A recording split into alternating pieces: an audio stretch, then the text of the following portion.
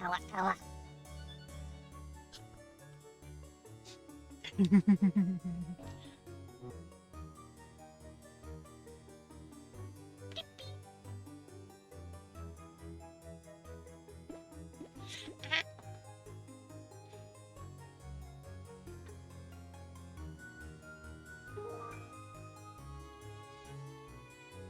No, wait, hold on, I'm not here yet. I'm trying to turn down my music, it's so loud.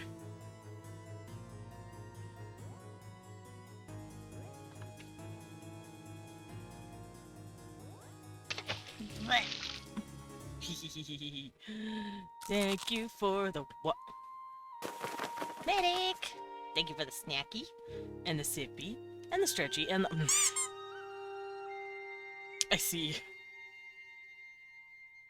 I am not allowed to exist as a normal person. Okay, hold on, let me...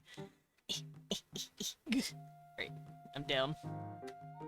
You're also as loud? Desmond, how cute you are. No! That's not loud. Oh, I popped my fingers. Alright, let me stretch real quick. Oh, I just felt my back crack.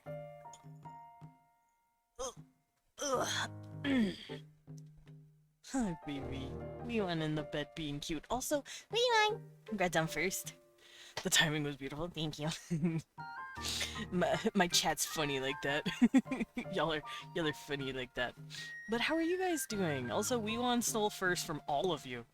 I thought he was asleep, and he snatched that shit. He stole it. Wait a minute. Who are you? I do. I'm Dad.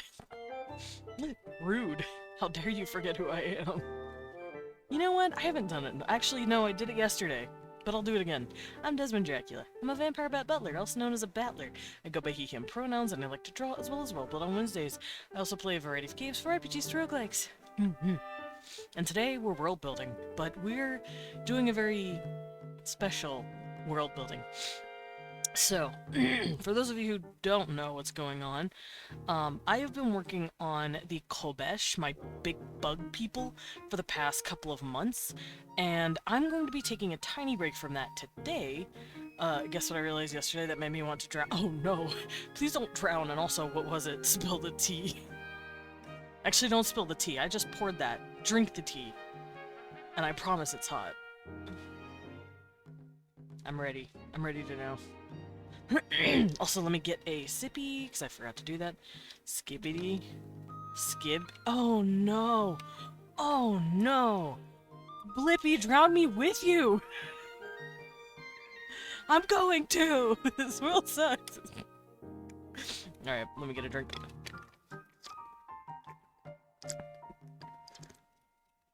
Oh, water. Fuck, water's delicious. Whew. Ban this bot! Excuse me, live on stream. Execute me live on stream. Yeah. Take them outside. Take them out right here, right now. What? No. I wasn't talking about me. Can it be skip titty instead? Titties. Islando, thank you for the throw. Wow, you forgot to ban a bot that got it. Yeah. There's the bot, get him. But no, don't actually ban Blippy. It'll ban them from all of the people that I'm sharing, ban lists with, aka don't do it. The Blippy won't be able to talk on like 5 or 6 other, channels. But, yeah, it is Wednesday, my dudes. I was gonna grab a banana for a snack, but I grabbed Pop-Tart instead, because I remembered we had s'mores, and I wanted to try it. If it's not good, I'm giving it to Leon. Oh god, I have to sneeze, hold on. It's not coming out, damn it. Someone help me. That's true, you could be skitty. Surprisingly, I'm here for a Wednesday. Hi, it's nice to have you here, Zan. If you do that, find me a whale lord! Oh no. Blippi, you don't know what you're asking. Actually, yes the fuck you do. You know exactly what you're asking. Blippi said I'm into size differences. Let me turn on the music just a bit. It's a bit loud for me. There we go. Bull has a question for our local artists. How to make ears for a goblin that are big enough to drag on the floor? Oh, you mean like this? Hold on. Wait, you said drag on the floor? I have my goblins with the ears to about like their shoulders. It acts like it's like droopy bunny ears, I guess. I wouldn't know how to help you with that though. The floor is a little much. I would say make them floppy and bunny-like. That's what I did for mine, but... what version do you want me to get a whale lord for you? Oh no. I'm so scared. Please don't actually kill Blippi with a whale lord. Okay, but yeah, today is Wednesday, so we're doing goblin with big ears. Perfect. I agree. All of my goblins have huge ass fucking ears, and I love them. I can show that off actually. Let me adjust my tablet real quick, and I can show you guys that. Just like height difference, that's fair. Same. I wasn't always a height difference person. I wasn't an anything person until Leon showed up in my life, and now I'm like, I have these really weird, specific tastes in characters now that are weirdly traits that he has. I wonder fucking why, said the demisexual.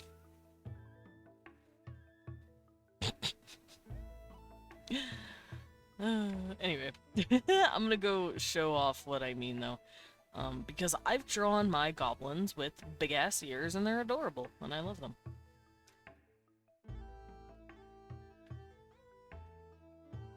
Big-ass ears and a big-ass. Agreed. See, that's how you're supposed to do it. Here we go. Baby girl. Alright, let me hop on over here, so you can see what I'm doing. I still have a cookie in my hand, so let me do this. You're gonna hear bee-boops. That's my hand turning on. How very fucking short, lovingly, Fred. I am very fucking short. Thanks for noticing. Whale Lord is huge. That's why. No, I will always give my goblins fat asses and cute chumby tumbies. Because fuck you guys, cute chumby tumbies. I love chubbies.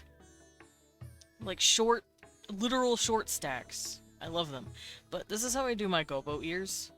This is Honey, by the way. This is Honey / Hania. You know this character. At least you should. This is my baby girl. Hold on, I'm gonna go find another picture of her, baby girl. Oh, I can't show that picture. Nope, I ain't showing that one. I pasted it on accident. That's not what I wanted to do. There we go. Oh, get rid of that. It's this lady. I like to draw my characters in, like, different worlds and stuff. And Hania, or Honey, is everywhere. I draw her in a lot of different stuff. And, yeah, you guys have seen her. Like, everywhere. This is her. There we go. It's 3 different iterations of her, basically, but... She's a goblin in this one. That makes me very happy. Alright. Back on actual topic. Enough gushing about my OCs for now, and now we're gonna start gushing about other OCs. It's either this or try to get them to work at Fizzaroli's. Oh no! Yeah, Honey is adorable and I love her. She's absolutely gorgeous, and I love drawing her in, like, every single piece of clothing under the sun. I'd open that file up, but Twitch doesn't like nipples, so... because what I did was draw her as, like, a, kind of like a dress-up doll, and then I started putting, like, outfits on her. But Twitch doesn't like nipples, and the nipples are out, so. But yeah, she's a good girl. Alright, I'm gonna close this out. I don't need it. I'm gonna close this out, I don't need it. Where is the thing? Okay. I have grabbed what we're gonna talk about. Ow. No, hiccups, please go away. Your goblin's a male, but because of situations, his proportions are also very expansive. Hey, no! That... That's not a problem. That is not a problem. Hold on. Hold on, I have to show you this. Nope, wrong one. Wrong folder.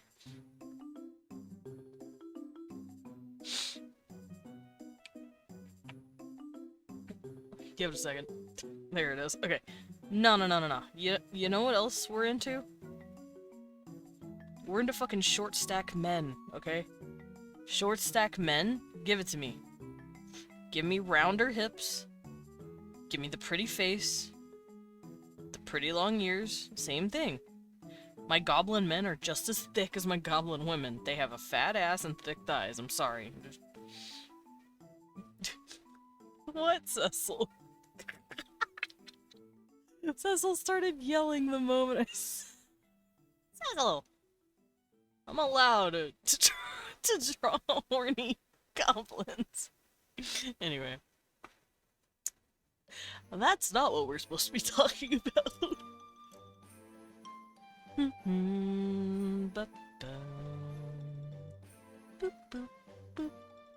Alright, let me go back where I was so I can grab what I was doing.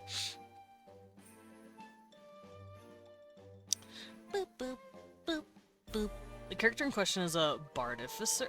Oh, that's hard to say. Artificer and bard put together fucks with me. Artificer. Bardificer. There we go. Bardificer. I'm trying to say it as like a bardificer, and that's not how it's spoke. It specializes in fireworks. Nice, but we like short stack in this house. We do. We love short stacks in this household. Short stack men, short stack women, I don't fucking care. Give them. Thank you. Alright. But yeah, I've been working on the Kobesh for a while, and as to not be burned out from working on them, I wanted to go over these guys today. So, this is for an upcoming Cecil, my boy. Oh goodness, he's so whiny. He's whining. So this is for an upcoming webcomic that I'm creating. It's going to be roughly 15 to 20 chapters. Each chapter has about 8 to 10 pages, roughly. Oh, thank you, Vixo. Cecil, would you not yell at him? He is sleeping. Oh goodness, yeah, get in your bed or leave your bed. No. Oh, whiner baby. He wants attention. He's just being a little baby. Hi, baby. An upcoming Cecil? I'm in. Anyway, there's going to be a new installment of My Cat. Hi, baby. Puts a string on Cecil's nose. Oh, dude, you'd get him lost in the sauce if you did that. Do you like string? He loves string, actually. String is his favorite toy. Someone come over here and play with him. Play with him for me. Alright, but... So, what I wanted to do today, because I want to start getting this off the ground within the next week or two, because a lot of the scripting is done, although it's like pulling teeth for me, because as much as I like writing, I don't like scripting. I just want it to exist. Thank you for the pet puppy. I just want the story in my head to exist on the paper, but I know if I just start drawing willy-nilly without a concise script plan, I'm going to lose... What's the word? I'm going to lose the vision, so I have everything written down and scripted. That's making me yank my teeth out, but it's fine. I can eventually get it done. I just want to do the mad scribble. I just want to draw men kissing! I don't want to write! I just want to draw the men kissing. Why can't I just skip to the part where they're making out? You know, like... That's how I see it. I'm like, please. Please just let me. Hold on, I gotta find my scripts, actually. Let me make sure I have them here. Okay, here it is. You can. I mean, I kinda already did. The first picture I ever drew of them, it was of them smooching each other on the fucking mouths. Like, I have to get it out. There they are. These are the two I'm working on. Okay, so yeah, my scripting... Because the way I go about scripting is stupid. Oh, you have to work in a few. Of course, Pixel! Thank you for dropping in and saying hi! You can, but it does on a different website. We call that Spark Notes. I mean, I kinda gave myself... The way I worked it is if I go at it from a big to little way of writing. What I did was take an outline and, like, an idea of main characters and side characters, and then I took each chunk of the, like, plot, like, main acts, and I started breaking them down into smaller scenes and scene points. So the whole story is there. I just have to finish actually writing out the little details so that I know how to keep my themes consistent and how to call back to other shit that happened in the, like, earlier parts of the comic. I want to stay consistent with my shit, because if I don't do that, my dumb monkey brain will be like, you forgot about that one thing you set up in Act 2, and now it's Act 5, and you haven't done it yet. I want to make sure my gun goes off in Act 3. Does that make sense? You gotta do the angst. Don't worry, there's plenty of angst. I fucked this poor boy up. Which boy? I'm sure you can guess. But yeah, what I did was write down all the stuff about the characters, and the world itself is loosely world-builded, but that's what today is going to be about. I'm going to be... Reject plotting return to episodic fanfic.net updates. Oh no! I actually thought about making a little comic to fuck around with once. That was not Monster of the Week, but basically like Western cartoon, where it's like, oh look, today they're gonna do this, and it doesn't make sense from yesterday, so who cares? That kind of stuff. But I never did that, because I was like, I can't do that, I have to have a story. I can't just make, anthropologies, I think they're called? I can't do anthropologies. I like anthropologies, I just can't write them. I need a starting and an end point. There was a book that has a lot of important photos and the main character hasn't actually gotten to see, but knows exists as X1. Desmond Lord question. Boy kisser? Yes. Me. Anyway, let me tab back over here. But basically the world itself is loosely world-builded, but today I want to work on, like, fleshing it out completely. Because I want to make sure everything stays consistent. And I'm gonna go through my script, my outline real quick, and see what all I have already. Because I have shit written down, such as main characters, which these guys are the main characters. This is one of the main characters. You will not be seeing what's under his mask, because that's actually a story point. That is a monster. That is another monster. Aha! There you are! I was looking for... the human.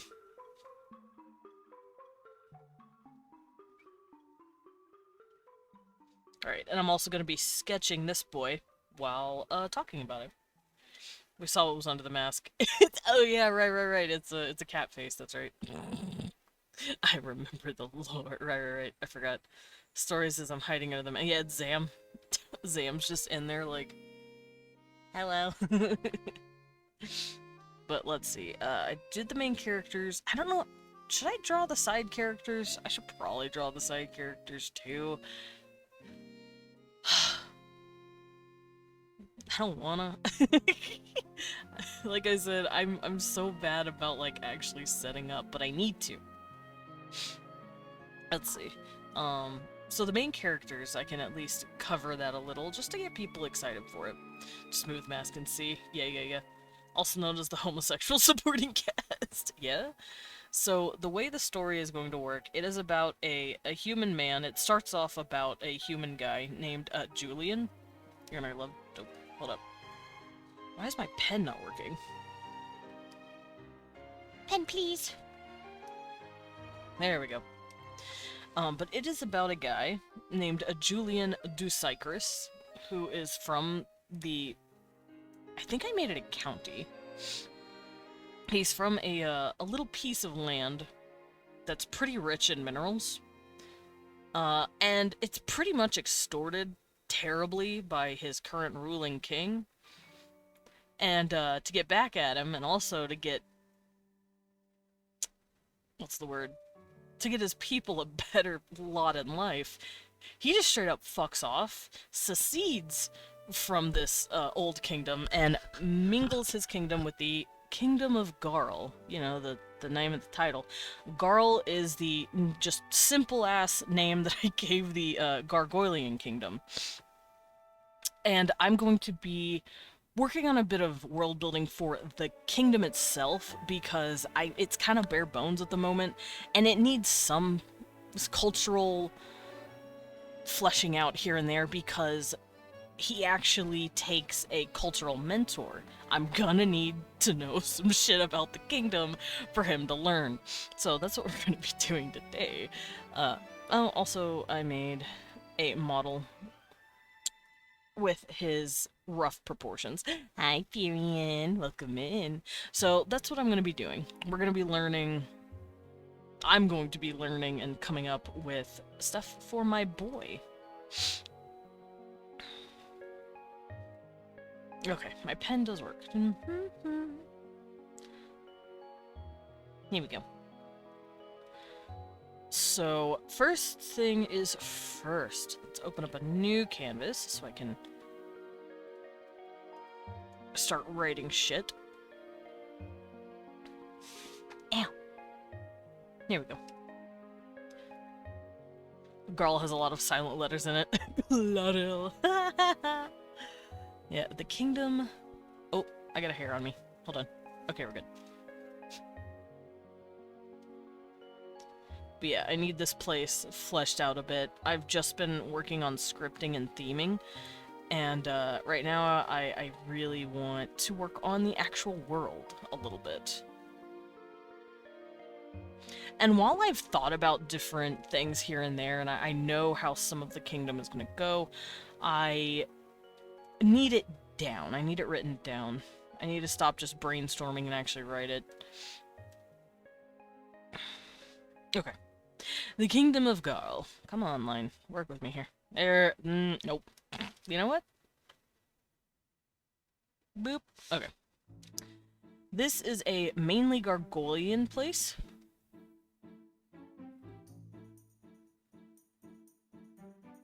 Meaning it is inhabited... boop. By gargoyles. Now, we're going to have to define gargoyles real quick as well, so we know who these civilians are. The first eye is silent. Yeah. Plummets from the heavens! Oh, yeah, that, Tyrion's emote is great. Let's see. Gargoylian Kingdom, ba-da-ba-da-ba. Let me go through here and see if I have anything written down that I could put down. Sounds awfully similar to a girl. Fun fact, gargoyles don't really have women that much. I'll explain why here in a minute, because, like I said, I want to cover a bit of the culture, and the culture comes from how they were created. No gargoyles? There's a few, but it's rare, and I'll show you why. Kingdom of Garl, a mostly mountainous region with major coastlines. It actually is mostly mountainous. You got that right, actually. So, it is inhabited mainly by gargoyles. We're going to define a gargoyle real quick. It is a living being made of stone. Can I spell being correctly?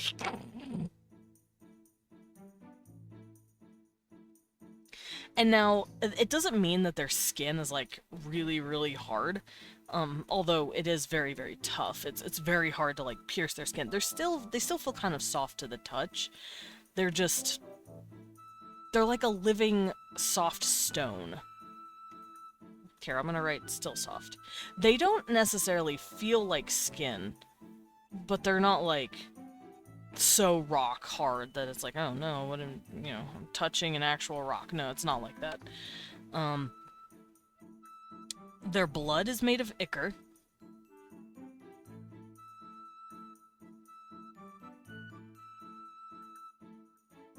Which is a golden magical substance.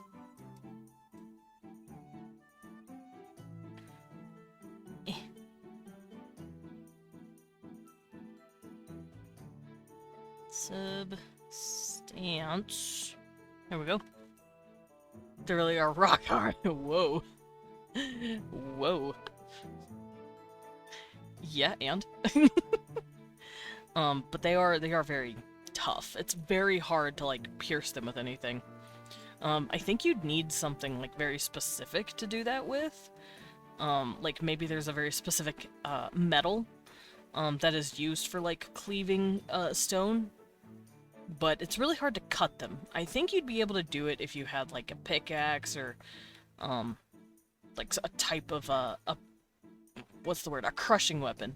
But even then, it's really hard. Ichor, I hardly know her. Hit.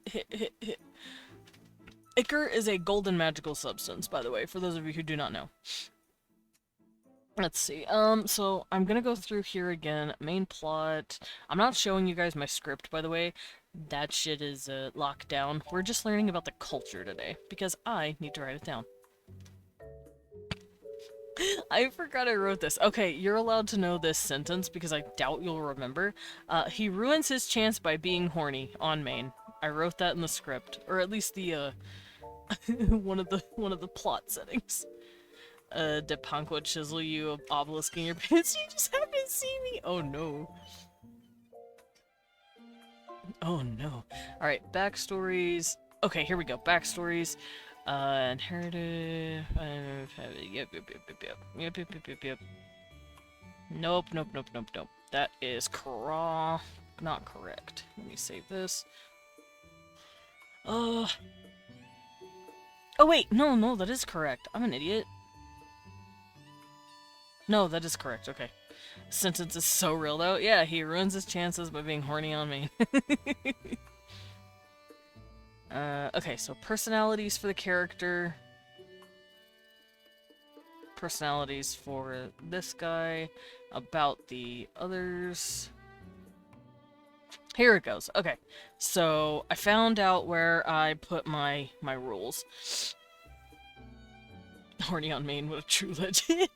Yeah, there's a character in the comic that is extremely horny on main. He gets shit on later though for being a dumbass. You'll see. It's great. I love him, but also he's stinky. He's my stinky problematic baby. He's not one of the main two. He's not Julian the human or Cole the gargoyle guy, but he's certainly a stinky. He's a stinky that I love. We shall be making hundreds of gargoyle pick applies. Oh no. Alright, so living being made of stone. They're still soft. Their blood is ichor. Thank you for the sip, medic. And while they can't use magic. Water. Magic is a direct result of how they're alive.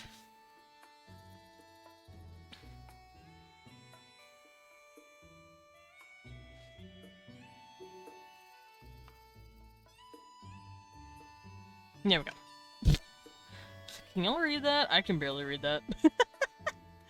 After I got to it started looking real gungus.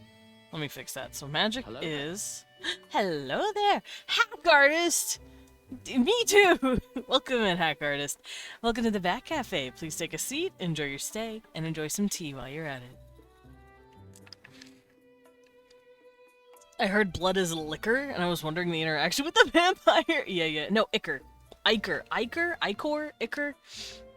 don't know how to pronounce it. Ichor, I guess, is the best way to say it. But, no. It's, it's a golden, it's gold! It's a magical golden substance. Let me adjust my letters here. Because I'm a silly little boy. So magic is the reason they exist. And I discussed this yesterday, but I'd like to go into it with more details. Hello, hack artist. Good to see you in. Welcome, hardest. Don't say hardest. What the bat doing? The bat is writing about gargoyles because, hi, if for those of you who don't know me, I'm a monster fucker, and I like drawing webcomics, and I'm working on a monster fucker webcomic. I haven't drawn webcomics since 2016, 2017. That's when I got started, and then I did it for a couple of years, and then the website that I was drawing it on went down. It was called Smack Jeeves, and then I went, oh, fuck, and then I just immediately stopped uploading. I was like, well, I'm done drawing, I guess, because I got so sad. Also, it was starting to drive me nuts because my schedule was getting a little full. Question, do you know about the Photoshop situation? If not, whatever you do, don't try opening it at the moment. That's okay. my version of Photoshop is not going to be opened. Desmond, professional monster fucker, Dracula, MD. Yeah, I'm MD. It's been months that you do monster fucking comics. Listen, I'm going to do it. You can't stop me. I'm on the precipice. I'm right here. Okay, so what I have written down here, and what I have written down on my script notes in front of me, that's one less person introduced to Monster Hunter.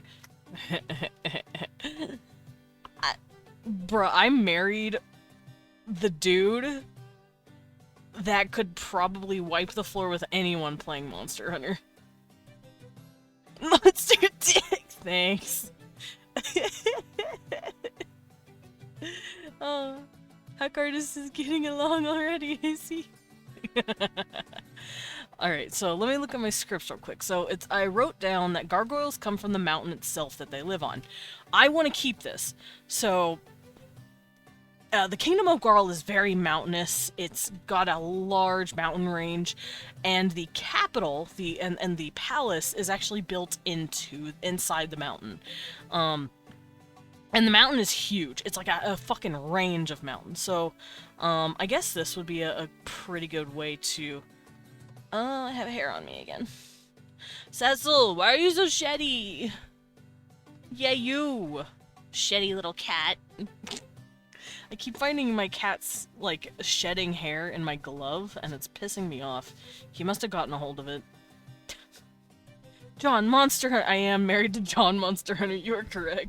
No, Leon is, bar none, probably one of the best Monster Hunter players I've ever fucking seen.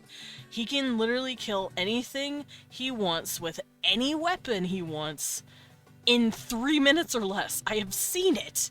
He is a crackhead when it comes to that game. The hair marks their territory. That's true. Well, this is my glove now. I'm taking it back. But, alright, now that I'm done fussing, let's draw a mountain range here to kind of give you guys an idea of what I mean. So, I mean, it's big. This is a big capital city. And then the castle is in the mountain, like so.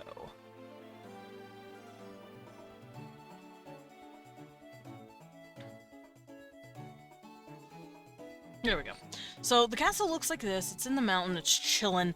And you don't really have a way to get up there, especially in certain parts of the mountain. Like, let's say over here and over here. Here's some more towers. This is what the castle would look like. And then on the bottom layers of the mountain, you would have, like, hundreds of houses and really pretty, like, basically the town. The town would be huge. I'm thinking slightly gothic in its design, because who doesn't like a gothic city in a mountain? And that's kind of how I picture it. Or Hairmark, yes, the majestic castle. Woosafudge. Woosafudge? What is Woosafudge? Should I be afraid? There we go.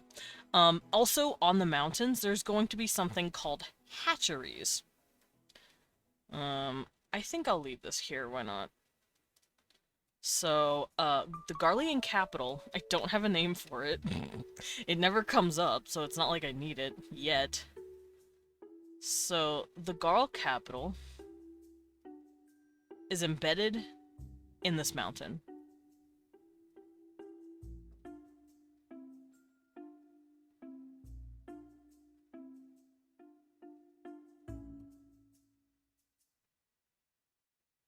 There we go.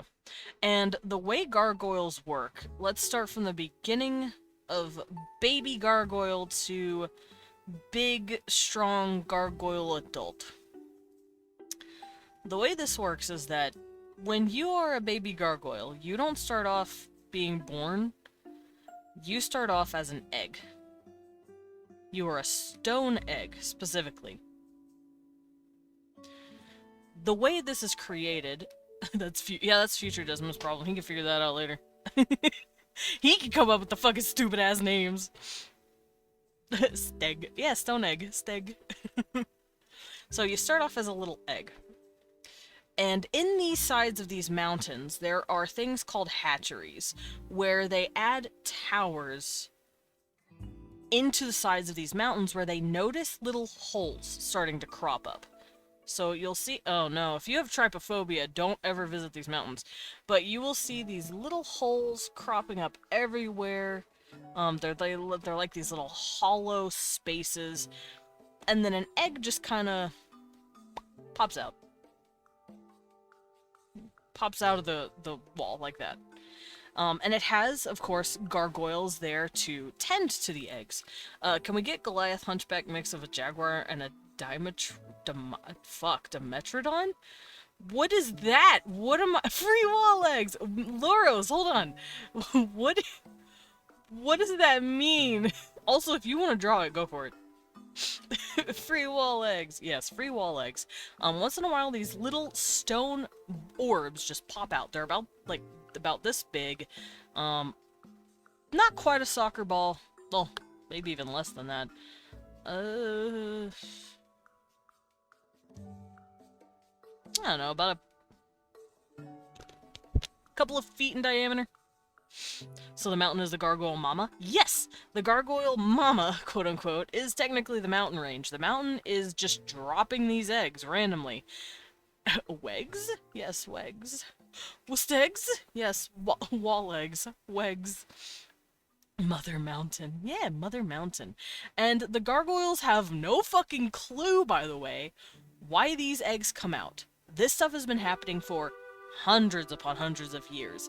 So the idea of what's happening actually, you know, left their stuff a long time ago. But they still have myths about it. They still have some sort of understanding of what it could be doing. Wait a minute! Loros! Who are you? You are not new! But we do have someone who is new.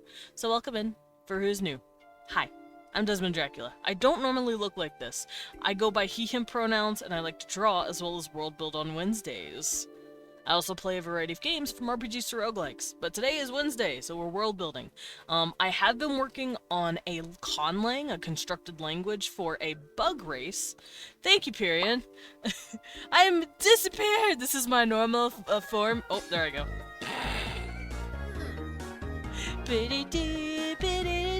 Do the dance about people. Sam, man. Because Sam likes it when I'm little. Here I am. I'm back to normal. This is what I normally look like. Thank you, Period, for showing everyone what I look like. I'm gonna grab my tablet. If I have my tablet out when I'm little, it covers my face because I'm too small. More yeetable. Hey, what the fuck? Alright. Where was I? Right. Wall eggs. Wegs. My points are for this reason. Yeah, Pyrian saves up just so he can make sure I look normal once in a while. And you still had enough points to get your art redeemed. I'm so proud of you, buddy. Ruffle your hair. Oh, it was my cat. Okay, I heard crunching. And I'm like, hello? Okay, so in my magic thing here, like I said, the gargoyles have no fucking clue why this is happening. I know why, well, I kinda know why this is happening. It's always fun to have a bit of ambiguity, even as the author. If you know every single fucking thing, it's not gonna be that much fun otherwise. But they have mythology around this, so let me do this. Wall eggs. Wegs. There. So, capital of Garl.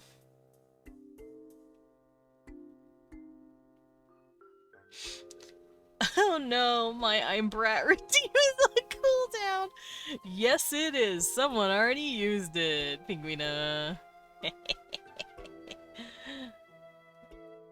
Alright, so what the gargoyles think is happening is they have started to get Gargoyle World. Yeah, we're talking about Gargoyle World because I'm pretty much ready to start drawing the stuff, and I want to. So what I'm doing is basically working a little bit on the world, getting everything down, so that way I'll actually have more culture for Julian, the human who's going in here to explore. Read that as boil? Oh no. Oh, if you need to bully Desmond, I have some spare. Oh, got it. If you need to boil Desmond alive, I got some tips for you. You want to do it slow first, and then add the spices in.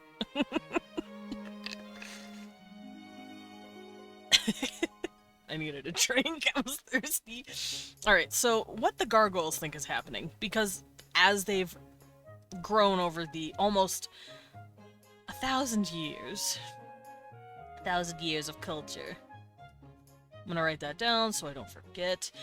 They've slowly started to think that it is because of an ancient god that they now worship.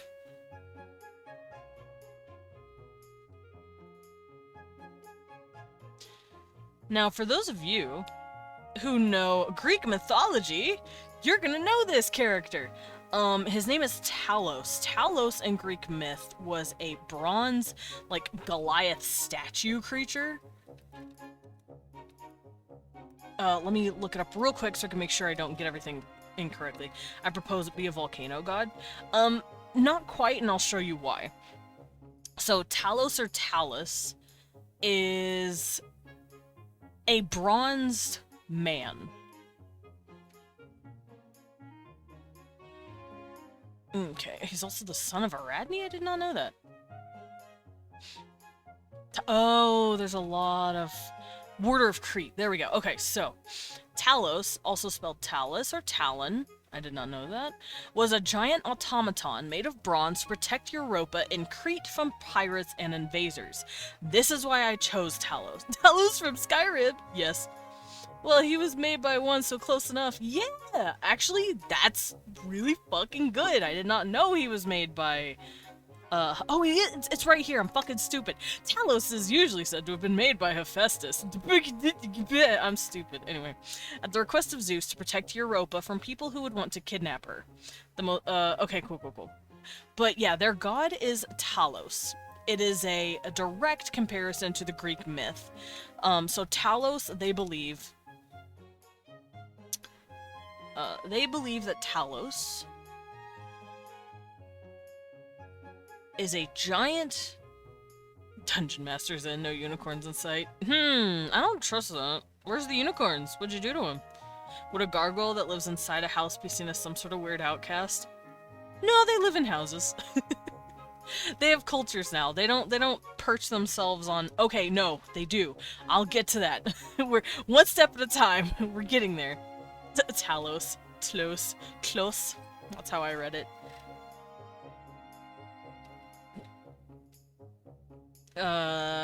Let's see, a bronze man with ichor for blood, which this is true. Talos in the myth, he had ichor for blood, and he had like a single vein running through his entire body. So whenever he got hit, it didn't really do anything to him unless it was like on that part or some shit. I'm not that dungeon master. He's a sicko. Oh, do you mean Leon? Leon's mean. He's a mean DM. He'll kill characters you love and not bat an eye. He's not in here anymore. I'd yell at him if I could, but I can't. So, let's see.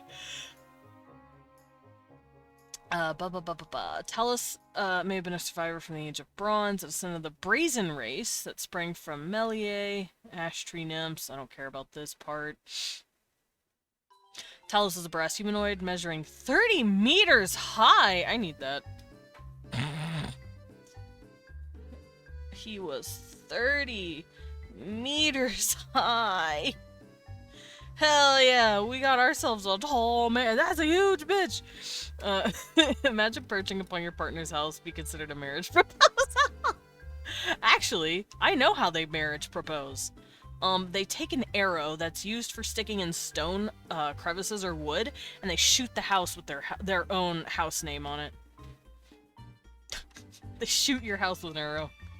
All the Greek gods had ichor for blood. It was poisonous to mortals. Yeah. But this guy wasn't really a god. He was just given ichor as a blood, and it was only in one vein. He only had one vein, and that's where it ran. Talus was a brass bull who was forged by the god Hephaestus and was given to Minos. Okay, we don't need that part. Yeah, Talus had one vein, which went from his neck to his ankle, bound shut by only one bronze nail. That's what this website says. A guardian of the island, Talus kept the Argo at bay, which is a ship, which was what Jason and the Argonauts, because Argo, were not flying, what's the word? Sailing. Ah yes, the closed loop vein. Yeah. You can't use it. So that's why I gave these guys ichor, because their god also has ichor, and this is why they think their god created them. They think he made them. And the way he made them was when he was finally shot down and his vein destroyed, because I do think he dies in the Greek myth. I'm still looking through that. It doesn't say. I'm gonna Google it. How did Talos die?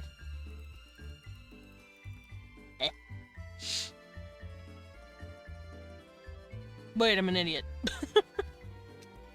Greek god.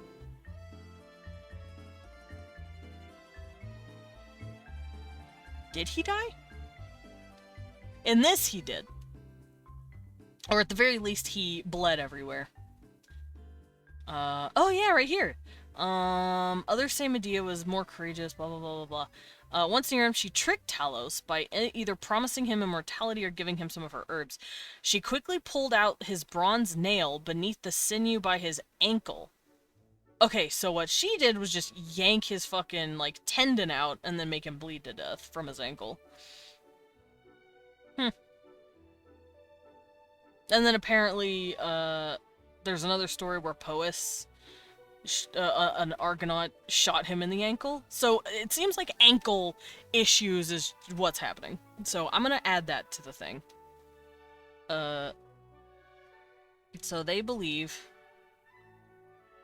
his ankle was split. They don't know how. I'm sure they fucking fight about it all the time.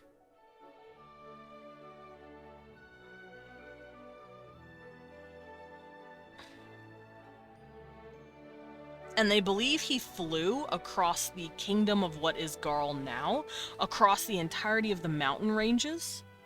Jason unplugged the plug in his ankle with a spear, from what I read.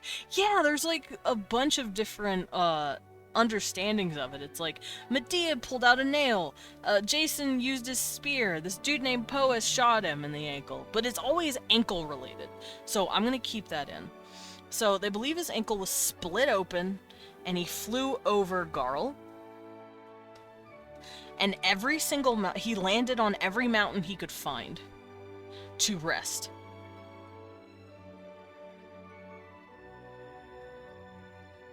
He landed on different mountains to make little different, like, pit stops to rest himself.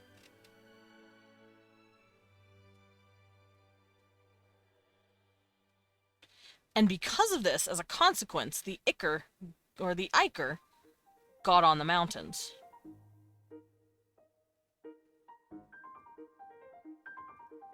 There we go. And now that the Iker was on the mountains, it seeped into the stone. Ow. Oh, hi, Tucky. Greek mythology is often sometimes contradictory. Very true. That's because it's thousands of years of people telling the story over and over, their own version. Sometimes they change it, sometimes they don't. Sometimes they just make up their own shit because they feel like it. It's just how it goes.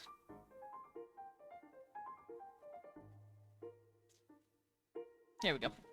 My thing broke. So it seeped into the stone of the mountains he landed on. Now, when I say mountains, I mean it. The Kingdom of Garl isn't just this one mountain range, it's huge. And it's very mountainous in general, but it's also got valleys and sprawling hills and like flatlands. It has aspects of places where humans can live. Even though this is a kingdom where gargoyles reign supreme, there's still a fuck ton of humans everywhere. And they are considered full citizens. Everyone's a full citizen here. It doesn't matter. But each of these mountaintops that they've found creating these eggs, they personally believe that is a spot where Talos landed. So his Iker, Vampire Prince! Da da da da da da da da da da da. Vampire Prince!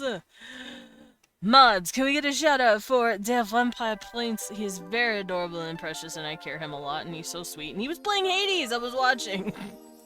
I was maybe stalking you. I was maybe watching. I was lurking. I tend to lurk when I'm getting ready for stream. Look at him. Look at that man. Hello there. Hello there, it's Coffee. Oh shit, Gaster, hell yeah. Drawing my husband, I see. Oh, Doctor. Oh, that is... Oh, Taki, that is very hard to read. Abracadabra, Flagellus Clausion, give that wizard test. I probably said Clorsion wrong. Whatever. I can't read that. Hi, Zuri. But welcome in, Raiders. Hello, hello. Hope you guys are doing okay. I'm Desmond Dracula, for those of you who don't know me. Thank you, Taki, for letting me read it better. I'm a vampire bat butler, also known as a battler. I go by he, her pronouns, and I like to draw as well as Worldbuild on Wednesdays. I also play a variety of games from RPGs to roguelikes. But welcome in, everybody! How was Hades? Also, Vampire Prince, if you want to just, raid and run, I understand. If you want to stay and talk for a bit, I would love to. But I get needing to rest. Thank you for the pet medic. But thank you for the raid, and thank you for trusting your community with me. I will try not to scare them too much. Butler. Like I haven't heard that one before, figuring out. Also, hi Julia, cutie. Here, let me get you a pet. There you go, pet. Battler. Yeah, I'm a battler. I'm a little bat. Eek, eek. So, also those of you who are just now coming in, we're doing world building today because it is Wednesday, so I'll give you a TLDR in a moment of what we're doing.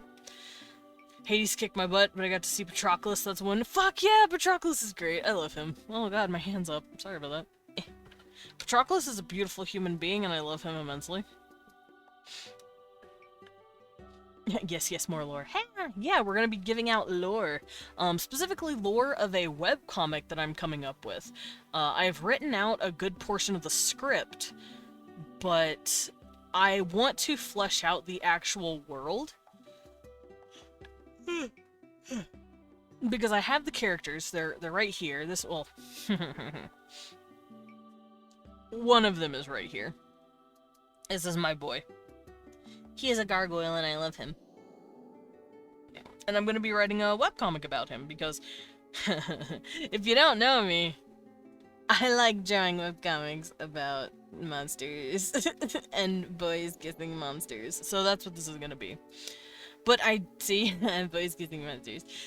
But I do need some culture and lore for some of the world. So that's what I'm doing. I'm writing down everything. I'm making sure everything is like put to paper instead of just floating around in my head. And we were just talking about what the gargoyles of this kingdom believe in.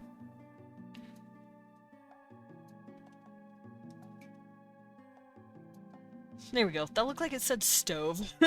It's stone, I promise. Alright, so... Hell yeah, kissing monsters. Fuck yeah, kissing monsters! I'm here for it. We're gonna smooch monster boys. See? Monster smoochies. And, then this one, too.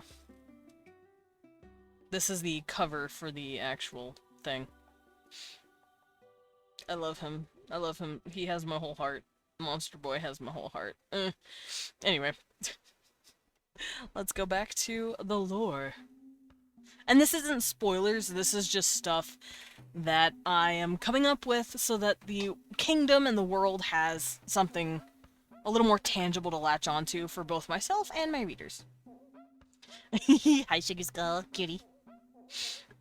Alright, so yeah, back on the topic, TLDR, for those of you just coming in. The lore that I'm working on right now is kind of their religion, because they don't know how they're created, or what created them in the beginning. They know how they're created now. Oh no, ad break! Shit. No. Stepped away for 5 minutes and came back to that cover art. Yeah. So, ad break is commencing. While there's an ad break, I can actually give you my own ad. Thank you, Sugar Skull. We're not gonna cover anything too crazy just yet. I just wanted to let you guys know, I have a VGen now, and it would be really cool if you guys followed me. You don't have to commission anything yet. No pressure on that. But if you like what I draw, and if you like my art style, you could always hit me up there. But mostly a follow would be nice, if you want to keep an eye on art pieces that I do. And keep an eye on deals for prices and future commission works that I do. I'm planning on doing YCHs eventually. I'm also planning on adding in emotes. I also want to do VTuber PNGs, VTuber Plus PNGs, as well as Honk PNGs. I love Honk. For those of you who don't know what Honk is, it is a wonderful little program that I use for when I have my PNG out. And it is another PNG tuber program. It costs money, but it's worth it, at least in my opinion. Zam, I'm gonna fight you. It's worth it in... Hey, Young! I love Honk. It's worth it in my opinion because it lets you draw different mouth shapes, like whenever I say E, O, and the mouth shapes and contorts to the way I talk. It's fucking cool, and it makes me happy. I should actually probably draw a new Honk model, now that I'm thinking about it. Yeah. Hey, you. Hey, you. Hey, you. There we go. But let's get back to what we were doing here. The ad break is still going, but... Ugh. I feel like it would help to pick up what we were doing. If 2.0 is coming. 2.0? Oh, for me? Yeah. Oh, yeah, right. In a few months, I may or may not... Actually, no, I'm probably going to have a 2.0 debut. So, if you like how I look now, I'm gonna look even better in a couple of months. So, just letting you know. And yes, I'm saying in a couple of months because I'm feeling like it's probably going to be an October debut. My birthday, after all, is October 13th, so I might give it to me as a birthday present.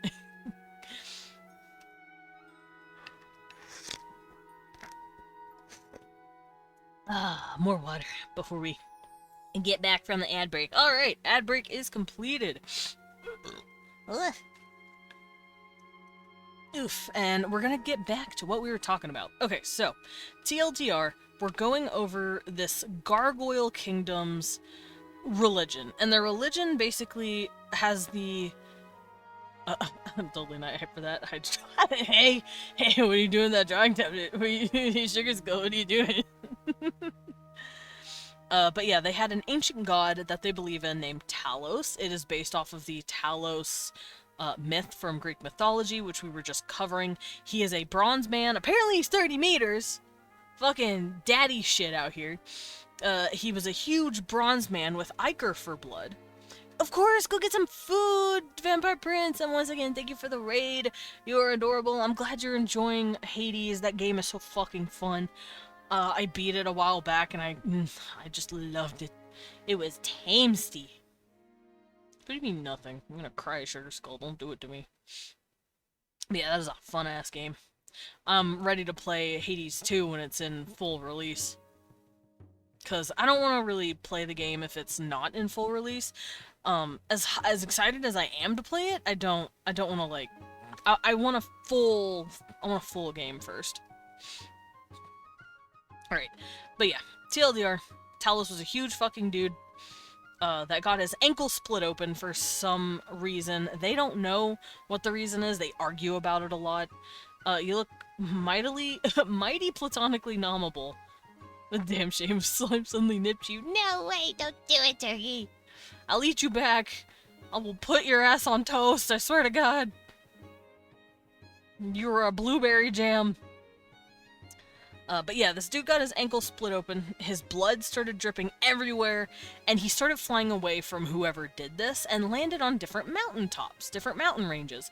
Each mountain that he sat on, the blood came from his ankle and seeped into the rocks of this mountain, and then he'd get up and leave again.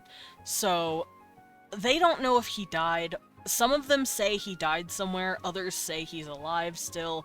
It's just he accidentally created them by bleeding all over these stones.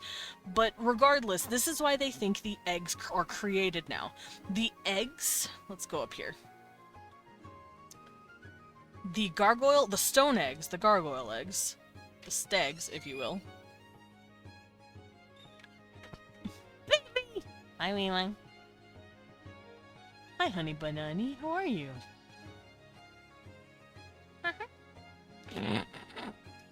Wee one came in and I had to love on him. Arrow Ace, buddy. I think Zam is... Oh my god, babe! Leon just sang me a song and burp. What? Thank you for the sippy pee, Queen. Alright, oops. So, the stone eggs are filled with this ichor in the middle.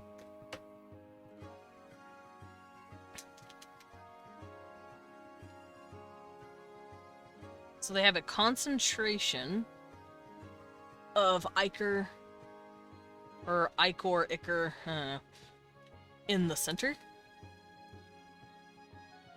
And it's kind of like it's congealed, and then the stones have kind of like just rounded out around it. And in order to get these eggs to hatch, because they will not hatch on their own, this is the actual giveaway. Oh no, I grabbed the wrong brush. This is actually kind of a giveaway of what the eggs are.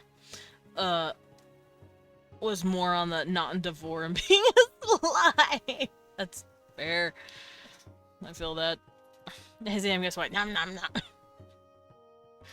Also, whenever I joke about eating slime, I'm not in Devore, I promise. It's just a silly little teehee, because y'all look like fucking jelly, okay? Y'all look legitimately like a food. And I want to nom. Alright, so the stone eggs have a concentration of ichor in the center, and in order to have these things hatch, you need something called a blood bond.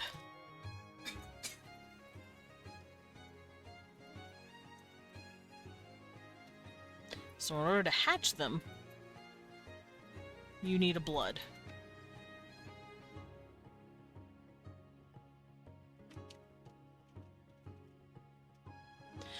Friends, that's what's for dessert, yeah!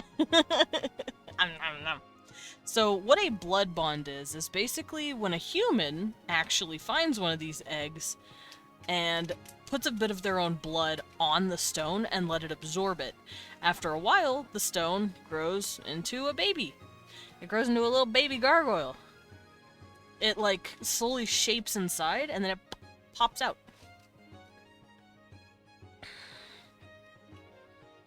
Human blood drop. And you only need a couple of drops, nothing crazy. You could prick your finger, wipe it on the egg, and be like, oh look, I'm gonna have a baby in a couple of months.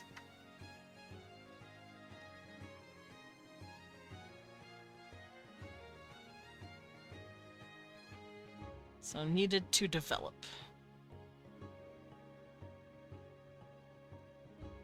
A few drops. So, it's nothing crazy. So that's how babies are made. Yeah, you didn't know. This is secrets that the government doesn't want you to know. But this is kind of a giveaway of what these creatures actually are. If you need human blood or human intervention to create them, then maybe there's something going on with them. Now, this is never going to be covered in the comic because it's not important. But I wrote down, basically these things used to be guardians, soldiers, wardens for humans. Just like how Talos was tasked with watching Europa, and protect her from pirates, so too have gargoyles been created by humans over 1,000 years ago to become their protectors. And originally, that was their role. Now, where the ichor comes from, and whether or not these eggs are made from Talos's blood, who's to say? I don't know. Was it actually made by giant, humans who figured out how to make this stuff? Is it the blood of a god? I can't say for sure, because I don't even know.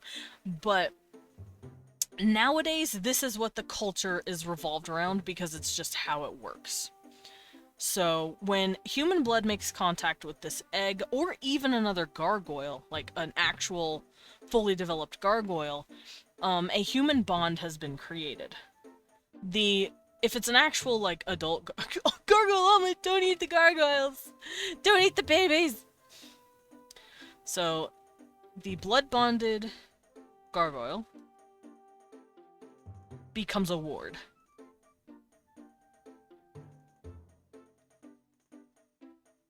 They become your protector. And it's called wardening or warding. I love eating children's chicken eggs. Oh. Well, to be fair, chicken eggs aren't children. They're eggs that didn't get fertilized and were dropped. So, yeah. I didn't want to say it because it sounds gross. But, yeah, they are. I'm aware. Excellent. I mean, they're tasty, but, yeah. Oh, I was thirsty. I'm thirsty today. I don't know what's going on with me. Oh, babe, you can turn that off, by the way. I'm very cold. Thank you. You mean they're eggs? Yeah, that's what I meant. That's what I was saying. So, almost children. Not quite. They're not fertilized. An egg can exist without being, made by with the help of a dude chicken. What are dude chickens? Hold on. Roosters. That's what they're called. You don't need a rooster in order to have an egg show up. Although, I think having a rooster around kind of helps with the ovulation. But ovulation occurs without the necessity of a dude. They just lay eggs. It's because it's just how chickens were bred. They just drop hundreds of eggs. Alright, let me save this real quick. Okay, so the blood-bonded gargoyle becomes the warden. And the way that the culture has started revolving around this... Desmond thirsting for kissing mouse. I'm just regular thirsty. Let me read over here on my stuff. Alright, they do collect these eggs, by the way. The gargoyles tend to them, they make sure they're okay. And they leave them in like these sweet little spots and like these little nests after they've popped out of the mountain, and they let couples come and actually pick an egg that they want and make a new baby. So that's what I mean by the culture kind of revolving around these magic rules that have started happening. Oops, there we go. Because traditions nowadays, let's do traditions in modern times.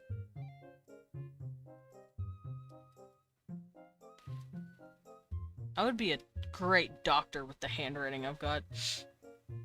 I would get one and make him duck. Wait, like duck or like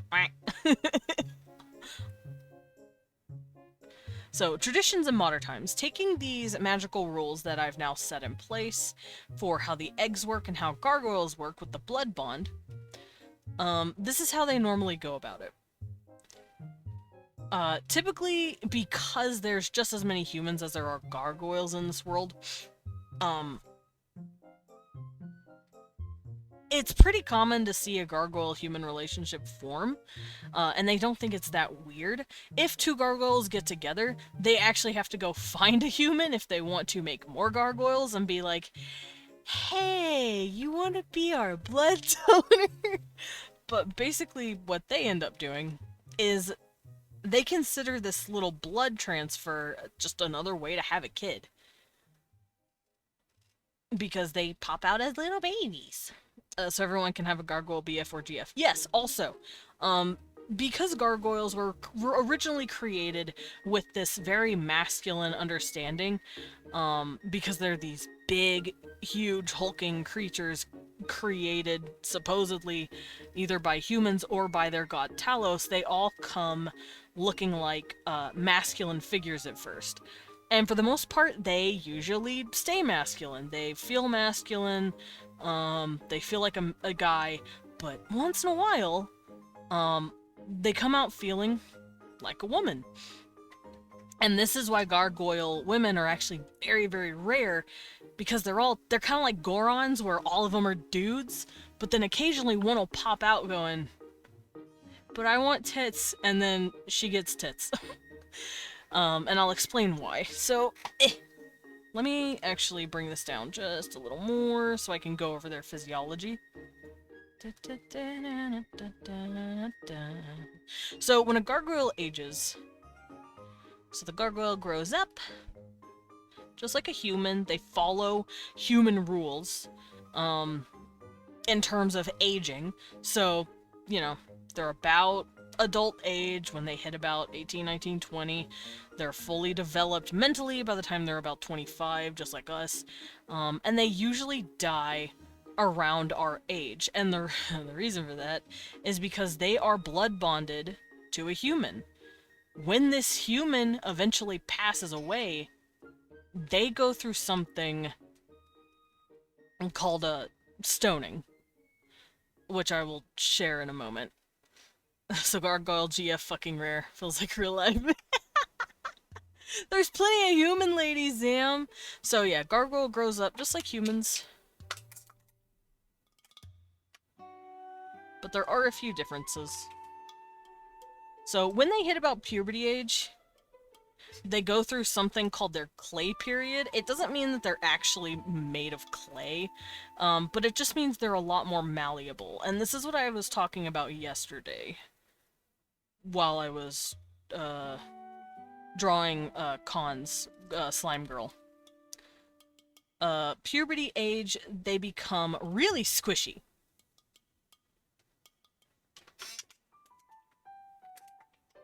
Now, I want to go the Dark Souls route when it comes to some wording, because it's funny watching people go, but what do you mean by that?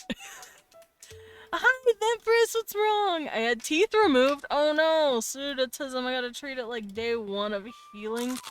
So make sure my stems don't hurt me. Oh no! 10 days of no fave foods and have to try not to laugh because of laugh hard, I'll cough, and that's bad. Oh no! I am so sorry. Fuck, that sounds painful. Shit. Which teeth were they? If you want to talk about it. I understand if you don't, though. I get that that shit sucks. I'm gonna have to get my teeth removed eventually. Snack for me! I will snack for you! I have Pop-Tart. I don't know if I'm gonna like it, though. Because it's s'mores, and I've never tried it before. It's not physically painful. Okay, that's good. Nobody be funny! Everyone quiet! Don't make them first laugh! It'll hurt their mouth! But I will nibble my Pop-Tart and see if I like it, because I don't know if I like it yet. Open. Also, I'm gonna pass it to Leon if I don't care for it. If you don't like it, I can have it. Can I have it? Yeah, sure, let me just, take it. Get it on my... Ow. Yeah, let me just shove it through my, there we go. Okay. It's stuck. Hold on. Ooh, that is glossy. Oh, it smells good.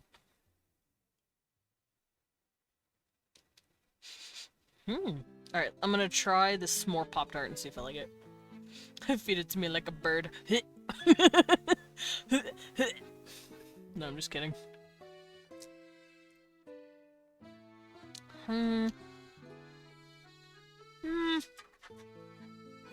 It's okay. It's not like wowing me or anything. I do kind of want a banana though. I kind of want a banana more.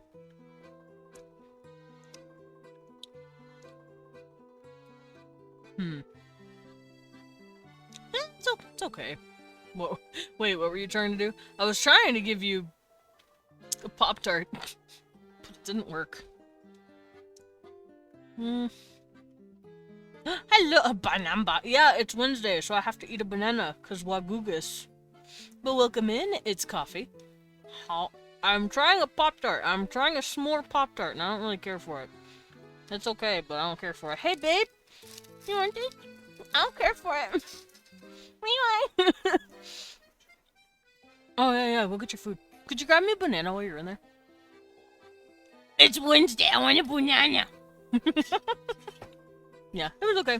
I was looking away. Were you choking? No, I was going, because you said feed it to me like a bird. Warmed up s'mores Pop-Tart is so good.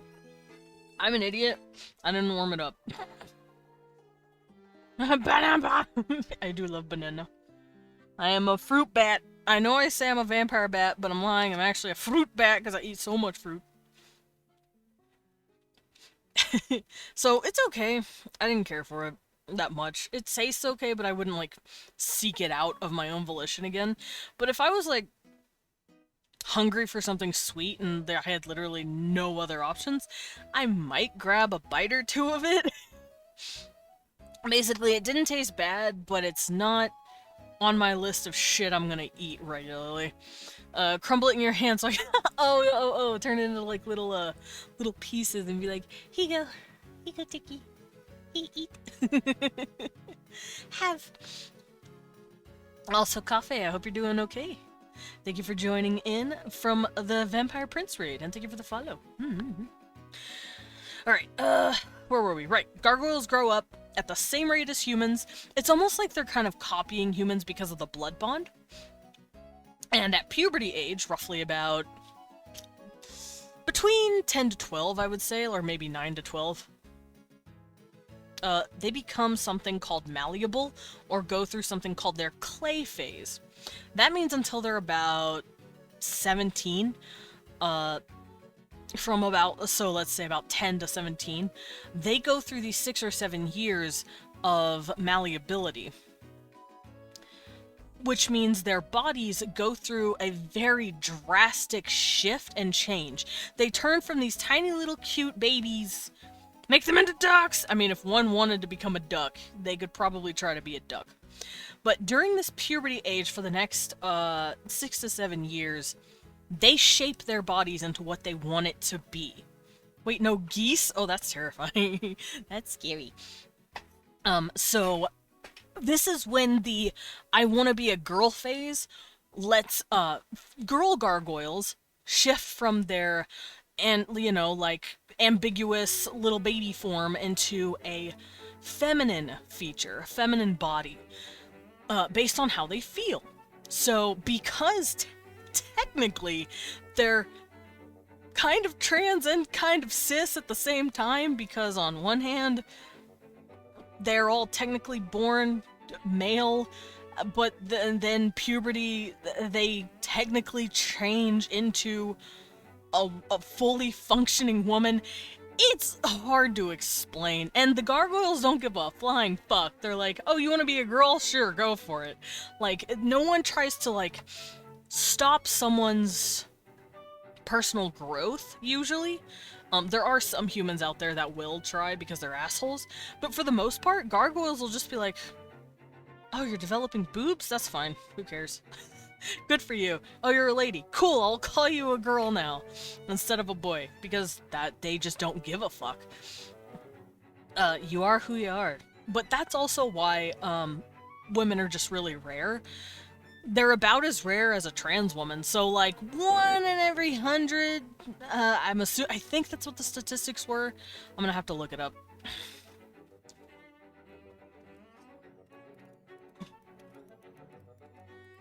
I think that's how it works. I can't remember the statistics. You forgot my banana.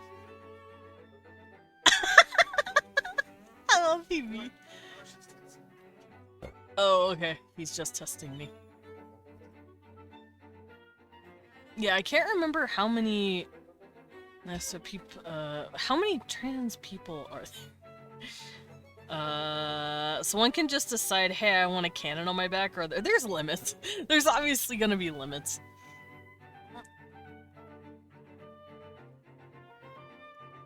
Yeah, no, this is hard. I heard that the statistic is 1 in every 100, but I don't know what the statistic actually is, and that's upsetting me. But basically, a low percentage, roughly 1 to 2%, so 1 to 2% will come out women.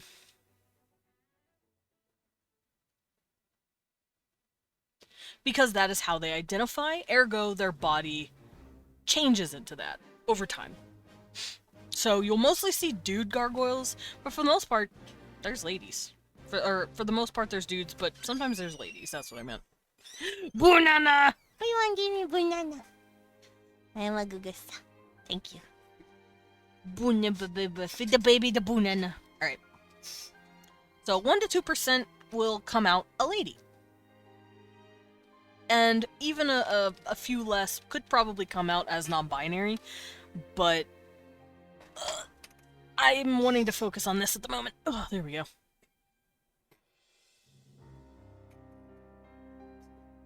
There we go.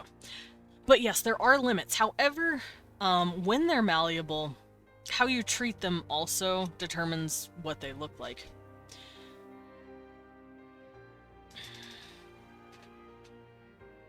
How they're treated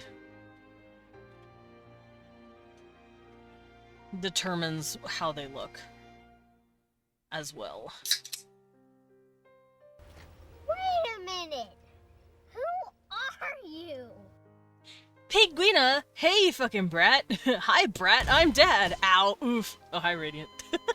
I threw a bat in the well, don't ask me, I'll never tell. I looked at you as you fell, and now you're out of my way. What the fuck, that's so mean! I'm not in the way, am I? Ow. That's so sad. I like how this system works. You're I am a top 2 writer. Oh, thank you. Thank you. But, okay, so there's a reason this man has a mask on. Bat dad? Brat dad. No, bat! I'm a bat! Yeah, I'm a brat.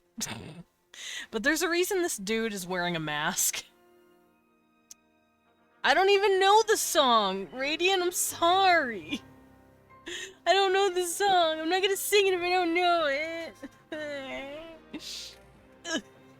But, yeah, there's a reason he wears his mask. Teehee. So, during their clay phase, lots of things are happening at once. One... Oh, you don't know Call Me Maybe? I mean, I do, but I don't know what you're, like, I don't know what the lyrics you're referencing is, because I don't know this, like, whole song. I just know that, hey, I just met you and this is crazy. And here's my number, so call me mate. That's literally all I know.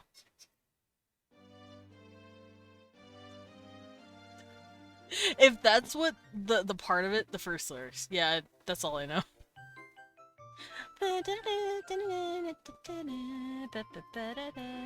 Alright, so during clay phase, basically when they're hitting puberty, a lot of factors are taken in. First is their gargoyle parents, or parent, because, like I said, it's pretty common for a gargoyle and a human to get together, and then the human offer up blood to bring the egg to life.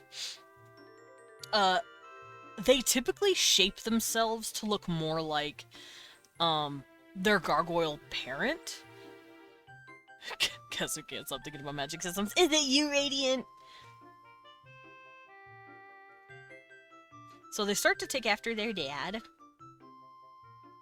Or quote-unquote dad. Their gargoyle dad, specifically.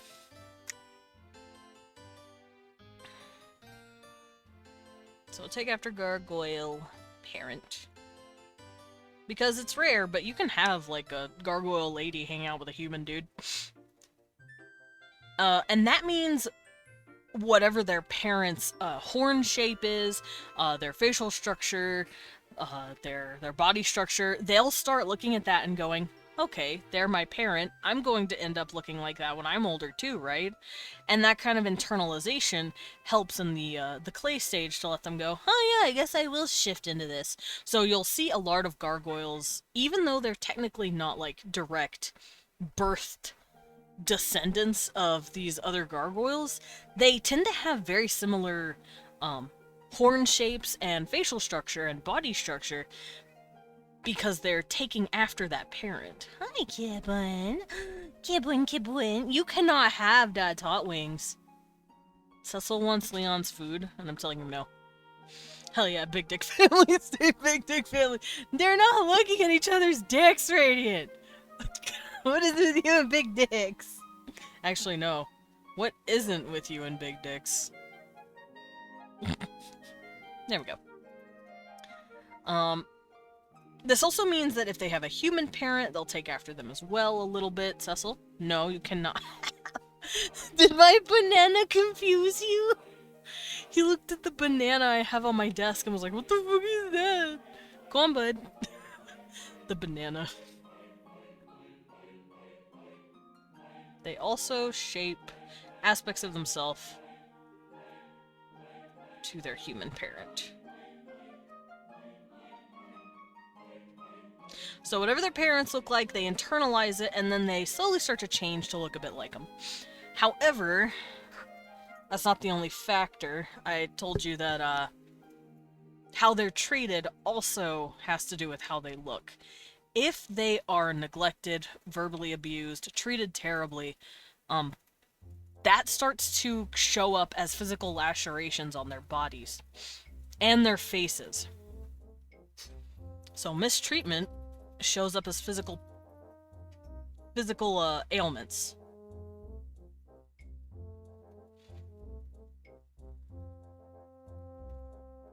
Basically, don't bully your gargoyle child. That's awful.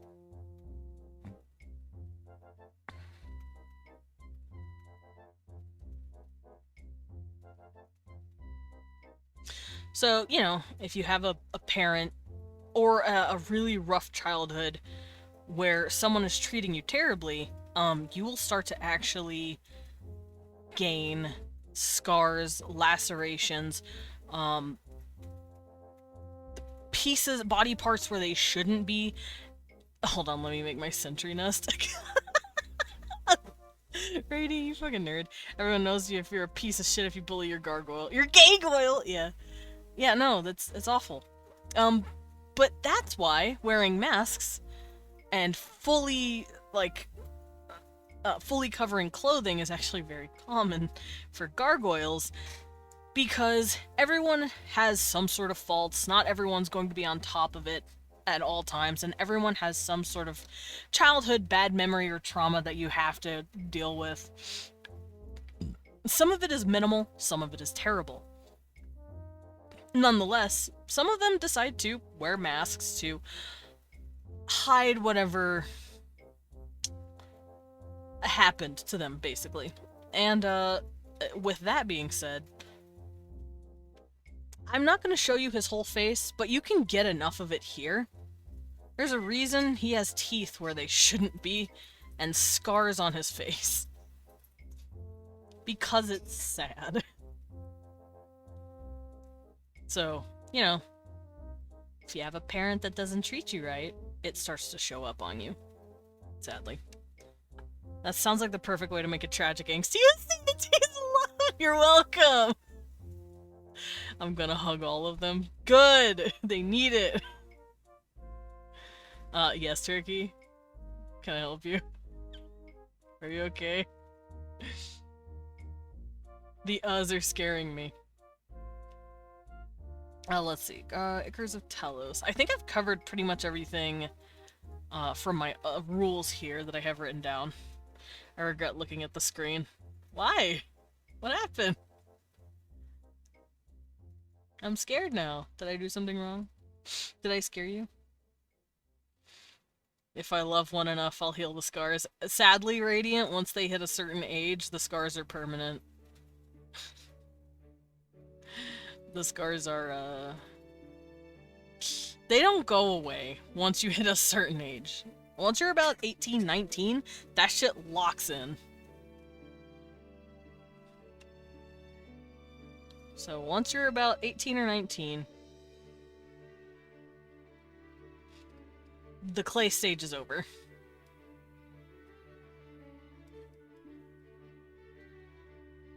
And you look like how you look like for the rest of your life. I didn't realize there was, like, love going on because I was expecting just, like, a picture and not— oh, you weren't expecting kisses? It's smooches. It's smooches. Alright, all 18-year-old gargoyles reviewed again to God that feels wrong. Please don't say that. The poor babies. But yeah, once you're about 18, 19, clay stage is over. Your puberty is basically done. You've stopped having gargoyle acne, I guess. And everything that's happened up until that point is now a permanent fixture. Sometimes it can heal, sometimes it cannot. Once it hits that age, you're just like that for the rest of your life. So whatever it is, it can get really bad or really, really pretty. Who knows? I don't exactly come to expect love. What do you mean? Like, of my character smooching? All of this is written for a monster fucker webcomic. There's going to be love. Their scars are part of puberty. Can they at least not— no, they don't get any hair on their bodies, actually. The only parts of their bodies that they get hair is their eyebrows and their actual hair. They're made of stone. They don't have pores. Ah, my head is just— help me. You should expect kisses. Yes, kisses. Mama.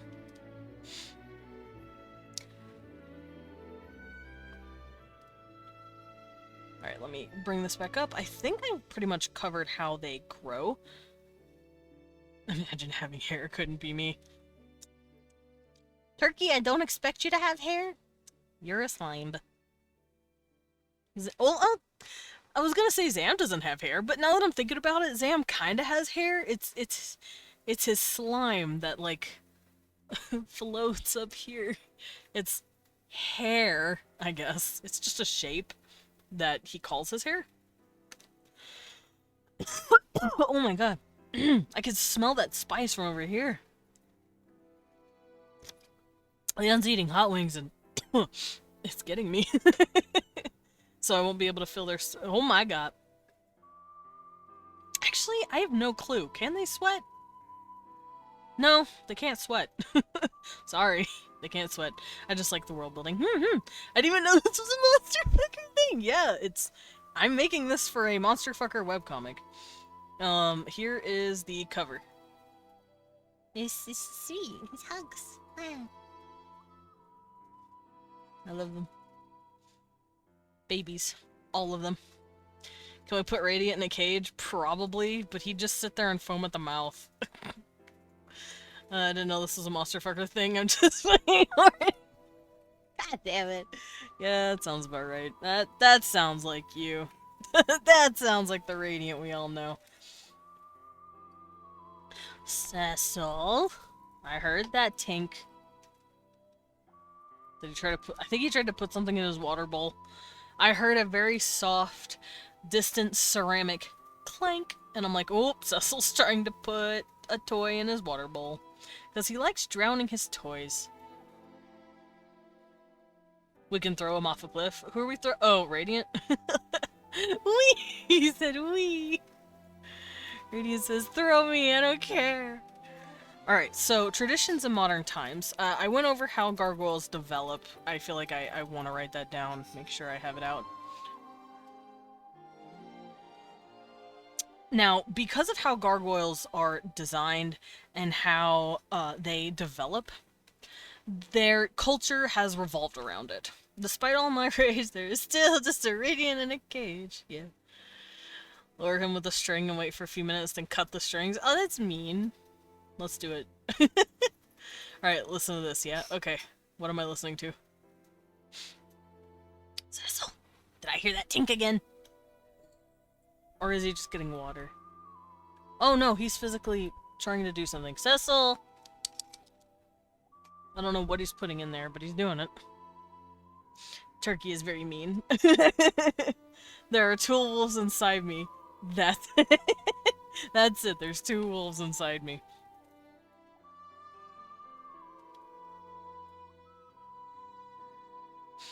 Okay. So, traditions. So, traditionally, a couple will go to a hatchery to start a family.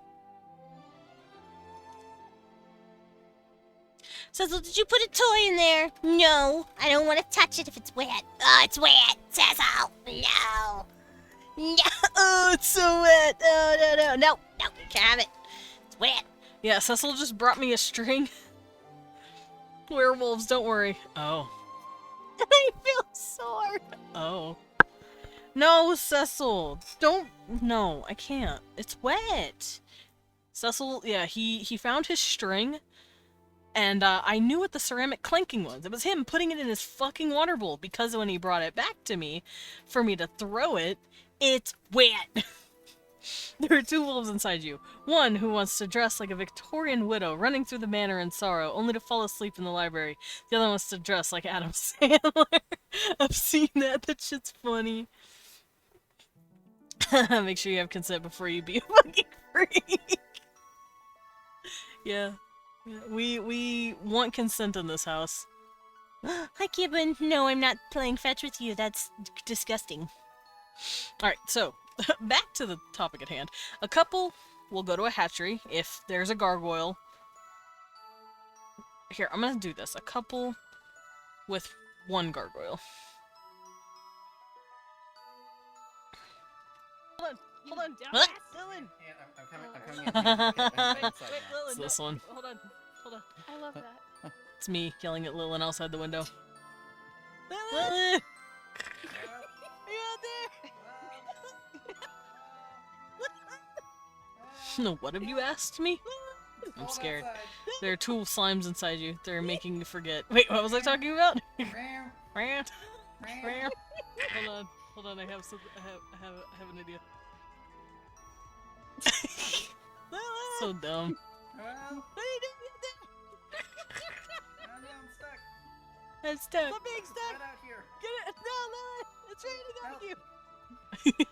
So I'm dumb. melting. I mean, I'd also forget everything else. Whoa, Radiant! Yeah, Radiant's just horny on main. Radiant's super horny on main today. I'm not even gonna stop him. He's allowed to live his life. Okay, so a couple with one gargoyle or more will go to a hatchery and get an egg. The human will blood bond with the egg, and then the egg will hatch as a thing. So, I bet you're wondering, hey man, what happens when the parent, your blood bonded parent eventually passes on? Like, what happens if they, like, you're like a 30-year-old gargoyle and they pass on for some reason? Are you screwed? Actually, kind of. I hope you never meet again. I'm sorry I read a good-ass not safe for work comic. No, you're fine. But also... Okay, so we're gonna add a couple of more points here. So the blood bond, the reason they do this is because the blood bond keeps the baby and keeps the gargoyle technically alive.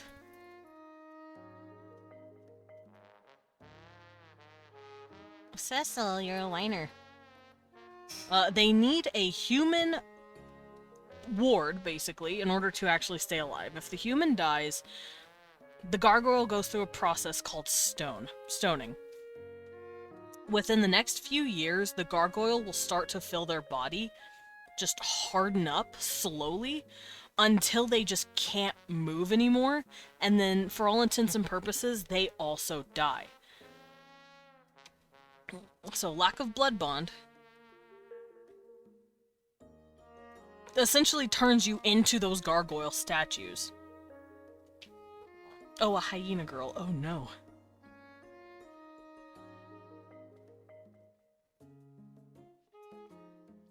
So yeah, you will slowly turn into stone. And this is why gargoyles typically have the same amount of lifespan as a human, because at some point in their life, it's usually considered a good idea for a gargoyle to blood bond with another human just before or right after their parents have gone. Me staring at the hatchery workers. So you guys ever heard of a game called Pokemon? See, there's this part of the game called the daycare. Tyrion twirling his hair. Hey, there's a Pokemon. Turkey. Oh, thank God, it's Turkey saying it, not Radiant. Where's my cat? Oh, let's sit on him. Okay, he's nowhere near me.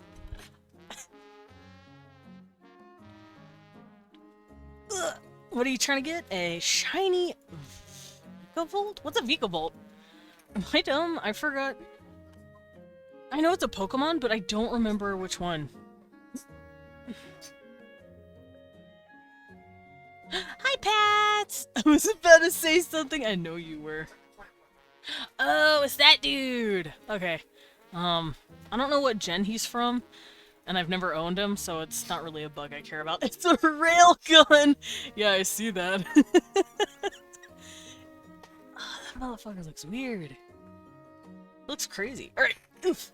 But welcome in, Pats. I'm doing good. We're covering some lore for my webcomic that I'm creating.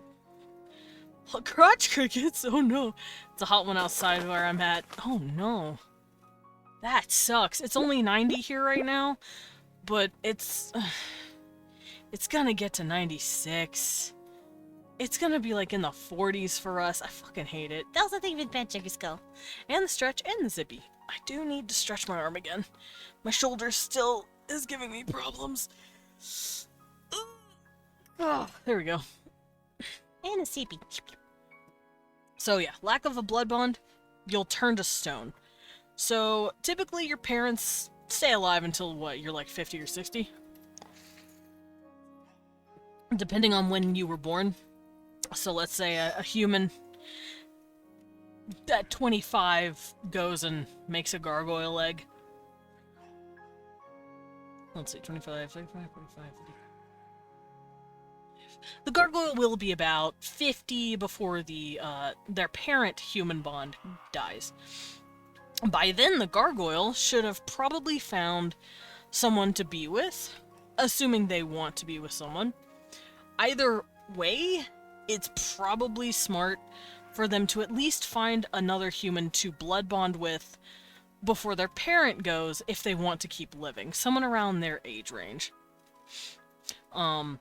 have some gargoyles and humans abuse the system. Yeah, kind of. But the more blood bonds a gargoyle takes, the more strained their mind becomes, so it starts to become a detriment more than a help. So, lack of blood turns gargoyle into stone. They can take, I want to say at most 3 maybe blood bonds before they start losing their mind. So, 3 blood bonds at most.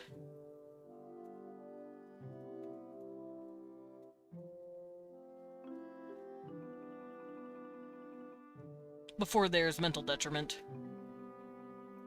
That way, there's no abuse of the system. And there's not immortal gargoyles being passed down through generations of families. Human making a gargoyle egg. Stares in the human female. Human female male gargoyle. I'm just saying, that's how it works. So when I say a human making a gargoyle egg, Radiant, you weren't here for this. Gargoyle eggs are created by just random fucking orbs popping out of the mountain they live on. They don't know how these orbs are created or made. Do I have permission to put you in the dog cage? I think Radiant would like it. How's the webcomic coming along? It's coming along fine. The scripting is kind of done. I'm still working on that, but it's like pulling teeth with me, but I'm doing it. Fucking orbs? Who's fucking orbs? Me! No, I'm not. So no human laying eggs. No, humans are not laying eggs! The mountain is doing that. And it's like this ichor concentrated stone egg that pops out of the mountain. And in order for a human to successfully hatch this egg, they put a few drops of their blood on the stone, basically. So we're gonna catch you up there. And this is called a blood bond, which is what we're doing. So, the blood bond keeps the gargoyle alive. When the blood bond is broken, aka the human who brought you to life, passes away, you slowly start to turn to stone. However, if you already have another blood bond with another human around your age, you're fine. You will live as long as that human lives. If you keep blood bonding with a human as they pass, though, you're gonna start to lose your fucking marbles. You're gonna start having mental issues, mental detriments. You're gonna start losing memories, becoming more aggressive, becoming more animalistic in a way. You're gonna start forgetting yourself and your humanity. So, no gargoyles being passed down from generation to generation. That's not how they work. Which this was a... I did say technically they were kind of made by humans, so this was a failsafe put in place by the humans who started this process in order to make sure gargoyles couldn't get stolen from, like, everyone or another person, or gargoyles couldn't abuse the system and live forever, basically. You're fucking cool, you know that. Thank you, Turkey! You're cool! Also, I'm not gonna pull your teeth, Empress, that's mean. Radiant, do not pull their teeth!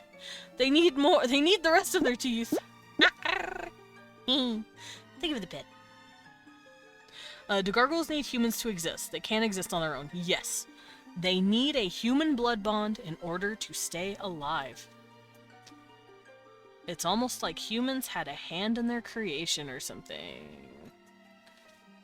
Why would I pull their teeth? I don't know. They're scared you're gonna, so I'm just making sure. So, yeah, gargoyles, sadly, cannot stay alive for long if they do not have that human blood bond. And whenever that blood bond is finally severed, let's say they got a blood bond from their mother when she was 20, let's say she passed away when the gargoyle is about 50, but the gargoyle has already blood bonded with, let's say, a human guy in order to keep staying alive. And the human guy is also about 50. They're going to keep living another 20-something years. When the human finally goes, the gargoyle starts to feel their body harden up. And within a couple of years, I want to say 2 to 3, probably at most, they start to turn to stone. I'm going to write that down. 2 to 3 years. So they can actually feel this stone process happening in their bodies. They start to become slower. They start to feel their body tightening slightly. Now, while the process is happening, if for some reason they've never had a blood bond other than their parent, they can go get a new one. and live another however many years, and the process will stop. But like I said, after a while, they'll lose their mind if they do that too often. So sometimes it's usually just best to let go and, you know, essentially go through gargoyle death. It's considered a great honor to finally get to that point. And typically they do go in their sleep. They usually just completely turn into a stone statue while they're sleeping. Would I ask Desmond if you're okay with being called something? Why would I ask Desmond if you're okay with being called something? Oh, I don't know, because I'm Radiant's dad, I guess.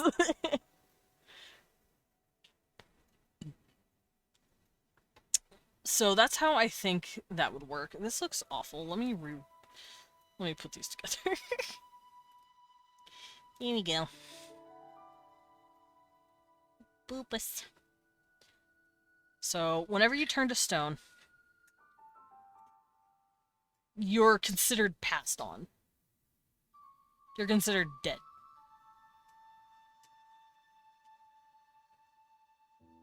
Now, there actually is some conjecture. Father-in-law. What do you mean? Oh, because Radiant, or Roman, my OC. So there are actually a few philosophical debates going around, I feel, with gargoyles and humans alike, trying to argue the point of, are gargoyle statues actually dead, or are they just in an eternal sleep?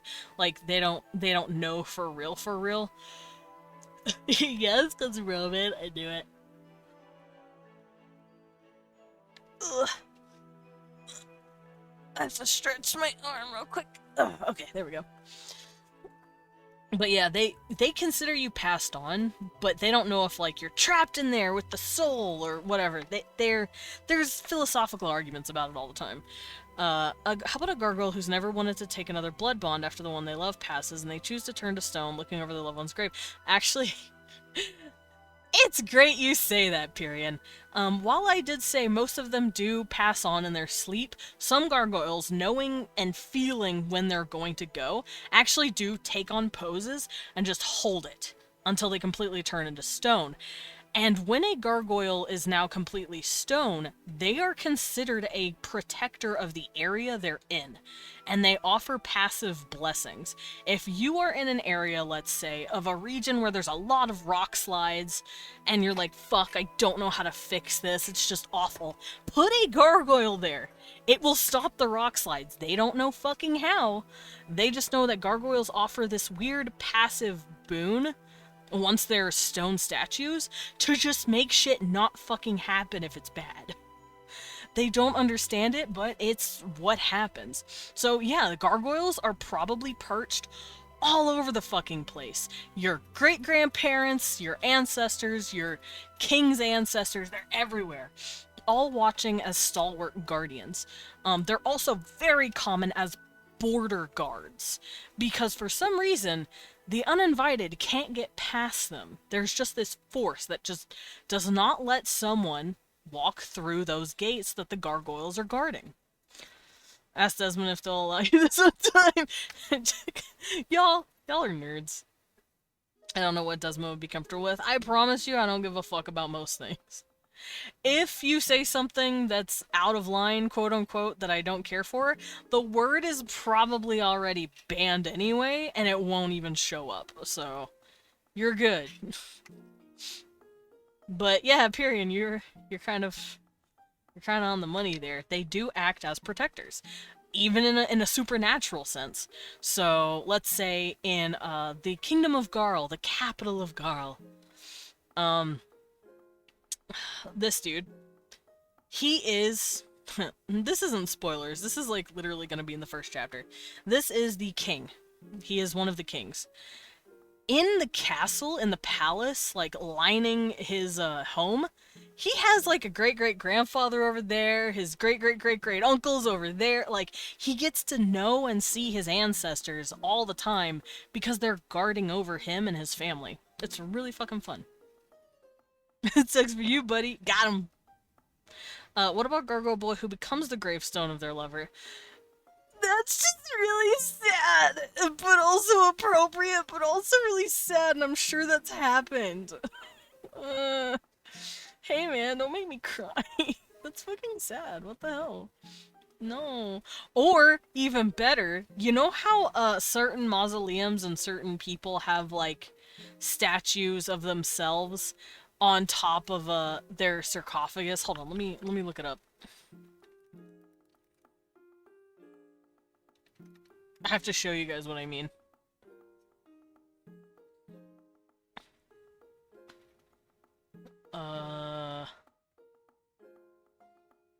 Shit.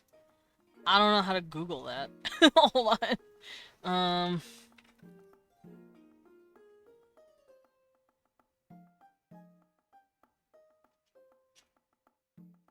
Coffin, I guess? It's not the word. Casket. That's the word I'm looking for.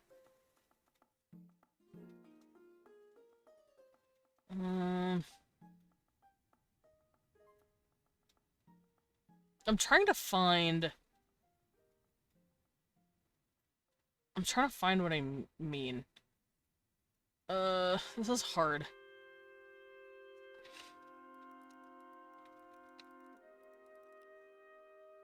Like blocking an entrance or something? Definitely, I'm sure they've done that.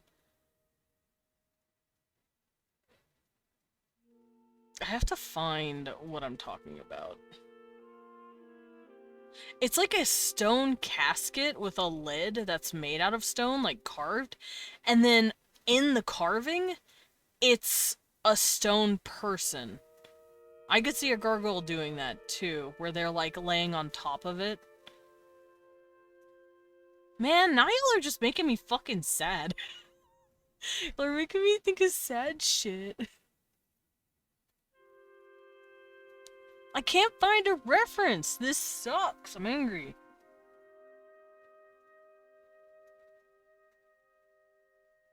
Oh my god, this is frustrating.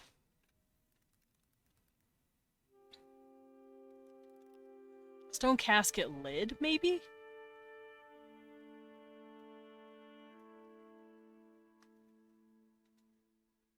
This is really hard to find. But they exist. They were in medieval Europe. And like Roman times and stuff. It's when someone was buried, they'd put a statue of the person on top of it as a casket lid. Stone casket lid. And I don't know how the fuck to look that up. I'm silly. I'm a silly guy. Y'all should know what I'm talking about, though. Oh, ad break. Oh, ads.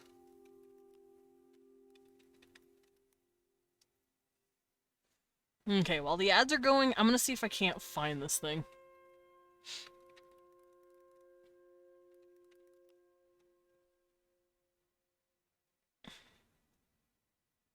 Aha! I found something!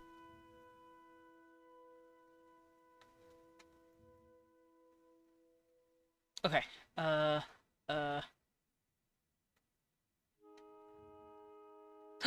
found something! Hell yeah, okay, I've started finding it. I had to Google... I had to Google something stupid.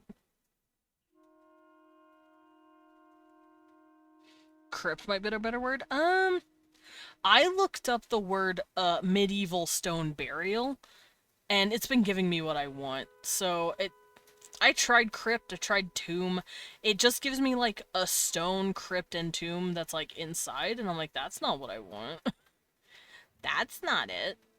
But I've found it. Once the, ads are done, I will start showing them off en masse. How are you guys, by the way? All my little adant babies. All my little cafe regulars.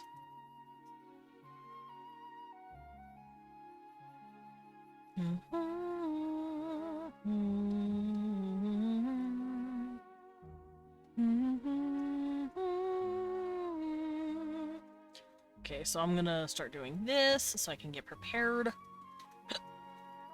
Effigies! They're called effigies! Oh!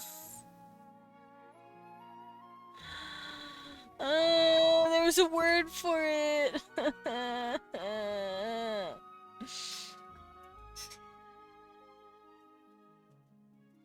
Man, I'm stupid. I'm not having an ad at the moment, so I'm good. Excellent. Okay. So, we should be back. Twitter just gave me a pop-up that likes are private now for everyone. Dude! I heard that they actually removed... I heard that Twitter removed... banning people. Which is really fucky. Because I have banned a few people that I just don't want to see. Effigy, statuette. Yeah, an effigy! I'm so dumb. What the fuck is going on behind ads? We're talking about Twitter. Don't worry, Turkey, we'll see you soon. But yeah, no, Twitter apparently is removing banning people. Or not banning people, blocking people, that's the word. Really? I didn't do anything! Turkey, they're lying to you! Come back soon so I can clear my name. But yeah. Twitter apparently is getting rid of the block feature.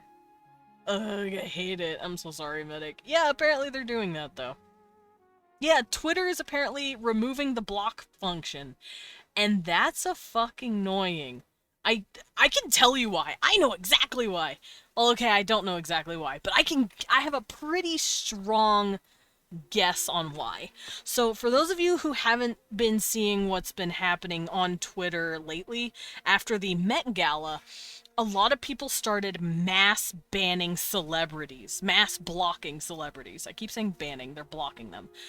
By the thousands, the hundreds of thousands. They started blocking Kim Kardashian, they started blocking her parents, her mom, her kids, her fucking sisters. They started going after, like, any celebrity that was at the Met Gala. They started just blocking them, because they're like, you guys are spending how much money on this? I block ad pages, so it might be that. It could also be that.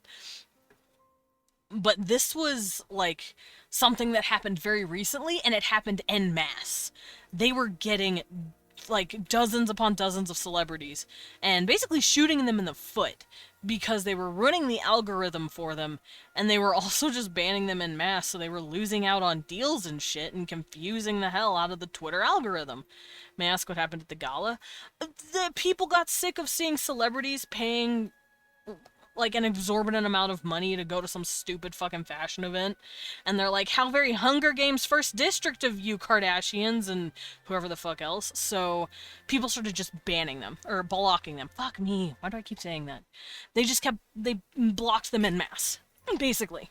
It was a mass event, and I was here for it. I was like, I want to block people, this sounds cool. So I ended up blocking a lot of them too, to help with the efforts, because, you know what, fuck them. They're multi-millionaire, some of them billionaires now, while there's bullshit happening. And people have spoken against them plenty of times now because of what's happening in the Middle East right now. I'm not gonna say, because I don't know how Twitch feels about it, but we did have a, yeah, fuck it, we had a charity stream for it, a couple of months ago. Fuck me, it's quite an interesting phrase. Listen! I say that a lot because it's funny.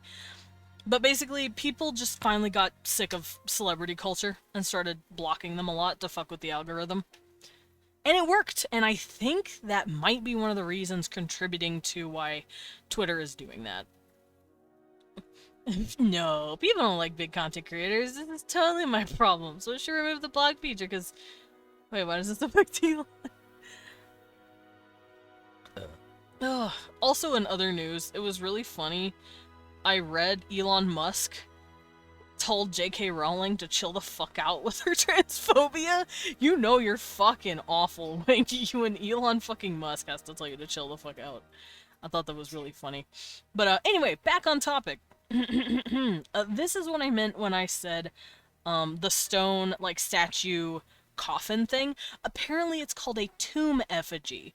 I didn't know the actual term for it, but it's when they took, back then when we were, you know, being very funny and luxurious about our tombstones, they would carve nobles and kings or whatever into these stone casket lids as a likeness of the person, an effigy of the person. What I think would be fucking cute and also really, really sad is if someone did this and then their gargoyle lover just laid beside them and turned to stone with them. I'm like, Anyway, that was the whole reason I looked for that. To make myself sad. Anyway. Let's continue on as usual. Pyrian would like for you to go back and read their big message. Oh, of course, of course. Wait. I'd like for you to read my big one after that. Where? My longer comment from before. Okay, let me scroll up. Twitter just gave me S. Crypt might be a better word. Imagine the devastation a war could have. Fighting beside your love. Oh no. They die in your arms. Pyrian. And the gargoyle refuses to move an inch, holding them so the day they turn to stone. Pyrian! Why would you do this to me? Aww. No. What?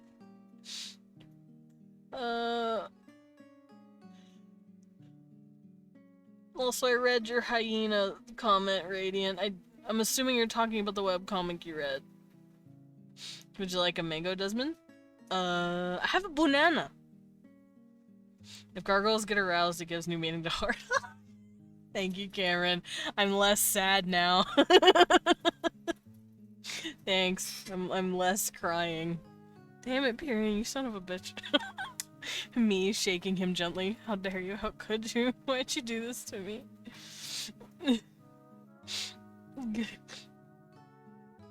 Anyway. I am a writer. Yeah, now I'm sad. Now I have to think about these two. You son of a bitch. I don't want to think about what they're gonna do. I don't want to think about what the king's gonna do when the human passes. The human's name is Julian, by the way, and I love him. I don't want to think about what the Gargoyle King will do when Julian passes. It's gonna fuck him up. I'm really sad. No. Anyway, I want to stop crying so I can write.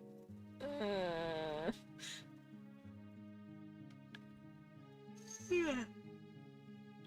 Oh, there's Sophiani doing that. Very cackling. You know, some people, yes, when they die because I can't remember the reason. It's called rigor mortis, but yes. What if gargoyles, you know, never mind. No, Radiant, I'm not gonna be thinking about that. We're not being that much of a deviant. They didn't ask if you had a banana. Do you want a mango? Do you want it? Do you want a mango? No, I'm sorry, I'm fine. I don't need a mango, I have a banana. All the more reason to make their time together sweet and vibrant. Pyrian, you're gonna kill my heart slowly. Cause, the way I have designed the Gargoyle King, by the way, his name is Cole, or Colent, which isn't really a spoiler either. It's literally, everything I'm telling you is gonna be in the first fucking chapter. Like, if it's in the first chapter, it ain't a spoiler. But, do you want an egg in this trying time? Yes, give me the egg. Put it in my hand. Give me the egg. Too bad I'm putting a cool hungry mangoes inside your room. Wait, I don't even like mangoes that much. I mean, mangoes are pretty good, but I prefer like grapes and watermelon and pears and maybe not pears. Apple slices are pretty good. Bananas are good. Peaches are okay. A couple hundred. Oh, I thought you were saying like a cool 100, like. Like, I'm putting a cool 100 ass in there. I'm like, oh no. A couple hundred. Thanks, now I'm drowning in mangoes. Also, Radiant, thank you for the yeet. Throw me across the room. Get me away from the mangoes. Alright, so now that I've officially cried my fucking eyes out. Thanks, Pyrian. Traditions in modern times, now that we've covered the stone turning. Couples with one gargoyle in it will typically go to a hatchery to get an egg. Or 2 or 3. Sometimes they'll grab more than one. And they will have little gargoyle babies. Oh, hell yeah, give me a couple hundred watermelons. I ain't crying over that. I get fucking... Oh, I love watermelons. Watermelons are expensive now, too, so, like, just give them all to me. I will have my hands out. I don't think my room can fit 200 watermelons. Babe, I want watermelon. What do you like? I want watermelon. He just shrugged and said, I don't have one. He's so cute. I love watermelon, though. It's summertime. It's hot, and I want watermelon. They're salty? Watermelons? No, they're not. They're yummy and sweet. You have to know how to pick them. You have to know how to give the watermelon. Give me a couple hundred watermelons, a katana or a blade or some kind, and I'm going fucking nuts! Radiant said, I want to cut all these damn watermelons. Puts water in a sphere-like tray. Good enough! Yeah? You think I can afford a water in California, Cameron? That's... You're bougie.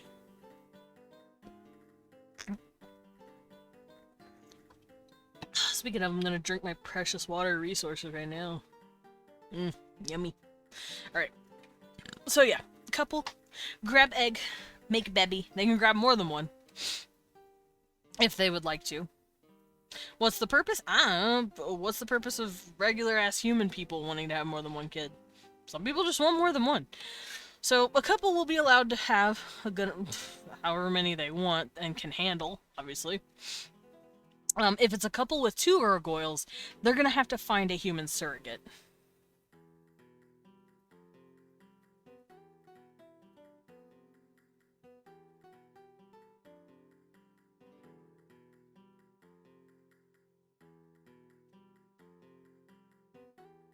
So they will need a human surrogate for blood. And I feel like the human would probably be like a member of the family on one side of their family, I guess. Because it's like, oh shit, we're both gargoyles, babe, and we... Ocean! Hi, Miss Ocean, how are you? Leon is screaming Miss Ocean, he's very excited. How are you? Guys, girl spotted, get her. I inject the watermelons with salt water. Hey, Turkey, maybe don't. I like them. I like watermelons. Don't ruin them. Oshio says, hi Desmond, hi wee one. Woman! Radiant, don't just scream woman. How about Miss Ocean? Ooh, 2 shoutouts. Egg!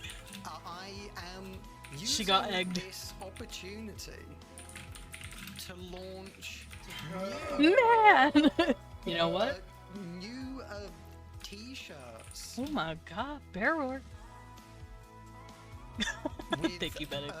And I will be planting a tree for every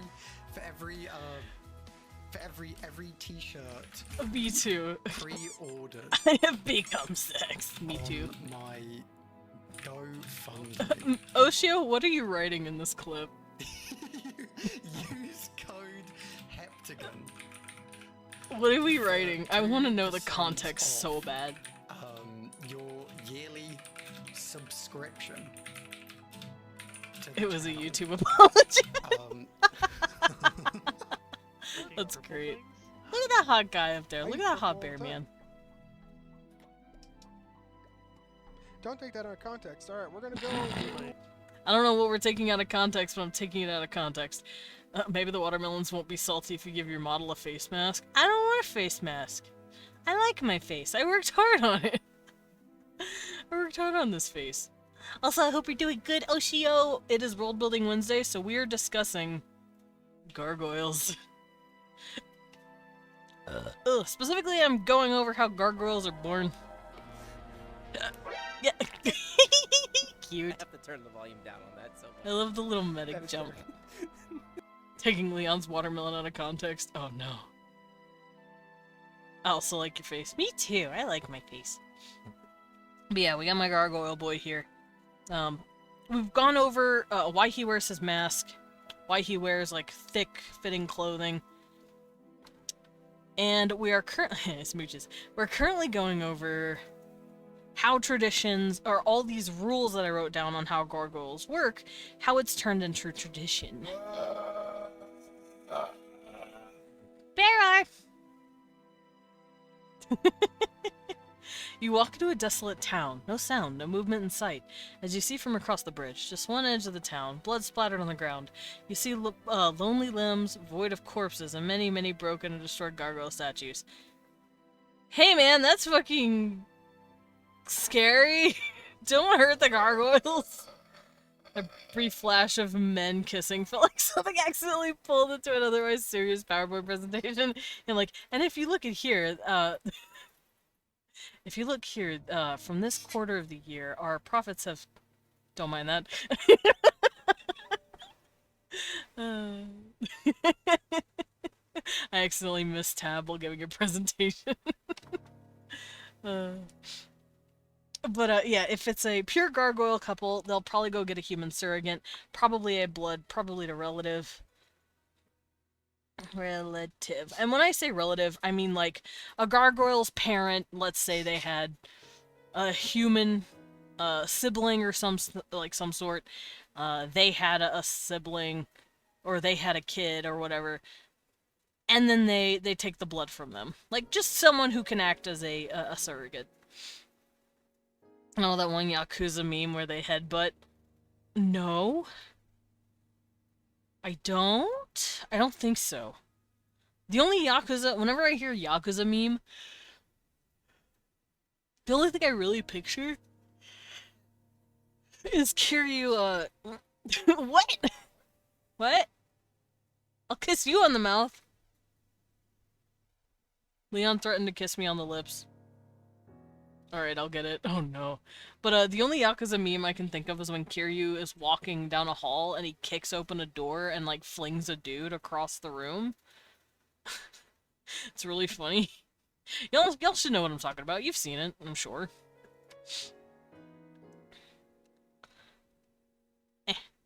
Alright. So, if a human marries a gargoyle, which gargoyles will actually probably usually commonly go for humans anyway, because it's like a cultural thing in their head to do so. It's just a cultural norm, so they're like, it's normal, it's something I gotta do, I guess I gotta go marry a human, even though they might not want to. It's just the thing that happens now. So if a human and gargoyle get married, they blood bond.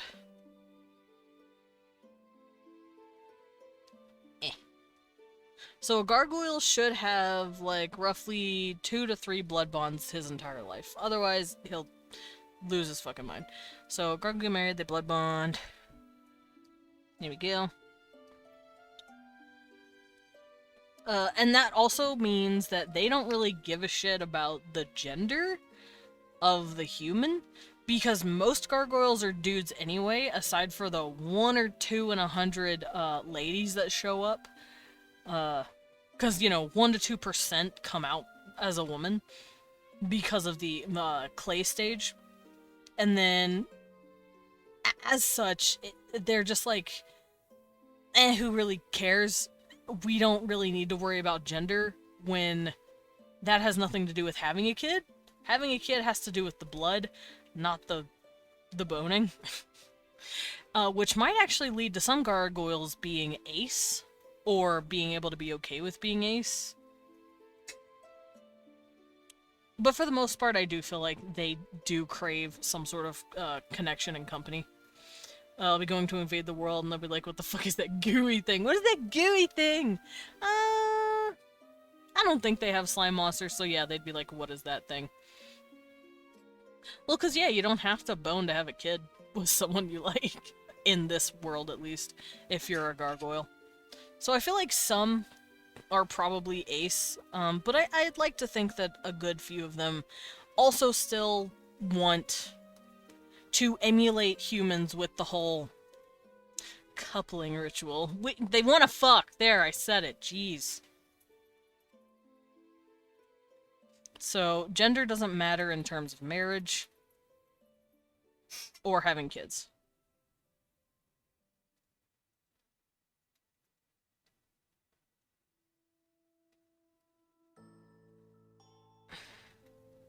Because the main reason humans, in Western culture at least, like to be little shits about same-sex relationships is because they're like, oh, they don't make kids. And it's like, shut up, first of all, Stephanie. And second of all, that's the most medieval shit I've ever heard. Oh my god, bear. Y'all, we need to cover these roars. There's like 3 or 4 out there.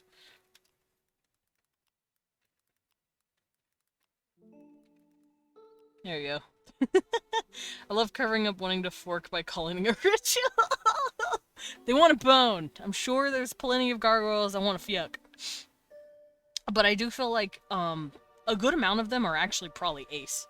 Cause you know, they don't have the human drive like we do sometimes to be like, yeah, I want to. Because we're mammals that need to do that in order to have kiddos. They don't though. I don't know if any of that makes sense, but culturally it would.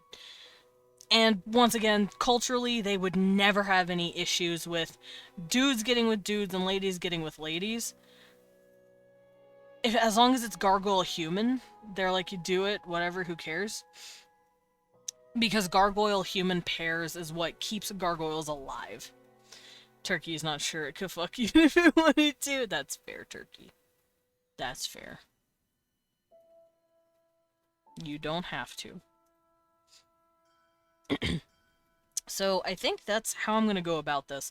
And all of this stuff, at least some of this stuff, I came up with as part of the plot for the comic. So once again, chapter 1, not really spoilers.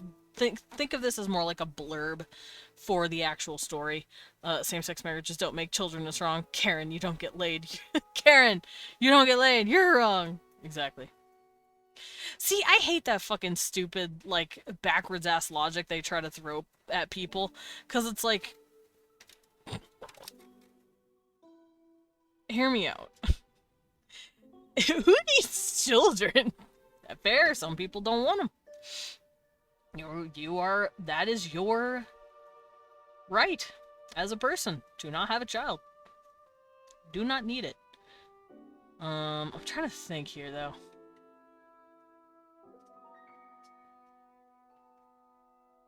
Right, the comic, chapter 1. Like I said, this is more of like a little blurb thing. Not synopsis, but the beginning of the story actually starts because this guy gets an arrow in his house as a marriage proposal for the King of Garl. And he's like, sure. He knows I'm a dude, right? And that's like part of the plot for a bit. He's like, he knows I can't actually... Jesus Christ, babe.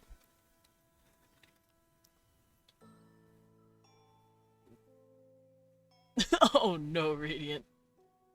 I would be a terrible father. I mean, the kids are gonna learn every way to kill a person. I'm just gonna keep that copied. I'm just gonna copy that. Why can't I hear my music? It's so soft. Oh my god, it's the quietest shit. There we go. Thank you for the pat, Blippi. But yeah, the part of this is actually part of the plot. Here we go. I'm just gonna keep that tabbed. I wanna watch Sow Abridged. I wanna watch more of it later. This shit's hilarious. Ugh. Let's see. Part of the other... Right, the masks. It's very common. Wearing masks is common for gargoyles. So I've already explained what happens to gargoyles when they're in their puberty stage, also called their clay stage. They start to shape. And is your head like fur or hair? My hair is hair. My ears are fur. Does that help? Does that help at all? I hope so. Ding ding ding ding ding ding ding ding. Isn't fur hair? Yeah, hair is just long fur. Fur is just really short hair. Texture-wise. Oh. My head is hair. My ears are more fur.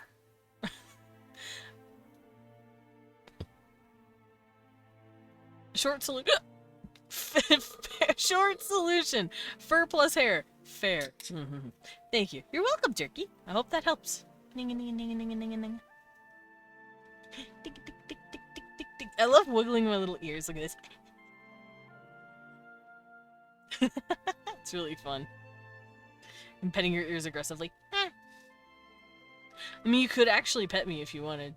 It'll be on top of my head, though.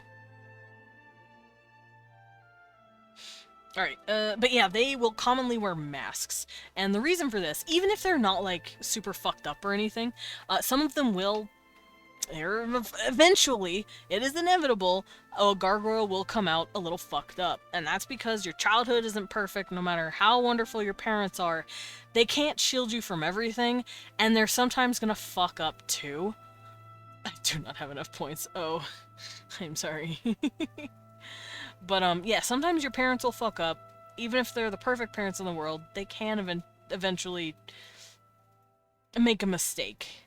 That can cost the child a lot of, grief. Oh, think of the pet. Period. Think of the pet Blibby. But, as such, most gargoyles come out with some sort of facial anomaly. Most of the time they look fine enough, but they have this uncanny look to them. Oh, that's from Turkey. Oh, thank you! But they end up having a slight uncanny look to them. Sometimes they'll end up with little tusks, maybe even more than one row of teeth, as I've shown you here. I'm not just showing this because I like showing off them kissing, because it's adorable. I'm showing off the mouth teeth. And they can end up with really gnarly looking facial features depending on how bad it is. So a lot of them just straight up wear masks, even if the look is minimal. So if you see a gargoyle not wearing a mask, it's a little weird, or the gargoyle is just really confident in how they look, or they think they look normal enough to just not need it. So it's pretty uncommon to see a gargoyle without a mask. It started to actually become a fashion trend, I would think. They've probably started having mask makers, kind of like custom tailors, especially like the gargoyle nobles. They probably love custom-made masks to show off like their wealth and their prestige. As you can see for this guy, for the king, Colin, he has a beautiful mask. It curves perfectly with his horns, because his horn shape is pretty unique. It is unique to the royal family. It's got this very straight and then up curve. It's like almost like an L. Radiant, what are you shooting? Don't shoot that. No, wait, no, Radiant! But yeah, it's got this very curved J or L shape. And the horns behind it, right? Oh, thank you for the sippy medic. I guess they're like horns, but they're a crown. That's attached. It is fully customed for his head. So they love getting their money's worth when it comes to their masks. I'm building my teleporter. Oh, that makes sense. But I mean, wait, no, don't shoot it. Also, you can see on his ears, they're a little spiky. That'll also happen. Their body can also get bumps and spikes, if you want. If it's, like, especially bad. Also, look at his little squinty face. He's so cute. I love him. Oof. Oh, right. Also, they will have 3 fingers and a thumb. See here, 3 fingers and a thumb. And then here, 3 fingers and thumb. That's just what all gargoyles, that's what they all have. That's how they're all designed. And as such, they also just have 3 toes. I don't want to take off his skirt to show you his toes. I'll stay down here because we don't want to see anything we don't want to. But see, he's got his toesies. He's got almost like dragon feet. And then of course they've got their tail. I wrote down the tail is 5 feet for my sake.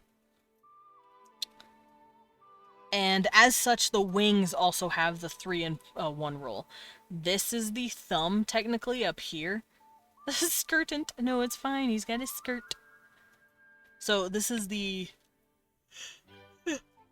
quote-unquote thumb of the wing. And then you have 1, 2, 3 pieces. So it's a rule of 3. They all have it. It's not an issue of, oh, I was treated bad and now I lost a finger. It's just how all gargoyles are designed. So that means a lot of their clothes are designed for 3 fingers in mind. They also all have claws. Because I did base them, like, loosely off of dragons. Like, very loosely in terms of, like I said, feet. And as well as their little clawsies. Because I like claws. Claws are cute. I'll simply ignore the fact that this is a monster fucker comic, I think. Well, to be fair, all of the uncensored fuckery is going to be on Patreon, not on Tapas, which is where I'm going to be uploading this thing. I might also be uploading it to Webtoon, but I'll have to see. But the uncensored stuff will be separate, so that people who don't want to see that don't have to. The people who do want to see it can just go over there. I appreciate that, actually. Yeah! I'm not going to Lejeune or whatever the fuck that one website is. Also, most websites like that don't let you show fully uncensored stuff anyway. And those kind of scenes, if it's not, like... I will also ignore, because, well, I don't really need to think about being a monster fucker comic too, you know? Staring at Radiant. How would I go about supporting you on Tapas? I've not used it. Tapas is a... Let me go look real quick. Tapas is a There it is. Tapas is a website where you can go watch people's webcomics. I don't know if you can follow the actual account. I think you can only follow webcomics themselves.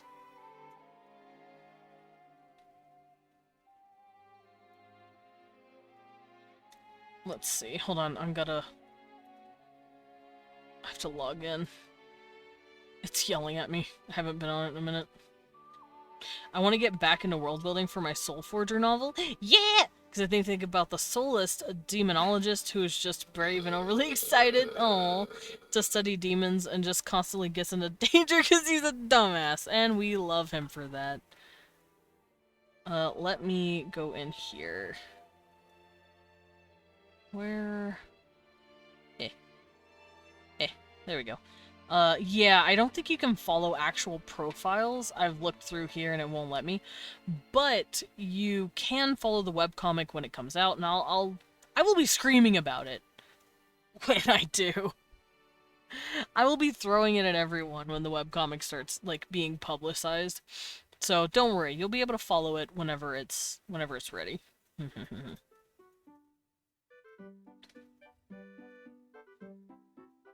I have a few made already. Whoa! Oh, magic systems are fun. I have a few made already. Nice! Weirdly enough, I can't do it with magic systems. My brain hurts with magic systems. Unless what I made with the gargoyles is technically a magic system with the whole egg Iker thing. I mean, that kinda counts. The gargoyles are technically made by a magic system. It's just the magic system is not well known anymore, and as such, I haven't worked on it that well. As a slime, I have multiple ways to use magic. That is fair. But yeah, that's how I'd see it, at least. The gargoyles are technically made by magic, but how and in what way and how much their god Talos has to do with it, I cannot tell you.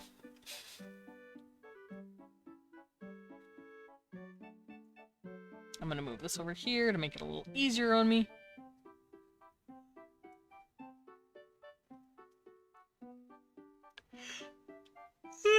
Oh well, well. Mostly used incantations, as I like saying things like, I cast no bitches! I cast you get no bitches! Fair. Let me do a little stretchy. It is a magic system, it's just more nature-based. Hard to study, because I assume mages are rare among gargoyles. Quite! Also, it's... it's not the gargoyles that are, Oh! Hello, Matix-san! Welcome in! Welcome to the Bat Cafe! Please take a seat, enjoy your stay, and enjoy some tea while you're at it. Since you've hopped in here and you're a little new, I will let you know what I'm doing. It is Wednesday, my dudes, so we're world building, because it's a world building Wednesday. I am coming up with some quick culture motifs based on a gargoyle race that I created for a webcomic I'm coming up with. And I wanted to work on this. I've come up with two these past 2 days. One's very complex and is based off of computer programming. The other one's a little more simple. Nice! I don't want to dump my magic systems in chat. I have 12. I mean, the Discord is right there. If you guys are both in the Discord, you can start talking to each other. You can find each other and start discussing it. I'd cast Repel Maidens, but seems like another wizard is beating me to it. Teehee. That's okay. I don't need maidens. I have wee one. I have a husband.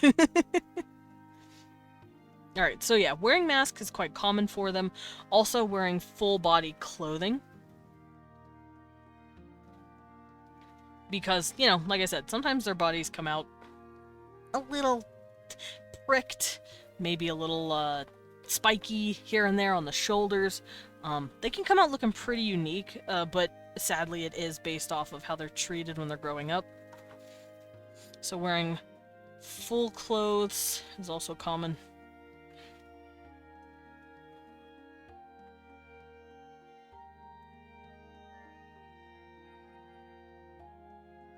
My handwriting is absolutely shit. Alright. Now with all of that out of the way, I do want to start designing a few clothing examples. I've already technically put a good outfit on King.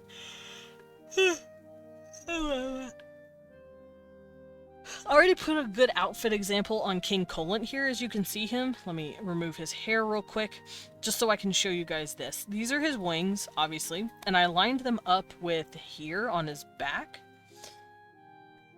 And this is the open part of his back where the wings will come out, so they will obviously have that as well. I'm not sure if I'm comfortable with that. I apologize. That is absolutely fair. But, so that is how he's going to work. That is how clothes are going to work here. The only part you'll really see of a gargoyle is probably their tail, which I'm...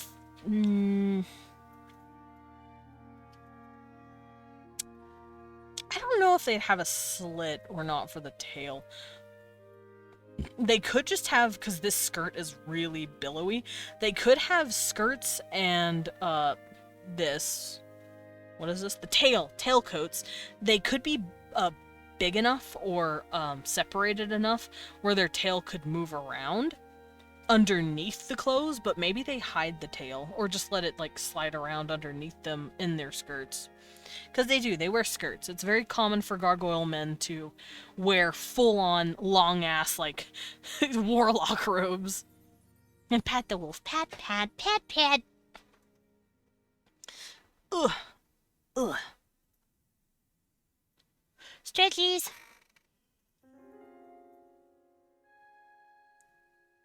Oh. Thank you for the pet sugar skull. Alright, okay. We're good. But I still feel like I have to do this because Twitch is an asshole.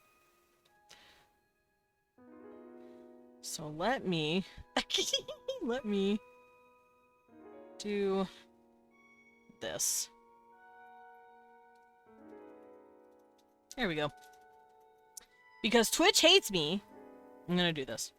If you like, I can simply explain one which I haven't fleshed out fully in a very condensed form. There is VC chat or chat lounge. There's also, let me go peek. If you guys just want to talk in a public venue, without, messaging one another. Ow, I have an itch. Also, I'm not using Photoshop. I just saw in dank memes the whole Photoshop thing. I cannot do it. Photoshop is kinda shit. I'm neutral about pats. That's fair. I know you like hugs. At least I think you like hugs. Sugar Skull, do you like hugs? I hope you like hugs.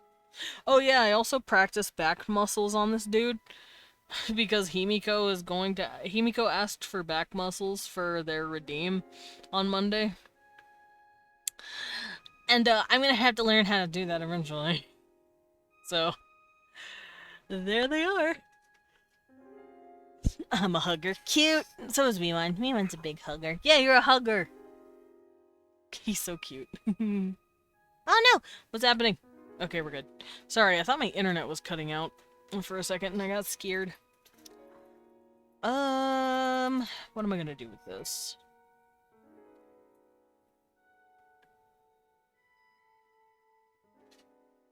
Oh, right, they don't have nipples or belly buttons. I forgot about that. And for obvious reasons, it's because they're not mammals and they don't need them. So, no nips on the dudes. Or the ladies. The ladies don't have nips. Sorry.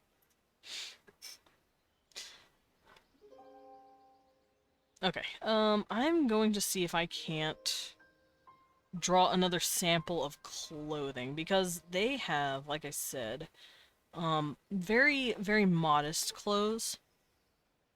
Remember the Yakuza BU I talked about? Yeah.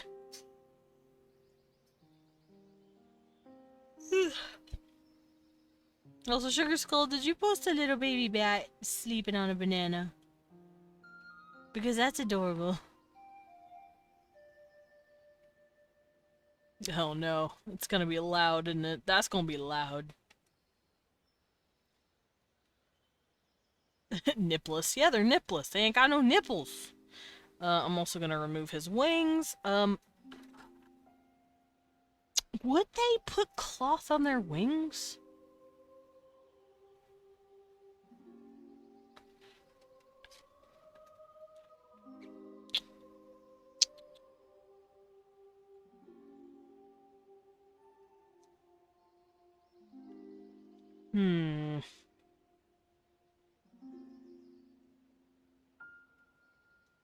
Let's see. What would that look like? I give banana offering for Wagugas. Thank you. I love back muscle anatomy just like in general. That's why I put 2 scars on Perian's back as a graduation mark from completing his training in the temple. Oh yeah. Those are his wing marks. Like his symbolic marks. I do remember that. I remember you discussing that with me. Yeah, I'm terrible with back muscle anatomy. This is the first time I've done it and made it actually look fairly decent. Because I am very bad at muscles. I'm very bad at back muscles at least. I just started getting okay at front muscles, which is why this looks pretty nice.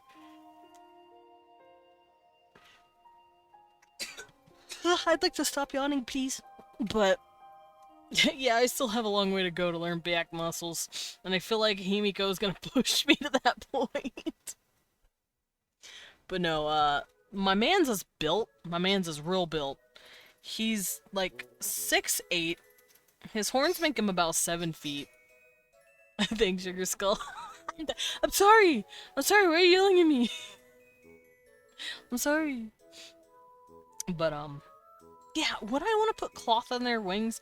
I know the way I want to do their wings. I want, whenever they're in resting mode, I want them to be kind of like a cape.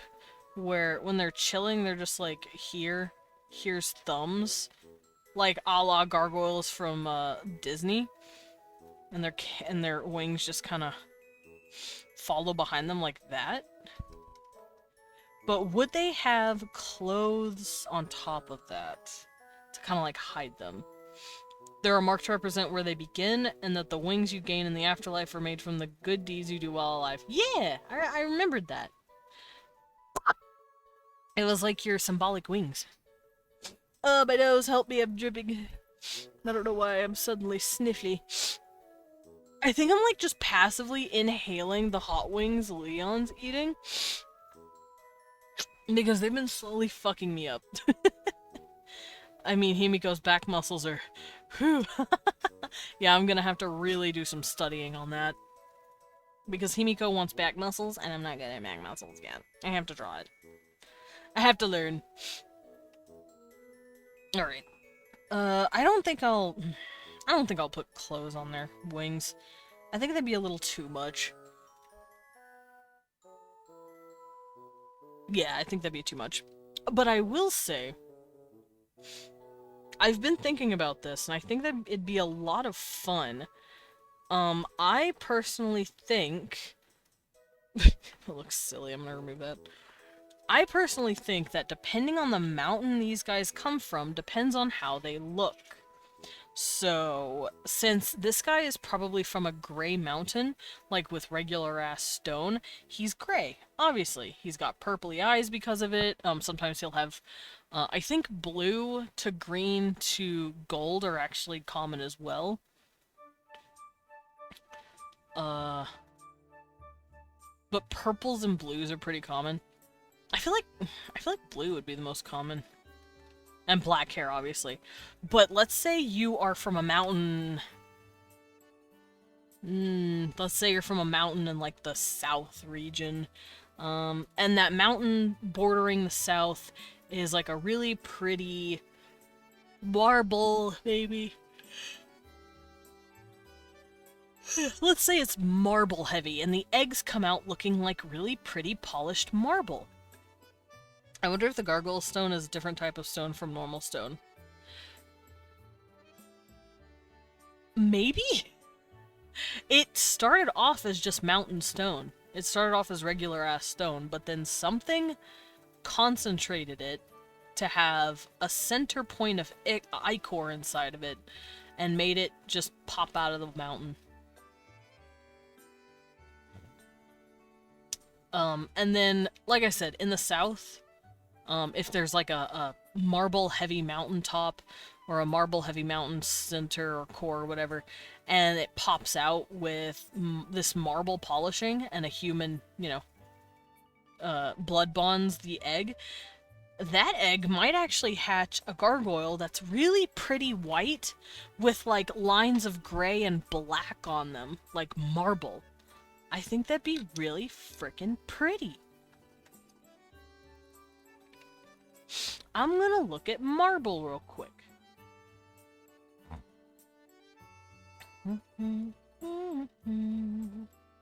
I just realized I accidentally made a RuneScape monster. Babe, why didn't you tell me marble gargoyles exist in RuneScape?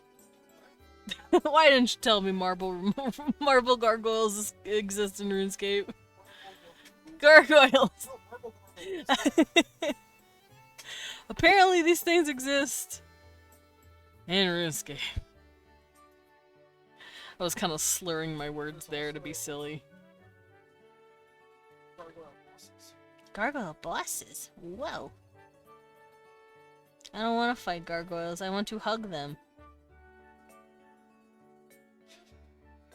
That'd be really cool. Same thing with granite, gargoyles with freckles. Yeah! So, like, think of any stone possible, and I feel like there could be gargoyles of it. Like, they just pop out of the fucking, like... they pop out of, like, the red, like... clays of, like, the... I don't know, the west or something. And they're, like, a deep red with, like, little flecks of, like, gold and, like... yellow and orange all over them. Obsidian gargoyles? Yeah, I could see it. Well, obsidian is less a stone and more of like a mineral. I think once we start pushing into like mineral slash like gemstone territory, it starts getting a little weird. But I'm sure some gargoyles have popped out with gemstones stuck in them. Now, this dude, he comes from a mountain that has, like, none of those resources at all. They just pop out looking gray. But I do feel like some gargoyles might come out looking really, really pretty, depending on the mountain they came out of. Because remember, this is just one mountain range out of many. This place is just mountain central. And they're in different areas, and the mountains have different deposits and sedimentation and layers to it. There's different rocks. There's granite, marble. Let me look up types of stone. Limestone. Oh my god. Limestone gargoyles can generate electricity. That'd be sick.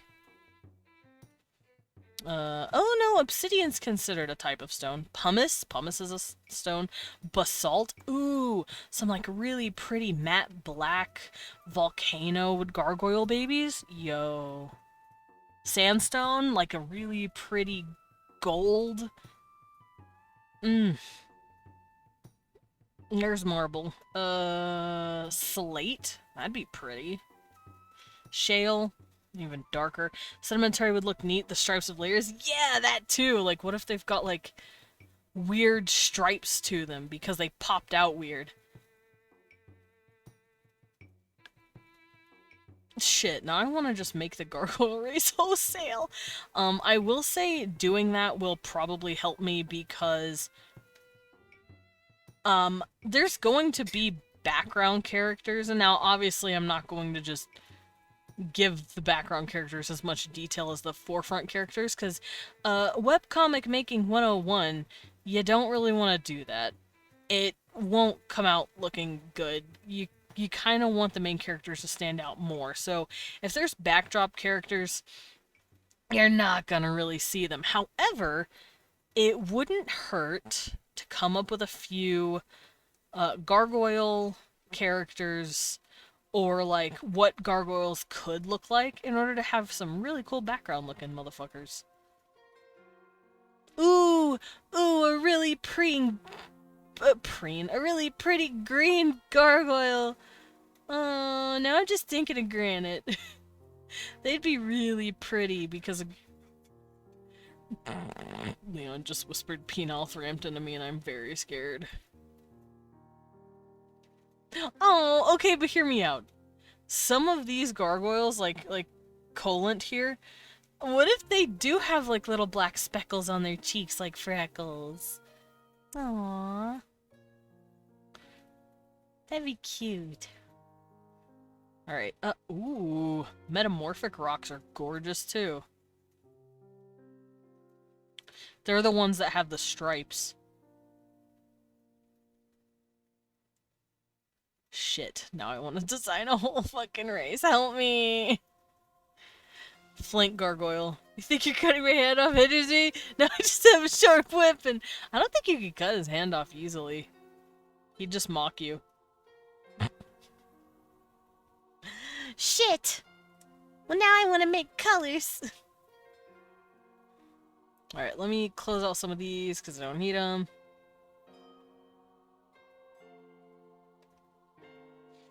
Here, we're gonna go over here so we can start writing down more information about the gargoyles. So, types of gargoyles can come out. Types. This is gonna help for backdrop characters.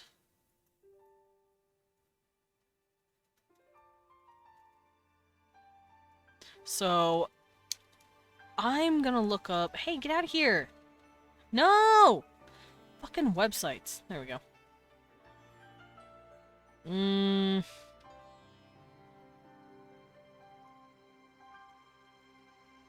Igneous, sedimentary, metamorphic. So there's apparently 3 types of stones that are classified, and they're grouped into 3 categories of igneous rocks, sedimentary rocks, and metamorphic rocks. So I'm gonna look up what all those mean. I think igneous means they were lava at some point. Which, that'd be interesting. I mean, someone did mention volcanoes at some point. Or a volcano god, specifically.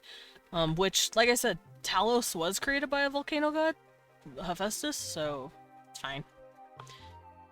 So, igneous rocks are created... let's do this. Igneous. I spelled igneous wrong, teehee.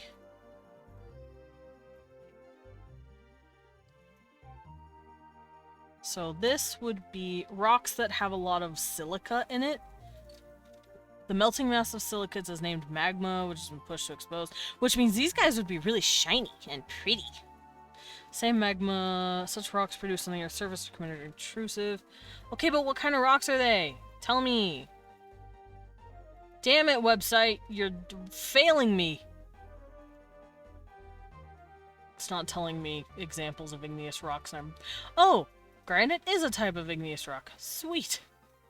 Thank you. That's all I fucking needed. Website. Basalt. Right, basalt is also one of them. Shiny! Yeah, they'd be really shiny. Men kissing! Yeah, men kissing. Oh! That would be beautiful. Yeah, I think igneous gargoyles would probably come out looking the prettiest.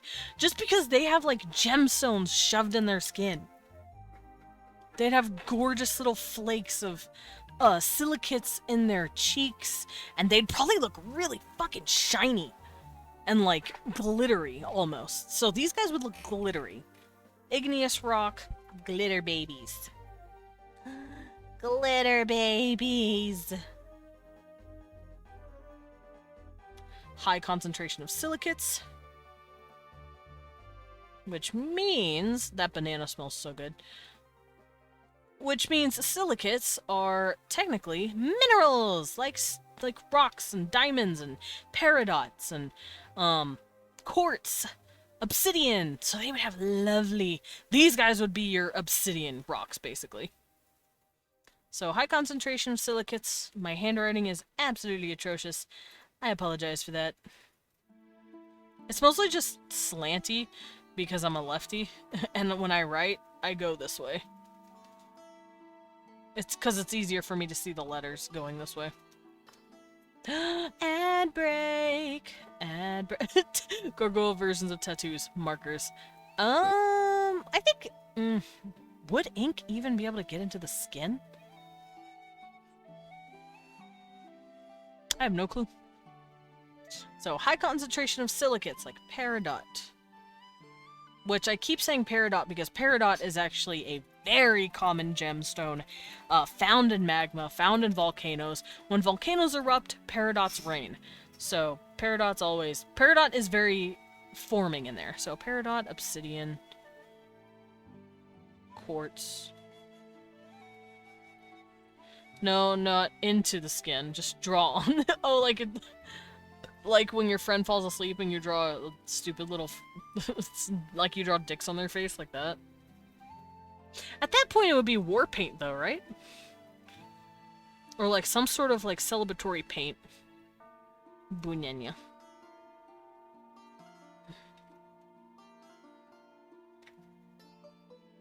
Okay, yeah, apparently there is a type of igneous rock called peridotite. And it's really fucking pretty. Cyanite, pegmatite, granodorite, God, all these rocks are... Diorite. Diorite's really pretty. Kimberlite, granite. Oh my god, there's a diamond? Diamonds are in kimberlite. So these motherfuckers could have diamonds in them. That's really cool.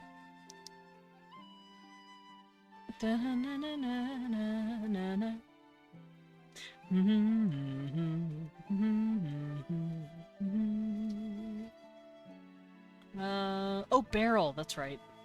Topaz, tourmaline. Yeah, they'd have a bunch of gorgeous little gemstones just embedded in their cheeks. But it would be grainy. It would be broken down. It wouldn't be like huge clumps. Although I could definitely see a few of them having stuff just straight up protruding from their like shoulders and like maybe their neck or something of these gemstones. But I feel like for the most part, it's probably just broken down and in little flakes or glitter more than actual, like, hunks of ore and minerals. Sedimentary rocks is next. Let's go look at sedimentary rocks. Those are the rocks that form over millions of years from stuff layering on top of each other. That's what it means, sedimentary. These guys would be the ones with the little stripes on them at some point. So, sedimentary rock.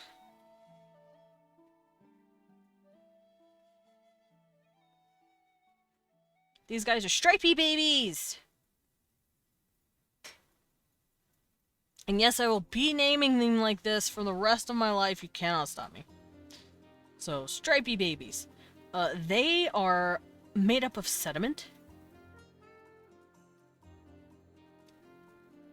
So, made up of layers of sediment. I'm gonna leave. Have an amazing day. Of course! Thank you for dropping in. May your watermelons be a little saltier than expected. No! I don't want them to be salty. I want them to be sweet and scrumptious. Fuck you too, then. Said Radiant. Fuck you too. So, this is what I mean by a sedimentary rock. Let's grab this little boy. So these guys would have really pretty stripes. They would be gorgeous. Oh shit, limestone is a sedimentary rock. Nice. So I feel like my ooh, gypsum is gorgeous. What the fuck? Look at that.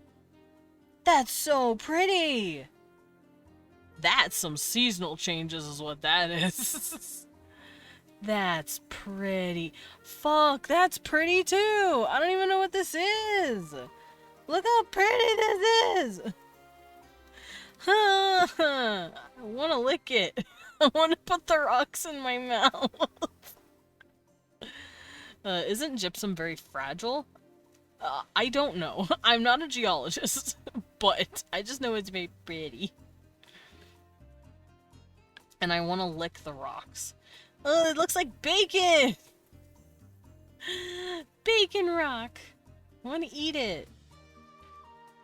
God, these are pretty. Sedimentary rocks are gorgeous. Look at that! Look how pretty! Fuck, this is gorgeous. Yeah, these babies are stripy. The sedimentary rocks, babies are stripy. Most of the time. Not all the time. Look, sand rocks, not really. Shale, not really either. Conglomerate is gravelly. But yeah, for the most part, I think they're stripy, but some of them are not. Because not all layers are that, like, tiered. Think rocks are layer cake. Crunch. Gypsum's so soft you can crush it in your hand without much force. Crunch. Can I eat it? Can I eat the rock? Let me eat the rock. Thank you. I would love to eat it. Hey babe, I'm gonna put a rock in my mouth. Yeah, I'm gonna eat a rock cake. Another RuneScape reference. Woo! How many can I make in one stream?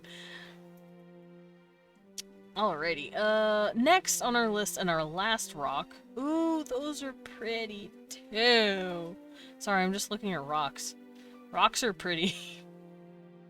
I like how when I start really digging in for my for my stuff, I just start like getting happy. Marble's gorgeous. Marble's just okay. There we go. What? Page not found? Man, fuck you, website. Alright, after we're done looking at the sedimentary rocks, let's go look at the metamorphic rocks. So, igneous is volcano, sedimentary is sediment. What is metamorphic? Metamorphic is also really cool. Category of rock produced whenever the rock content, stream pressure, and temperature occurs as pre-existing. So it's just the rock that's. Oh, it's a rock that's been changed. Okay, so metamorphic means that the rock has been changed from one rock to another. Like from one type of mineral to another because of the immense pressure and heat happening to it at some point in its life. Jerking off a gypsum gargoyle I squeezed too hard. No! No! Okay. For the sake of brevity, and for the sake of this world building I'm doing, all of the stone gargoyles have the same amount of hardness. Does that help? You can see my hand stopping my other hand. Look at this. So, just for the sake of the story, all gargoyles have the same amount of toughness to them. They don't share the same properties as their actual rock counterpart. Something in the magical process of the blood transferring them into a person makes it to where also the egg could probably just be a really hard condensed version as well. You're not gonna break off anyone's dick, okay? I'm talking about igneous, sedimentary, and metamorphic. Takes me back to 4. I know, right?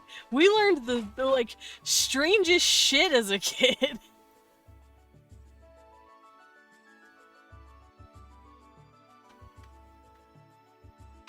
Alright, I'm gonna look at metamorphic rocks. So metamorphic rocks tend to look less sedimentary, less stripy, but they do start changing here and there depending on the pressure. I'm just gonna say they are, let's see, metamorphic rock. They're color changing babies.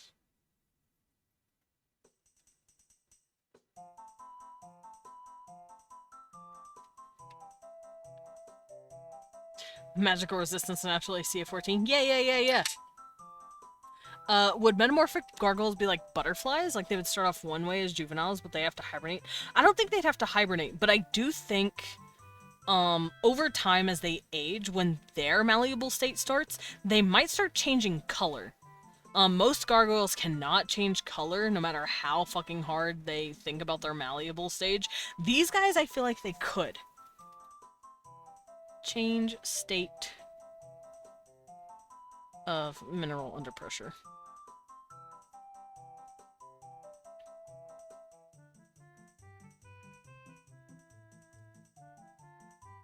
Pressure and heat. There we go. Metamorphic gargoyles would be like mood rings. Kind of. I feel like, over time, depending on how long they're in their metamorphosis state, how long they're in their clay state, they would, like, harden up. Because according to this, metamorphism, you start with something called shale, which turns into slate, which turns into phyllite, which can turn into schist, which turns into gneiss. And they're all really pretty rocks, but they're getting broken down slowly into another kind of stone because of how they're being pressurized. And they're beautiful. Bear roar. But I think it'd be really cool to see the baby, like, shift and color change. Bear roar. Which means... God, that's pretty. Which means, at some point, some of them might have...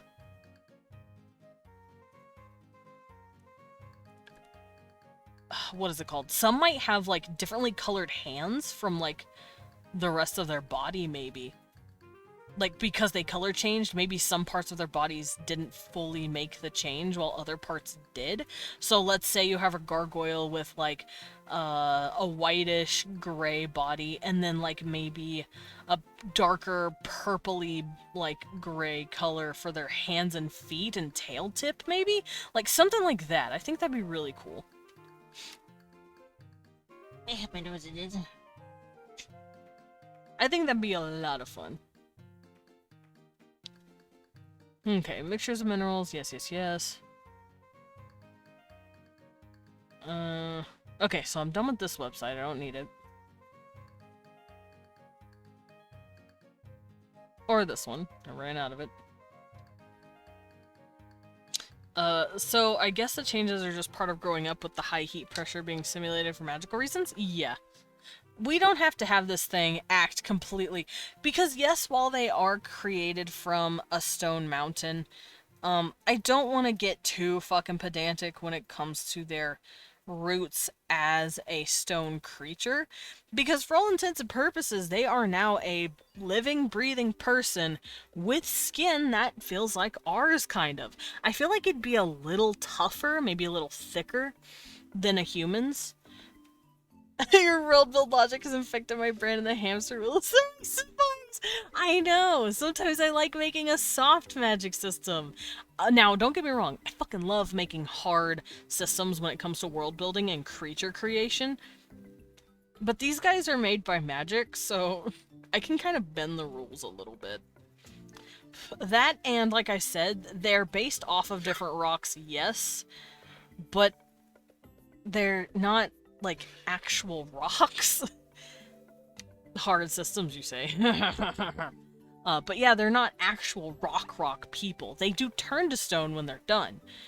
But when they're alive and animated and they have that ichor running through them and their blood bond active, they're people. They're homogenous when it comes to what they feel like. They have tails, they all have wings, and they all have those 3 fingers.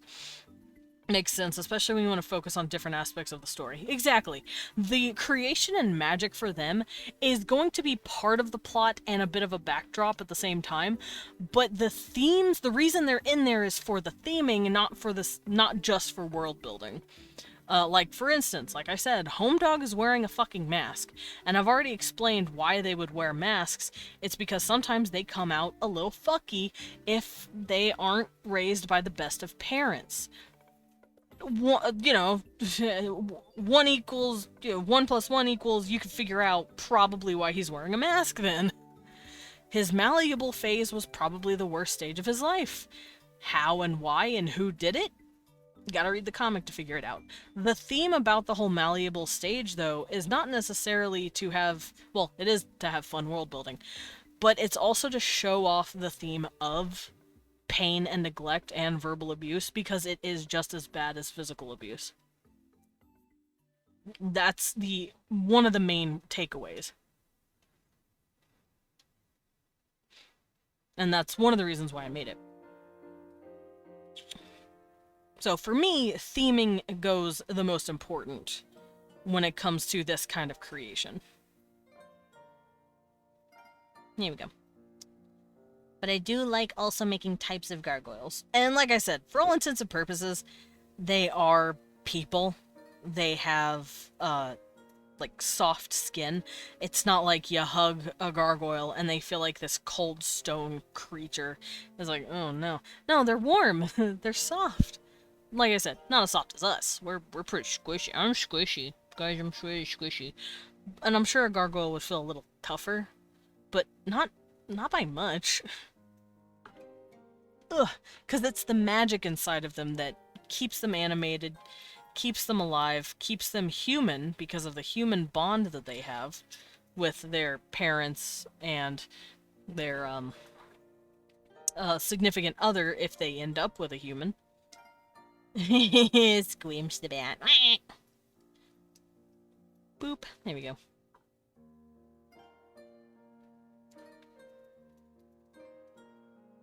And also, they are pretty tough to cut through. They are still technically stone, just they're a gentle stone to touch. They are still nice to touch. It's hard to explain. Also, thank you for the pet. Also, now that I'm thinking about it, saving ultra hugs for Leon. Oh, What? what? Cecil decided to pipe up when I looked at Leon. Are you piping up? Is Dad not sharing his wings? How could you? I pet my cat. Okay. But now that I'm thinking about it, I feel like if you're like a whole ass regular alive gargoyle, and you do a second blood bond or whatever, I feel like you'd have to consent to it. If you just get blood on yourself on accident, let's say you're fighting a dude in battle, and he's being a real McAsshole, and you stab him a little, and you get blood on yourself, that's not gonna count. You don't... Bear roar. Bat roar. I don't think that'll count. I think you have to both consent to the right of the blood bond. Now, obviously, if you're an egg, you can't really consent to that, but the human has to consent to it. So a gargoyle can't just go off, steal a human's blood, and then go, wake up a bunch of gargoyle babies, especially if the human doesn't want that. They both have to be aware of the ritual and consent to it. Hi, creature. You cannot have those. He wants your wings! Sizzle. Oh, you cannot have it. Cecil's so cute. He's trying to eat Leon's food. Kingdom of Garl, the kingdom of... Get! Well, there goes the bull. Also, hi, Loros. I hope you're doing okay. Yeah, we're actually about to kind of wrap up. Oh, hi, Gibbon. I've gotten pretty far in, so let me write down... Cecil, your butt's in my face, move. Beep, beep, beep. Go on, bud. You're in the way. So I'm gonna go back down here and write down that the blood bond has to be consenting. That way I don't forget.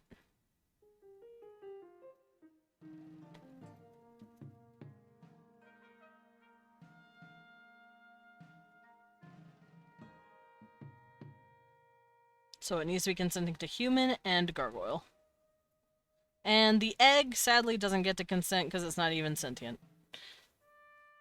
Cecil decided on chaos today. He really did. I am indeed a human stuck in a cat body, so you gotta give me your phone. Cecil, you cannot have our food. Mwah. Oh, hi, sweetie. Hi. I leaned in on him to whisper at him and be creepy, but he just leaned his head into my mouth, wanting a kissy. Monkeys? Oh, my sweet boy. He wanted a kiss. I wish I could show you guys my little Kibbin and me smoochy his forehead. It's me, baby. Go on, bud. Can I have my desk, please? No, I'm not allowed to have my desk. Can I have my desk, please? You're always so handsome. Can I have my desk? Hi. Hi, my little boy. Can I have my desk, please? I guess we're taking a Cecil break. One day there will be cat cam. I will make a cat cam one day. I will. But I don't have extra camera yet. Also, I don't know how to set that up. But one day, when I get... hopefully, my plan for a cat cam is as such, and thusly... I give it a pat, baby. I want to... So I can show you all my kitten pics. Hell yeah. But what I want to do is take the webcam I'm using right now, right here, and I want to use that as cat cam, and I want to get a iPhone so that I can do my face in its full AR kit glory. That would be really fun, because I'm not that animated, but I'm pretty animated with my face. I'm more animated than I am now. So, oh, goodbye, Cecil! He gave me my mouse back. Excellent. So I would love to do that. Yes, Blibbo. Blibbo cute. Kitten cam since Desmond has no cat. Thank you! Look at the kitties. But yeah, I would love to do a cat cam one day. Cat cam is one of my favorite things.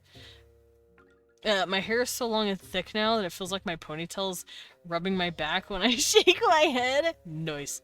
I saw them, Loros. They're adorable. Little kitties. This is entirely unrelated, but it's a fun feeling. No, you're perfectly fine, dude. I get that. I'm just like, oh, yeah, my hair. My hair is nice and long.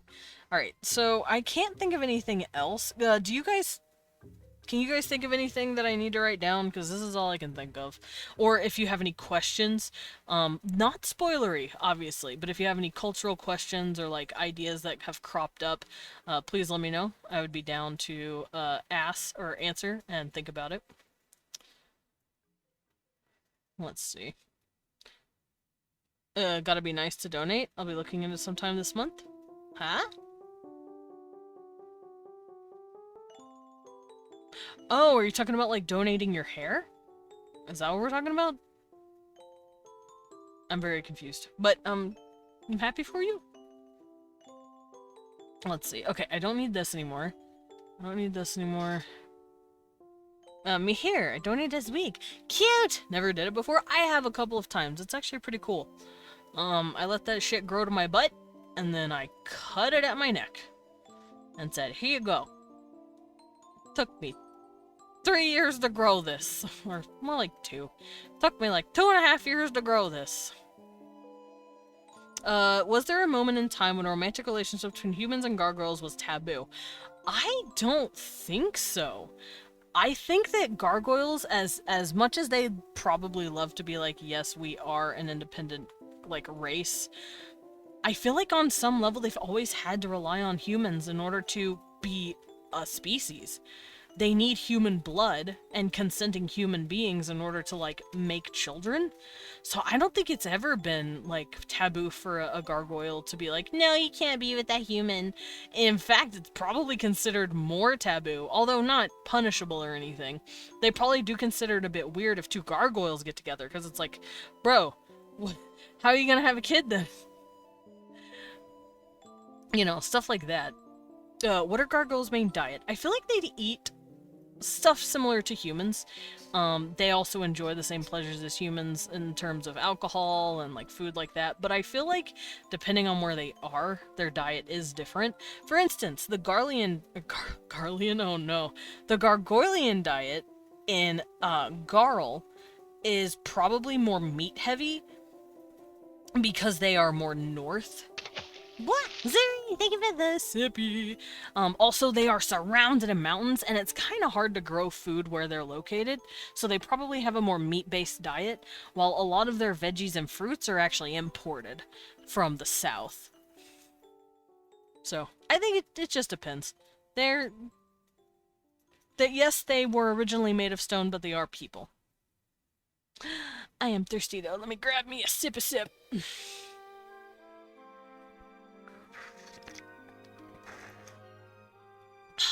Yummy. Yummy. Check VC chat before Lois's cats to see my magic system. Of course.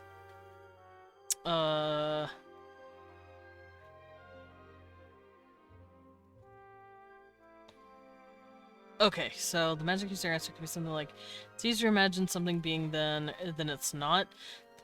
Illusionary magic? Okay. I can see it. Oh, my teeth. Hold on.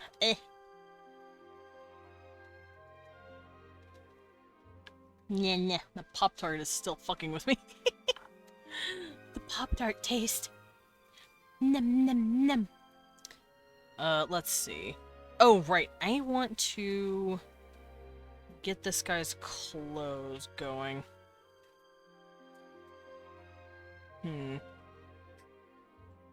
Okay, Colin, I'm gonna have to turn you back down again. So, get out of here, my Chimera man.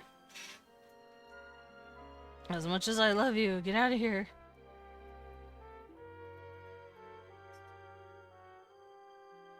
Alright, I'm gonna draw me some boy. I need his eyes, his nose shape, and his mouth shape. Not that bad. Okay. I'm gonna doodle these guys for the rest of the stream, because this is a character sheet that I've basically been setting up.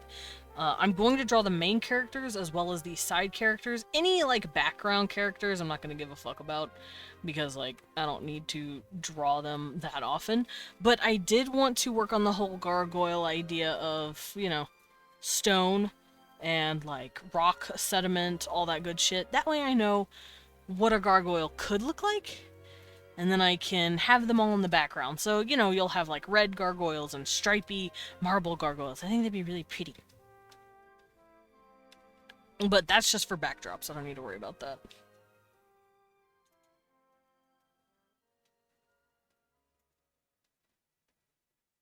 Okay, so Julian's chin is a little more pointed than that. Also, yes, Clip Studio Paint allows you to use 3D models, if you so wish, to work on faces. And I took this model and shaped it around Julian, who is the human dude that you see right here. And I shaped it around his facial structure, and now I'm going to use it to draw him. How did the universe start? Magic user answers. Humans were from nothing to now being here. We can make humans just fucking vanish from existence. That's terrifying. Arglegoils? What's an argle... Oh, Zuri, I'm gonna need help on how to read that.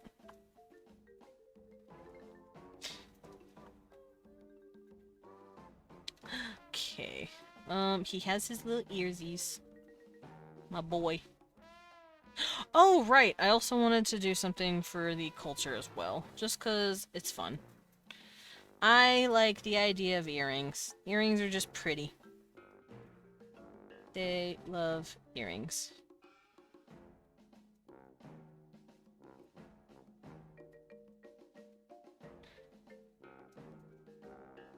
And I'm gonna say it's an sign for adulthood.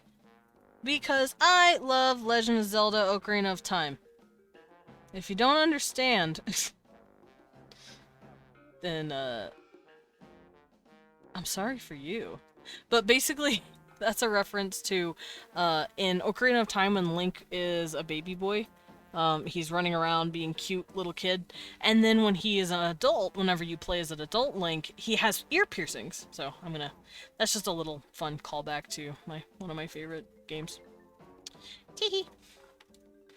Argyle Goyles? What is Argyle Goyles? Argyle is a pattern. Oh! Bedrock gargoyle? Oh no, they just crawl out of the fucking depths of the earth like... That's actually really terrifying, Loris. I don't want to think about that. Now you got me thinking about Minecraft. Ow! My thumb! My nose. Okay.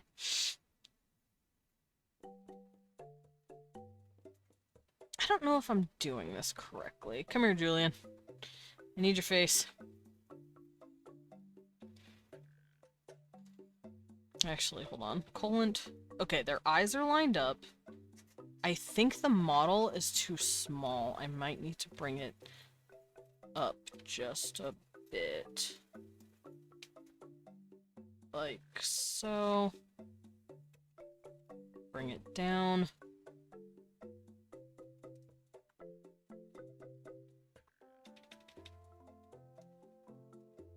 There we go. Let me make sure everything is lining up correctly, though, because I don't want to fuck it up.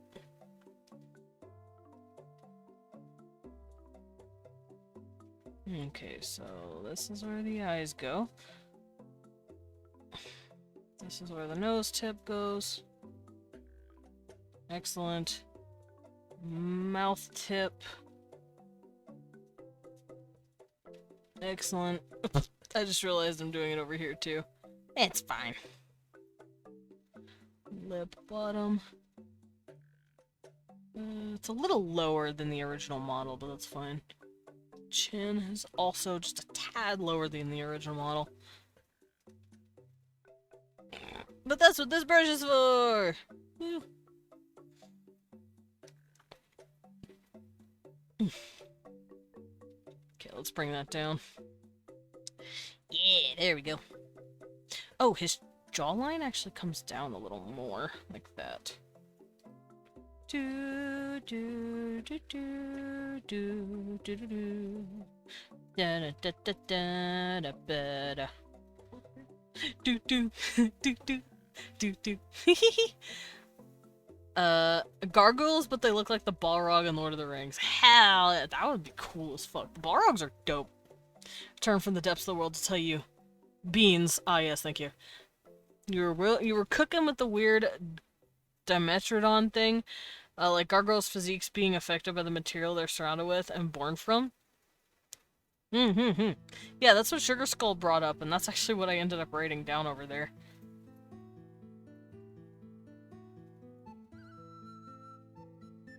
There you are. Okay. I do want his chin to stick out a bit like this. Because as much as I love drawing pretty boys, and while Julian is really pretty, he's got like pretty features, I don't want him to be like a femboy. I'm a femboy. That doesn't mean I want all my characters to be feminine little, you know, feminine little soft things. I want them to have like, I want him to have a masculine feature. As much as femboys are dope.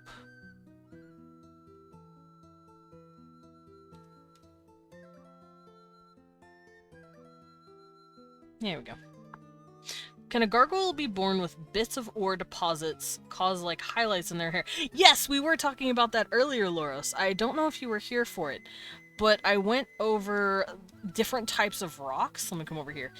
Igneous rocks, sedimentary rocks, and metamorphic rocks. And I determined that depending on the mountain range and whether or not the rock was igneous, sediment, or metamorphic, they come out looking different with different colors and can even have silicates dotting their skin like freckles. So whenever they're like in the light, they can glitter. They look like glitter. And sedimentary, they look stripy because the rocks have like different sediment in them, like gypsum and certain types of granite. I guess I have another question regarding the malleable stage, but I wonder if it's spoilers. Will gargoyles become mindless and bestial if they were heavily abused? That wouldn't be spoilers. I don't think they'd be bestial per se, but I do think they would... Are you talking about like their face, their body structure, or their mind? Because it's a physical ailment that takes over their like their bodies itself, and then just the really bad abuse would just do to them what it would do to a regular person. But they could end up losing like a lot of stuff on their face, both body and mind. I think it would affect the body more than it would make their mind bestial, but they would definitely go through a lot of mental trauma as a result of it, just like a human would. So mind would be just as much mental bad stuff as a human, and their body, they would look completely fucked up. Like, they could start losing limbs if you're too cruel to them. What'd he do? Oh no! Oh, he just love. Cecil, you're silly. Beep beep. Right, true. So, I would say, like... think kind of like the Hollow from Dark Souls, where, you know how they're like...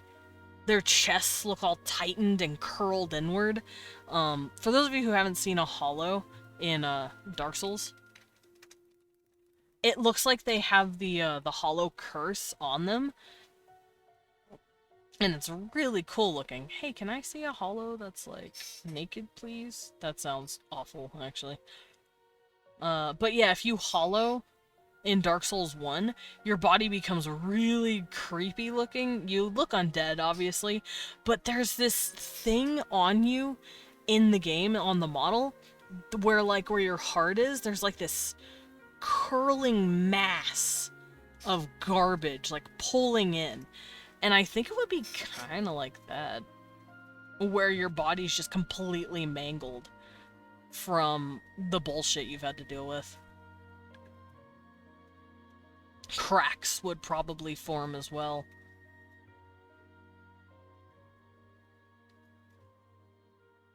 I'm trying to think of what else could happen to you. Does the amount of ore in the stuff used to make a gargoyle affect how they appear? Like, a small amount of it make them a few specks, but like 70% of the egg being an ore makes a good bit of them like that ore? I would think so, yeah. That would make sense, because if they are like, let's say you grab an igneous egg from a volcano mountain that's gone quiet and cold, and you pull out an egg, and the egg is just studded in peridot, that gargoyle would come out looking very shiny green with speckles of regular ass stone. I think that's how it would work. It would make the most sense, because that's what the egg looked like.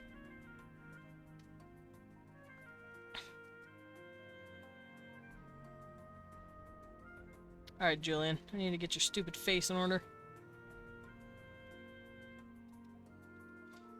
Pure quartz gargoyle! Jail gargoyle! Oh yeah, we were discussing earlier, if there is clumpy enough minerals, I feel like this is rare, but if the minerals did clump enough on the egg, maybe sometimes gargoyles are born with like little crystal spikes coming out of their bodies and shit.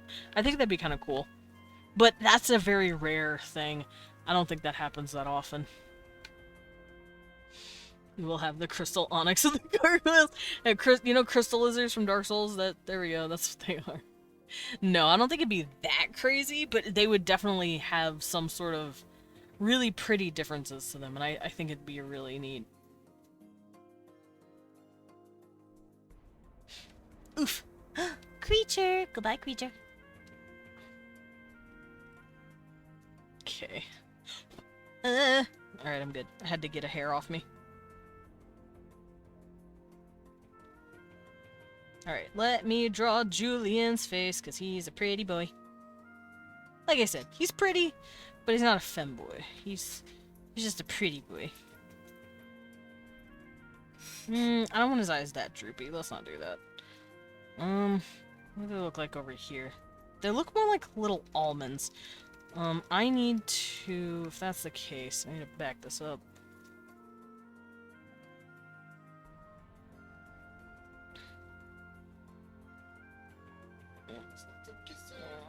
I want kisses!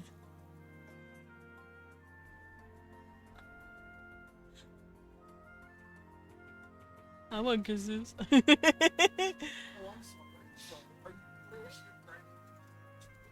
I would. We just need to meet up of different major ore gargoyles. Just a bunch of gargoyles just piling in, like, hey there. Leon said, I have to give my boys lots of kisses, and I'm like, I want kisses, and he... I can have a kiss! But yeah, he was talking about the grind party he was in. He's like, I'm gonna give my boys lots of kisses! He's so fucking cute. I love you, babe. You're so silly. Okay, so Julian... He's got the big ol' eyes. Pat's the wee one. That's the wee one. He's got thick eyebrows. Oh yeah, I forgot. I gave Julian thick ass eyebrows, and then I gave Colent like no eyebrows. This man, his eyebrows, thin. You can't see them, but they're thin. So gay. Listen! I love my husband. Let me be gay with him, okay? I'm going to be gay with my husband. You cannot stop me. That's why I married him. To be gay with him.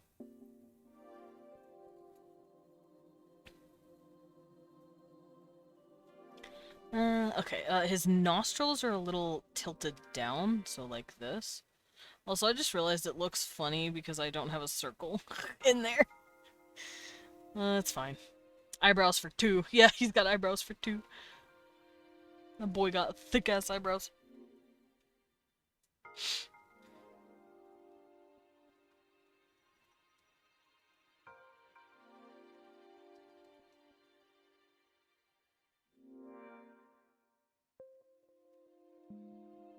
There we go. Hi, Mimi. We were talking about you earlier because I was practicing back muscles. I need to learn how to do it. Area. Looks like cannon bolt could help here. Oh. Shut the fuck up.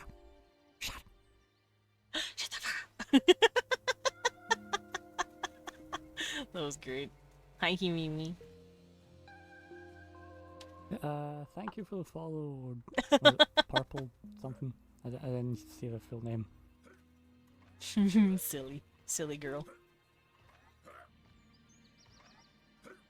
Alright, so his lips are kind of like this. And then he's got the lower lip here. Purple.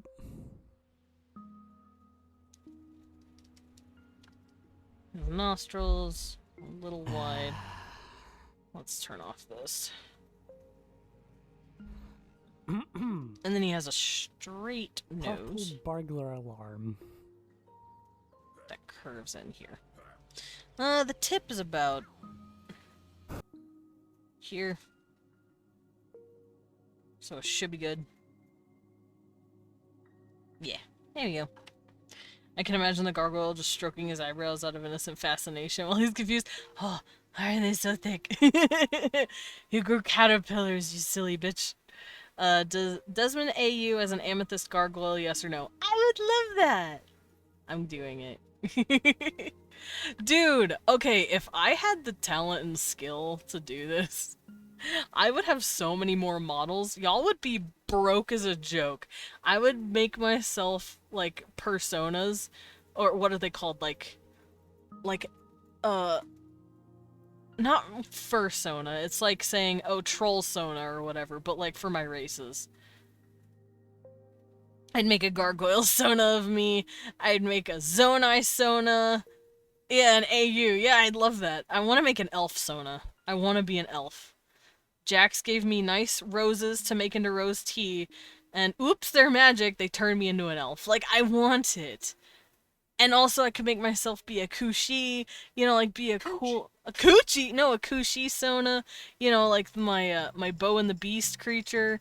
I want to be a pretty green creature. Hi, me. Have a good lurk. It'd be so fun to be able to flip through all the monsters I've created as me. Because I'm their dad. I also want a low poly model. I'm working on that now, actually. I'm trying. Of course Desmond would be a Zonai. Liz, that's the only way he can be tall. I'm leaving. I'm fucking out. This fucking stream is over. Fuck you guys. I'm packing this up. I'm fucking goodbye. Wait, what did you say, Leon? What'd you say? So, you said something about me being like a you said the only way Desmond could be 6 feet tall. Y'all are all mean to me. But whatever! Okay, whatever. But yeah, no, I would love to make, like, different sonas of me. That would be so much fun. Zonai Sona. A Zora Sona! I would also love to be a Zora. Zoras are beautiful. Guys, I have too many model wants. And not enough hands to do the modeling. Please help. Help me budget my 2.0 debut. Base model, emotes, new layout, 6 different models of stuff that I want that isn't needed. Please help me budget. Don't perceive me making a bunch of different versions of you and Leon. Uh-oh. Make Leon a Goron if you draw him in Zelda anything, because Goron's his favorite. If you do, of course. It's a polite request, not a demand. I wouldn't want you to feel like you have to. He absolutely loves Gorons. He's screaming Gorons are the best. Well, he's not screaming, but he loves Gorons.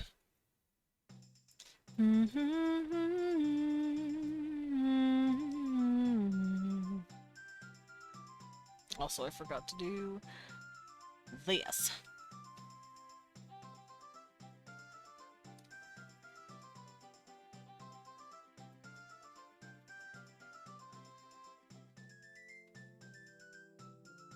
Here we go.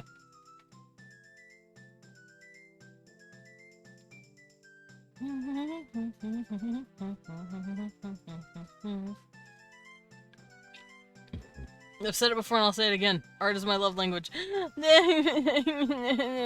Thank you. Ah, shit.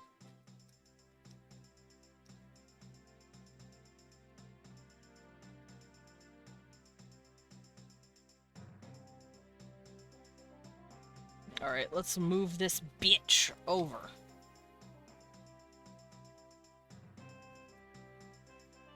Colin, get over here so I can see how I'm lining up your husband. Thank you.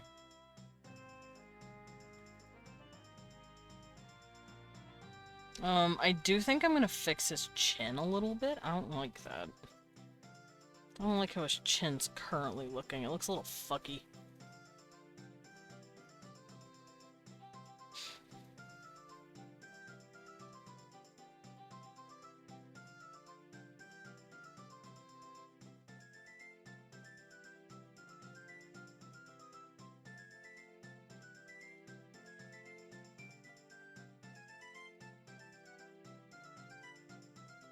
Hmm. Yeah, I don't like how the chin looks, so I'm gonna fix that up a little bit.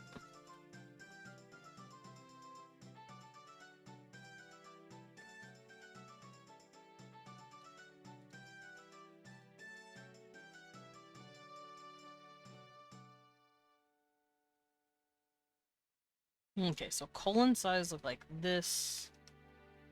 Hello, Crow! Have a good lurk. Enjoy your time here.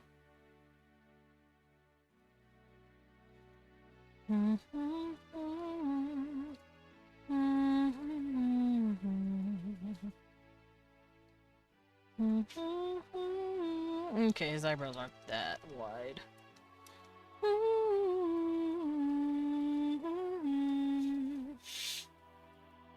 I think his eyebrows would be, or his brow ridge would be a little more out, though.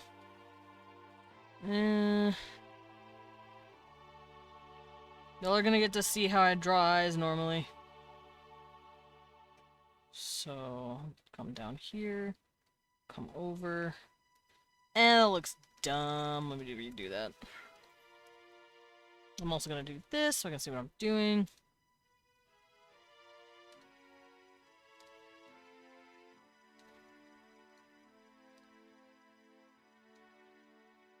Okay, so if this is the eyeball and this is the iris, then the eye, because it curves down just a bit, I feel like it would have lashes here, and it would curve down just enough, and then it would curve out like that.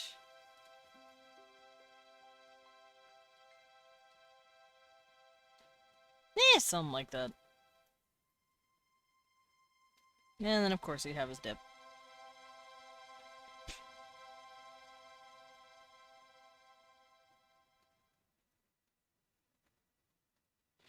Now for the nose, I want it to stick out a little more than this.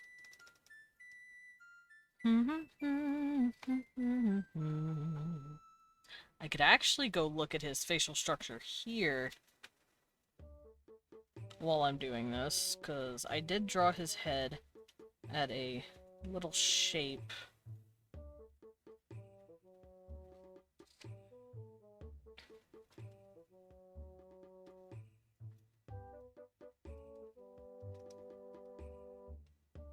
Okay, so yeah, he does have that and that. It stops about here and his nose comes out about here. It's not as curved. Wait, no, hold up. It's not as curved. Curves at about here. Nostrils at about here.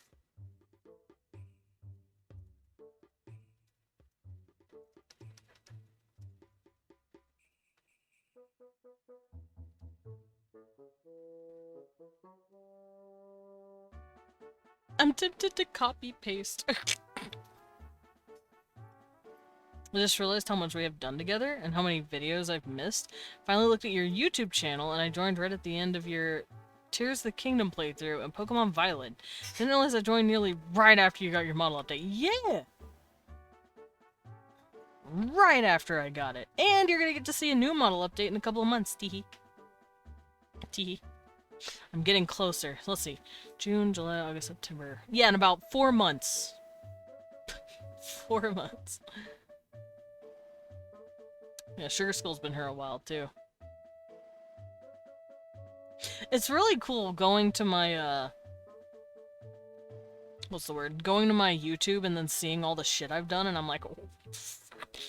Like, if you look at my art, streams, you'll see, like, I've done, like, 150, and I'm like, Jesus Christ.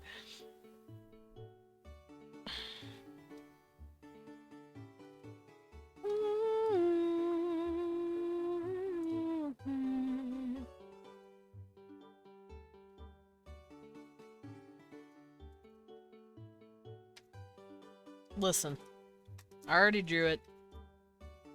I'm gonna copy it and bring it in. I'm gonna see how it looks. I'm gonna see how it measures up. Oh shit, I have to turn off Symmetry Tool. No, god damn it. Turn off symmetry tool. Okay.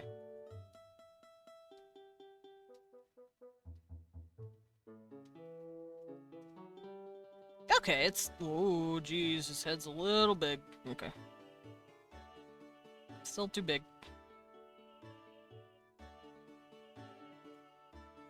It's a little shape wonky because of the angle, but I'm pretty close. That's actually really close to the original model. Holy fuck.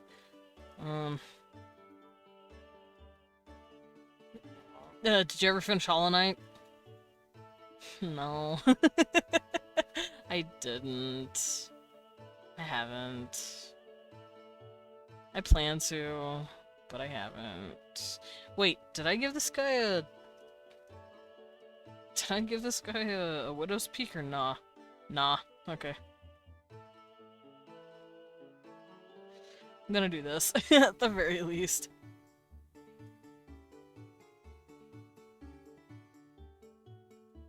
There we go. Yeah, it looks like I gave his lips like a slight shift. Hold on.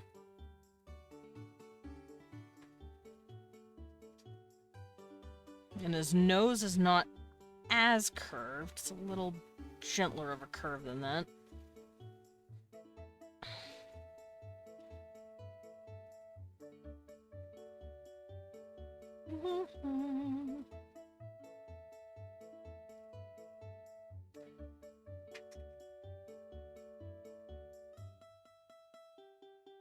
Okay, let's see how that looks. Yeah, it looks okay.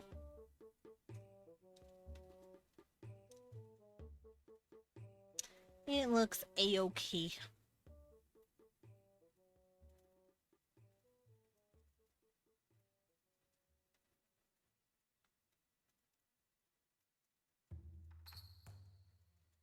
Oh, I do need to give my... Oh, wait. Okay, no, it's fine. I do need to give my guy his hairline here, though. Where's the hairline? Right here. I'm gonna follow with my finger, so about here. Okay. I found his hairline, guys. Don't worry. I like how it looks. Thank you! Good. We shall train you well on how to play again, and then you'll be ready for Silksong. I don't know if I'm gonna be playing Silksong. I'm not good at Metroidvanias. I am actually quite shit at Metroidvanias. At least I'm bad at Hollow Knight. And, I've watched Leon play Symphony of the Night as many years as I've loved him. And, I can't do that either. I've been watching that game and like, I can't do that. I am not that skilled. So, if you want to watch someone play a really cool thing, maybe convince him to stream it. I ain't gonna be able to do it, Chief.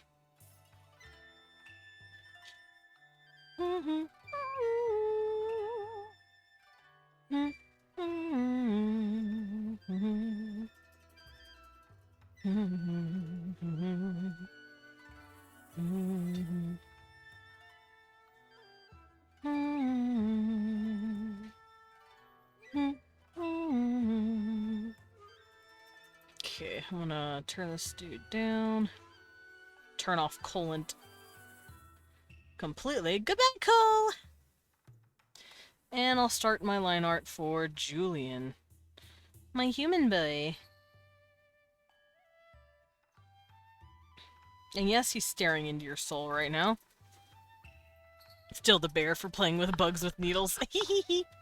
Yeah, I don't know if he's interested in Silksong, but I do know he played Hollow Knight. He also beat it, I think. I could not. I'm a travesty.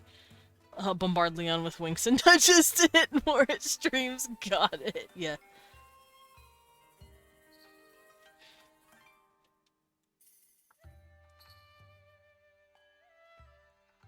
There's a blacksmith character who's Beetle, who helps refine your weapon once you reach him. I know about that guy, I just never could get to him. Like I said, I'm not the best at that game. I tried. I'm not good. Alright, Julian. King Julian! I'm gonna draw you.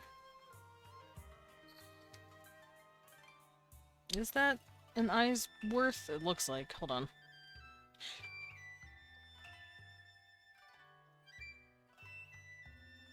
Ah, that looks a little better. I needed his eyes pulled back just a bit.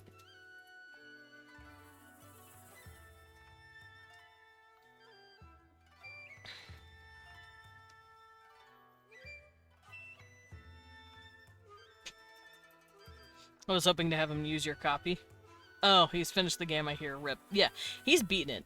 He's beaten the game. He owns it. Like, he had it before I did.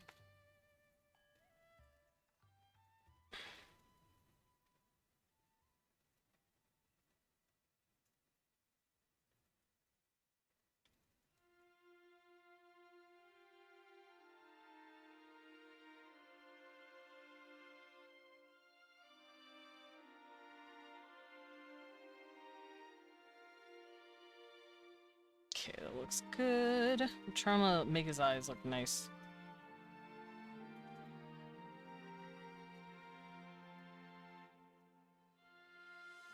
And his big-ass eyebrows.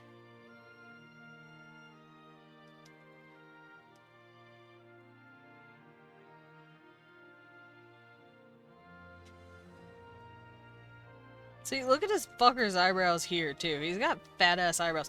And you see these, like, thin lines on Colin's mask? Those are eyebrow lore accurate. He had his mask look like his eyebrows. Because he doesn't want people seeing the rest of his face.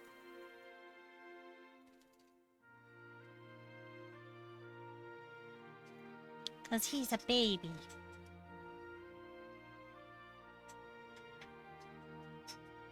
Also, I just realized Julian has, like, really big eyes. Should probably make them a little smaller, huh?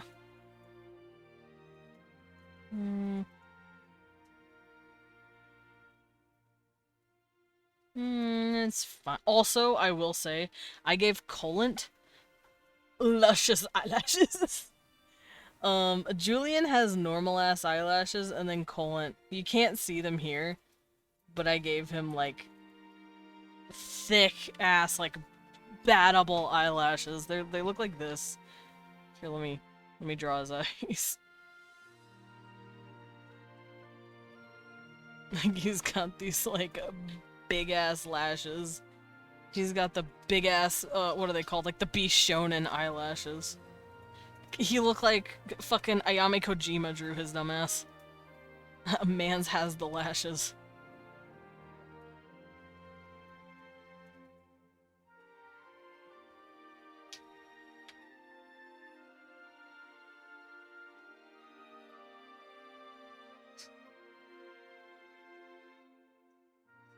I love when eyelashes have the little notches taken from the underneath to emphasize the lushness. The notches? I'm trying to think about it. Eye so big you could fall in. Yeah? I don't want Julian to have huge ass eyes. I'm trying to fix that a little.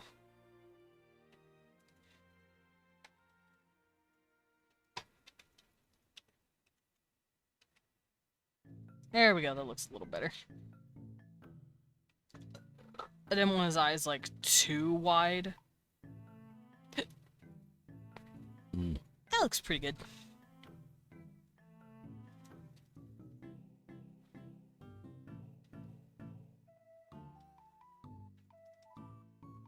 His nostrils are a little straighter than that.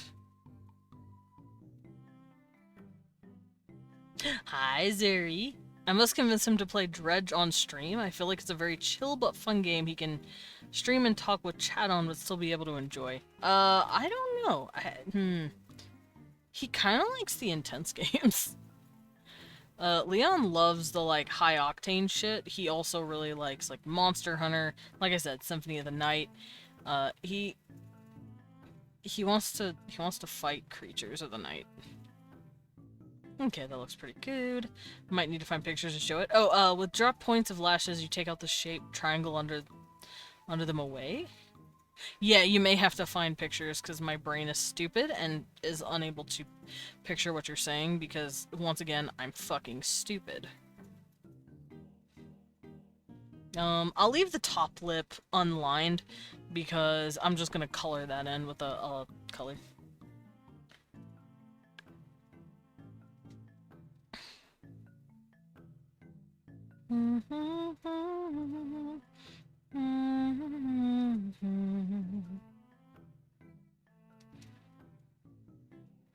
Okay, that looks pretty good. Baby boy, baby. I love him. I'm gonna turn this off real quick though, so I can do his nose.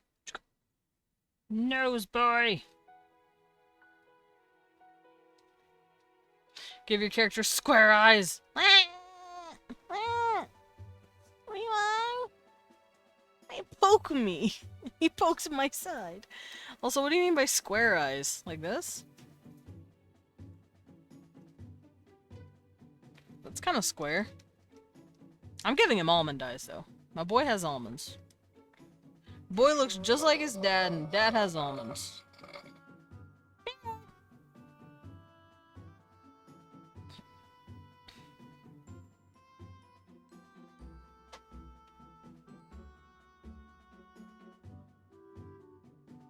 Okay.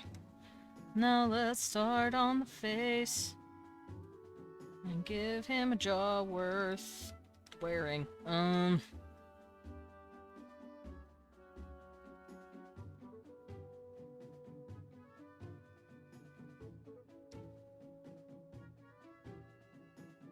Try not to make his head too fucking big. Or his jaw too wide, because it's not that wide. It's a little smaller than that. And then he has a bit of chin. Like so. He's got like a dip of chin like that. And then his jaw follows his mouth. Just like with most people. Fun fact! No, the actual pupils. Oh, that's pretty cool. That can be your art style. I don't want to give them square irises. Or pupils. But yeah, fun fact, your mouth and your jawline line up with each other. So, if you want to know where to put the jawline, follow the mouth. And if you want your character to look like they have a more square jaw, lower it just a bit from that mouth. Or lower it even farther, like that. You could pop a glass soda lid with a chin. Be nice to his chin. It's like my chin. I have a chin like that. I mean, you can't see it here, but I have a chin like that.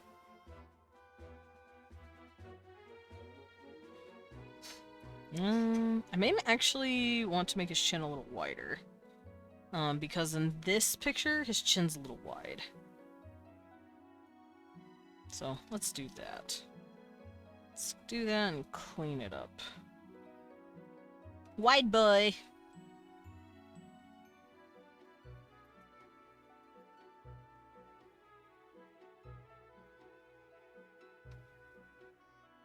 Here we go. Wide boy. Be proud of your chin. Hey, I like my chin. It's a very good chin. Wait. It's my grandmother's chin. Big ass wide chin is my grandma's chin. Well, it's not that wide, but it's certainly prominent.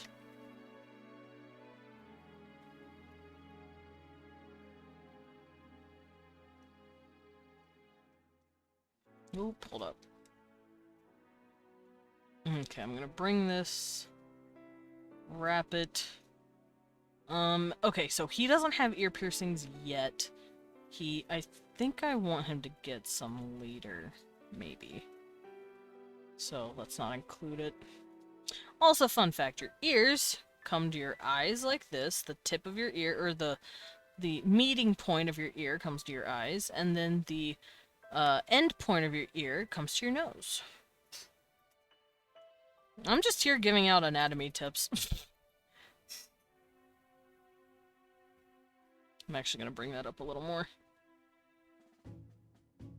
Speaking of, I did start, but I never really, like, finished, working on, like, art tutorials for those of you who wanted to, like, learn basics on stuff and how I go about drawing, and I might bring that back once my redeems are all done.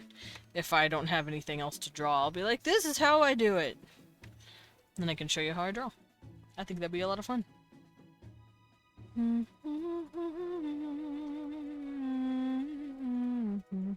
Alright, so Colin's Adam's apple is a lot bigger than his. His voice is probably a little higher pitched. Colin has the deep man voice. I can't wait to see those. Oh, the anatomy? Or the, fuck. The tutorials? Yeah. Like I said, I used to kind of do them, but, I feel like a revisit would be better than, like, picking it up from, like, whatever I had it on. Because I don't remember what I was saying.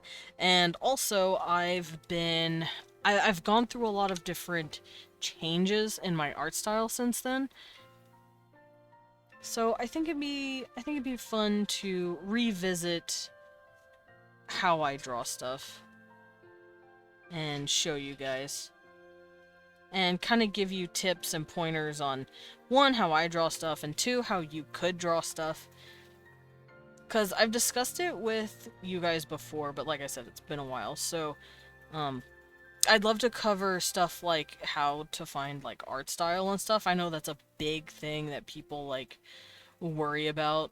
Like, oh, I want my art style, like, you know, I want to stick out in the world. And I know I covered when it's a good time to go for your art style. Because if you're a complete beginner, well, was faster draw it, find it in PNG to DS. Fury said, fuck it, I'm drawing it.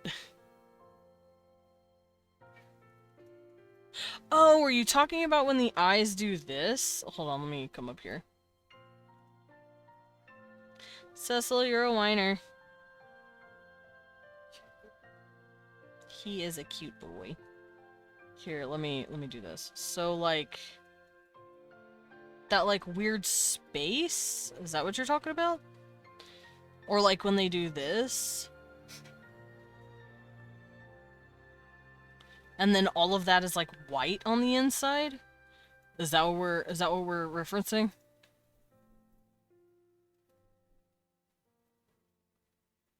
Yes, that. Oh, Tara!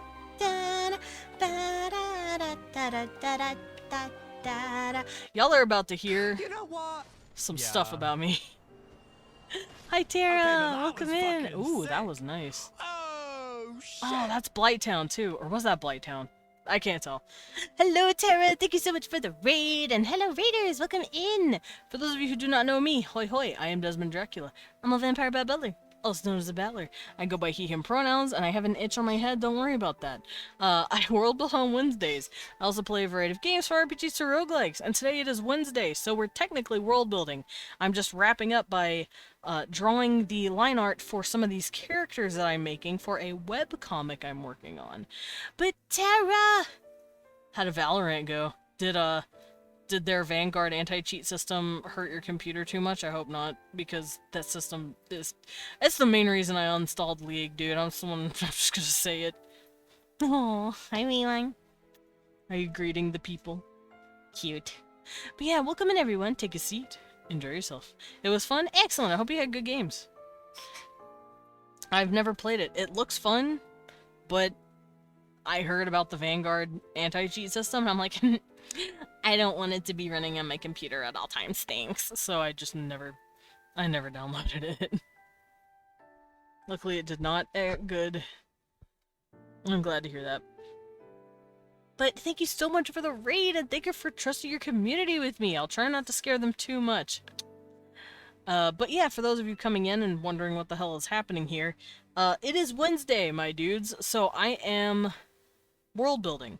I've already gone over a quite amount of world building stuff here. TLDR, I covered the cultural aspects of a kingdom of gargoyles that I'm working on. And these gargoyles, they live peacefully with humans. They live in the mountain ranges, while the humans usually take up the valleys so that they can work on, like, agriculture and stuff. And I wrote out, like, how it works for them and how they have kids, because gargoyles are technically stone creatures that came out of an egg, a stone egg. You're welcome. Thank you. And if, for those of you who want to see a gargoyle, here's one right now. This is what they look like. They commonly wear masks because of some world building stuff that I went over earlier. So this is the dude. This is the king, specifically. This is King Gargoyle. His name is Cole, or Colent, and I love him. And this is the cover for the webcomic that I'm working on. It's a monster fucker love boyfriend story. It's a gay monster boyfriend webcomic that I'm making. Thanks for noticing. It will be censored on Tapas because Tapas doesn't like that, but I will have it uncensored. Oof, everywhere else. Ow. Lindo! I'm on the floor. You would read the hell out of that? Hell yeah! I will be posting a crazy amounts of when it's coming out because I will be very excited. But for now, I'm finishing up everything that I need, and I'm getting ready to start actually drawing it because the scripting... hello, my cat. Hello, my love. Hello, my little one. Yes, can I help you? You are such a small little boy. I have a cat. Cat break. Dance with the kitty. Dance with the kitty. Alright, go on, boy. There he goes. Alright. But yeah, we were covering these guys. And I'm currently drawing the human that will be flirting with said monster. This dude, his name is Julian, and I love him. He is a good boy. And I want to make his neck just a little wider. There we go. But yeah, we worked on wonderful pieces of gargoyle lore. Because Wednesday. And I've also determined that there's gonna be gargoyles that have beautiful stripes on them because they're all made of some sort of rock. I could actually close this, I don't need it. Okay, Julian, I'm just gonna draw your face next. Here. And I'll work on his hair later. I like to put their hair on different layers because if I want to draw, like, say here's Colin. If I want to draw... gross. A different hairstyle, I can just steal his hair and draw another hairstyle for him. Like, let's say I want him in a nice ponytail. I can just turn it off. Same thing with the clothes, but I have to be careful with the clothes. There's nothing to see, but I don't fucking trust Twitch as far as I can throw it. And Twitch is a whole-ass website. Good luck throwing it. Like, I ain't trusting it. A ponytail. Hi, Mibdink. Why are we writing notes down about ponies? About ponytails, specifically. Okay, so what I'm gonna do is I'm going to line this again in blue, because I had it lined earlier, but I'm a silly, dumb bones. Ow. And we're going to line this out so I can make sure I get everything correct. Okay, and his nostrils are here. His lippy, his curved lip is here. His bottom lip is here. His chin is here. His hairline is here. Okay, and his eye start is here.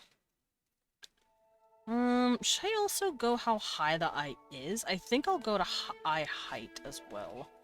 Like so. And then maybe the tip. There we go. Am I missing anything? Not really. Okay. So what I'm gonna do, because I've noticed some of the body proportions on this version of him is a little wonky, I'm going to adjust him just a little bit.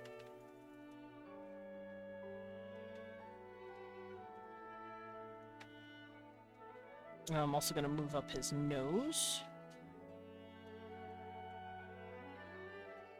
Bring down the tip. And bring up his mouth. There we go. Alright, the proportions are now more accurate to this model. And the reason I'm doing this is because I want to make sure I have my characters... Where's my cat? He's in the bed. Okay. I want to make sure my characters have all the different angles needed for their face. I'm not going to go stupid about it and have it like their head tilted upwards so I can see their chin, their head tilted downwards. That's a little maniacal. I'm not going to hurt myself like that. But I'm definitely going to make sure all the proportions are correct, at least for these angles, so that I can keep this boy organized.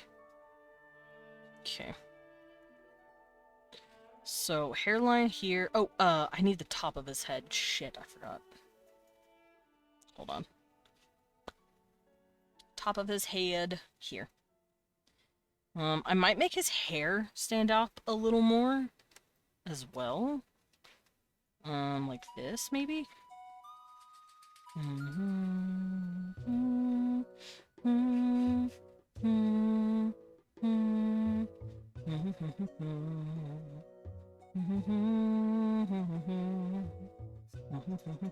There we go.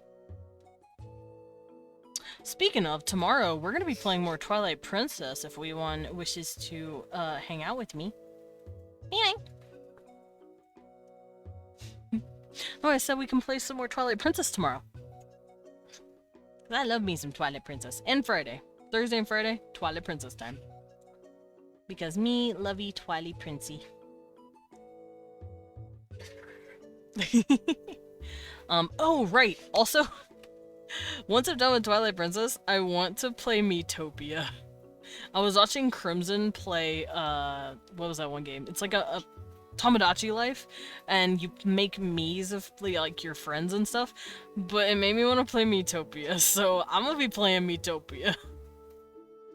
I'm gonna put nothing but my OCs in it, and we're gonna see what happens. It's gonna be great.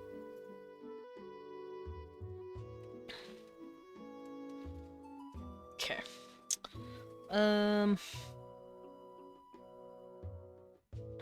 It's right here. Let's turn this down. Okay,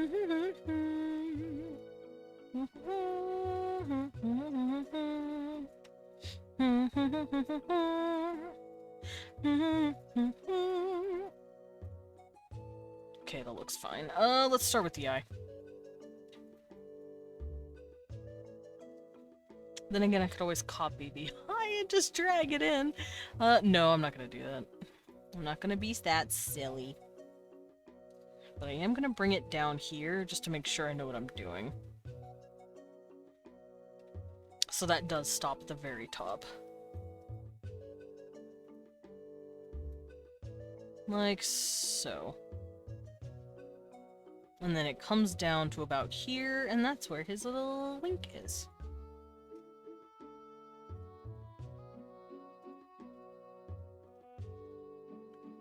My baby boy. Cecil is yelly. Yelly boy. Little baby man.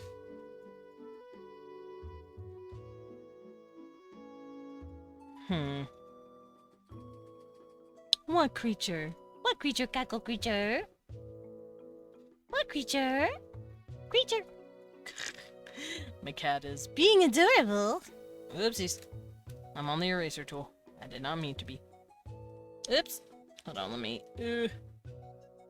so I can see what I'm doing. Okay, yeah, it's a little fat. I didn't mean to do that. Let's trim that sucker up.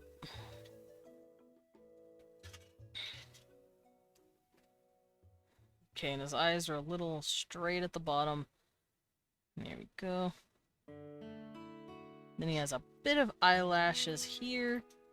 Just for some prettiness. I hear you kissing a boy. I heard you kissing a boy. Hi, boy. Did you get smooched by a father? So cute. So cute. Okay, well, it's pretty good. Doop.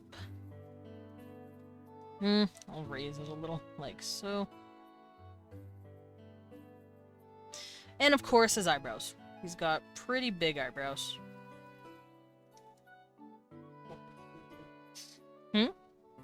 Oh, was he patting at you for kisses?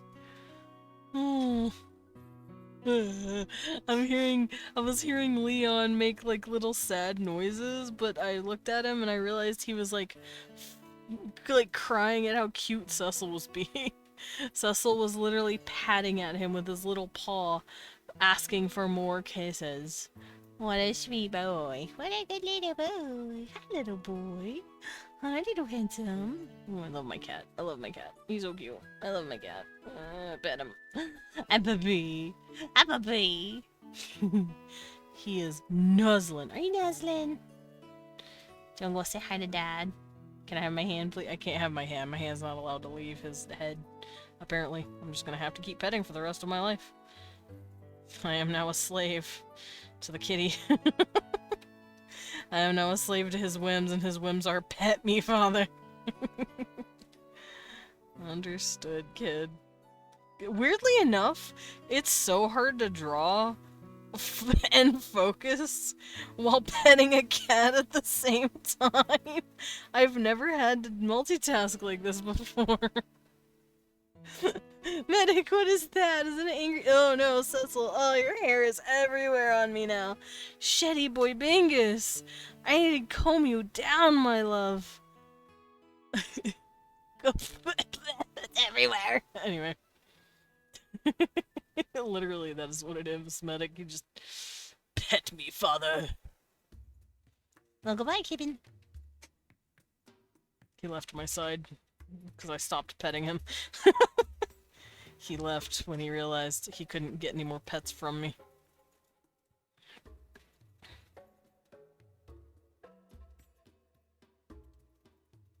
There we go. Okay, eyebrows are a bit longer now. They were kind of stumpy and short in the original piece, but the original piece was more like a concept rather than a— there we go. Rather than like a full-on piece yet, because I was still drawing like the early stages of Julian and Colent.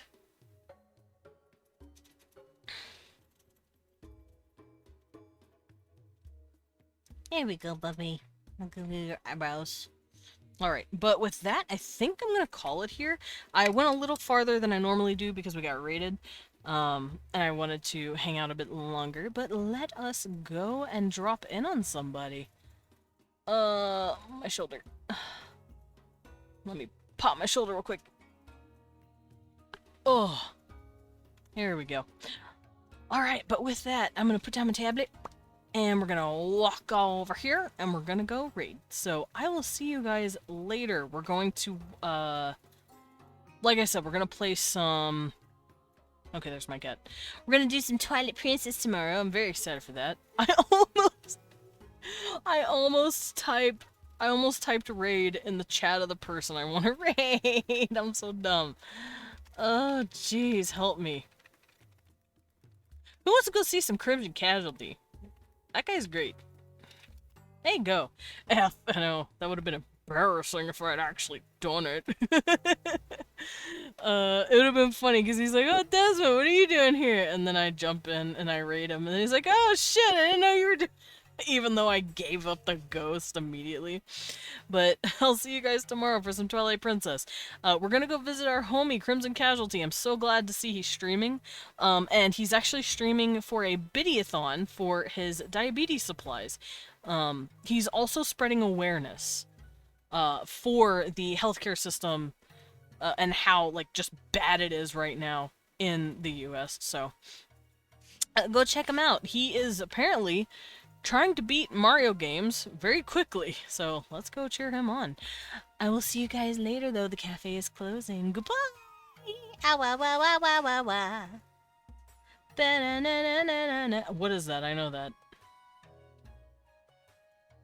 It's not Teenage Mutant Ninja Turtles. That's Teenage Mutant Ninja Turtles. I'll figure it out whenever it's 2 in the morning and I wake up in a cold sweat. Bye, guys.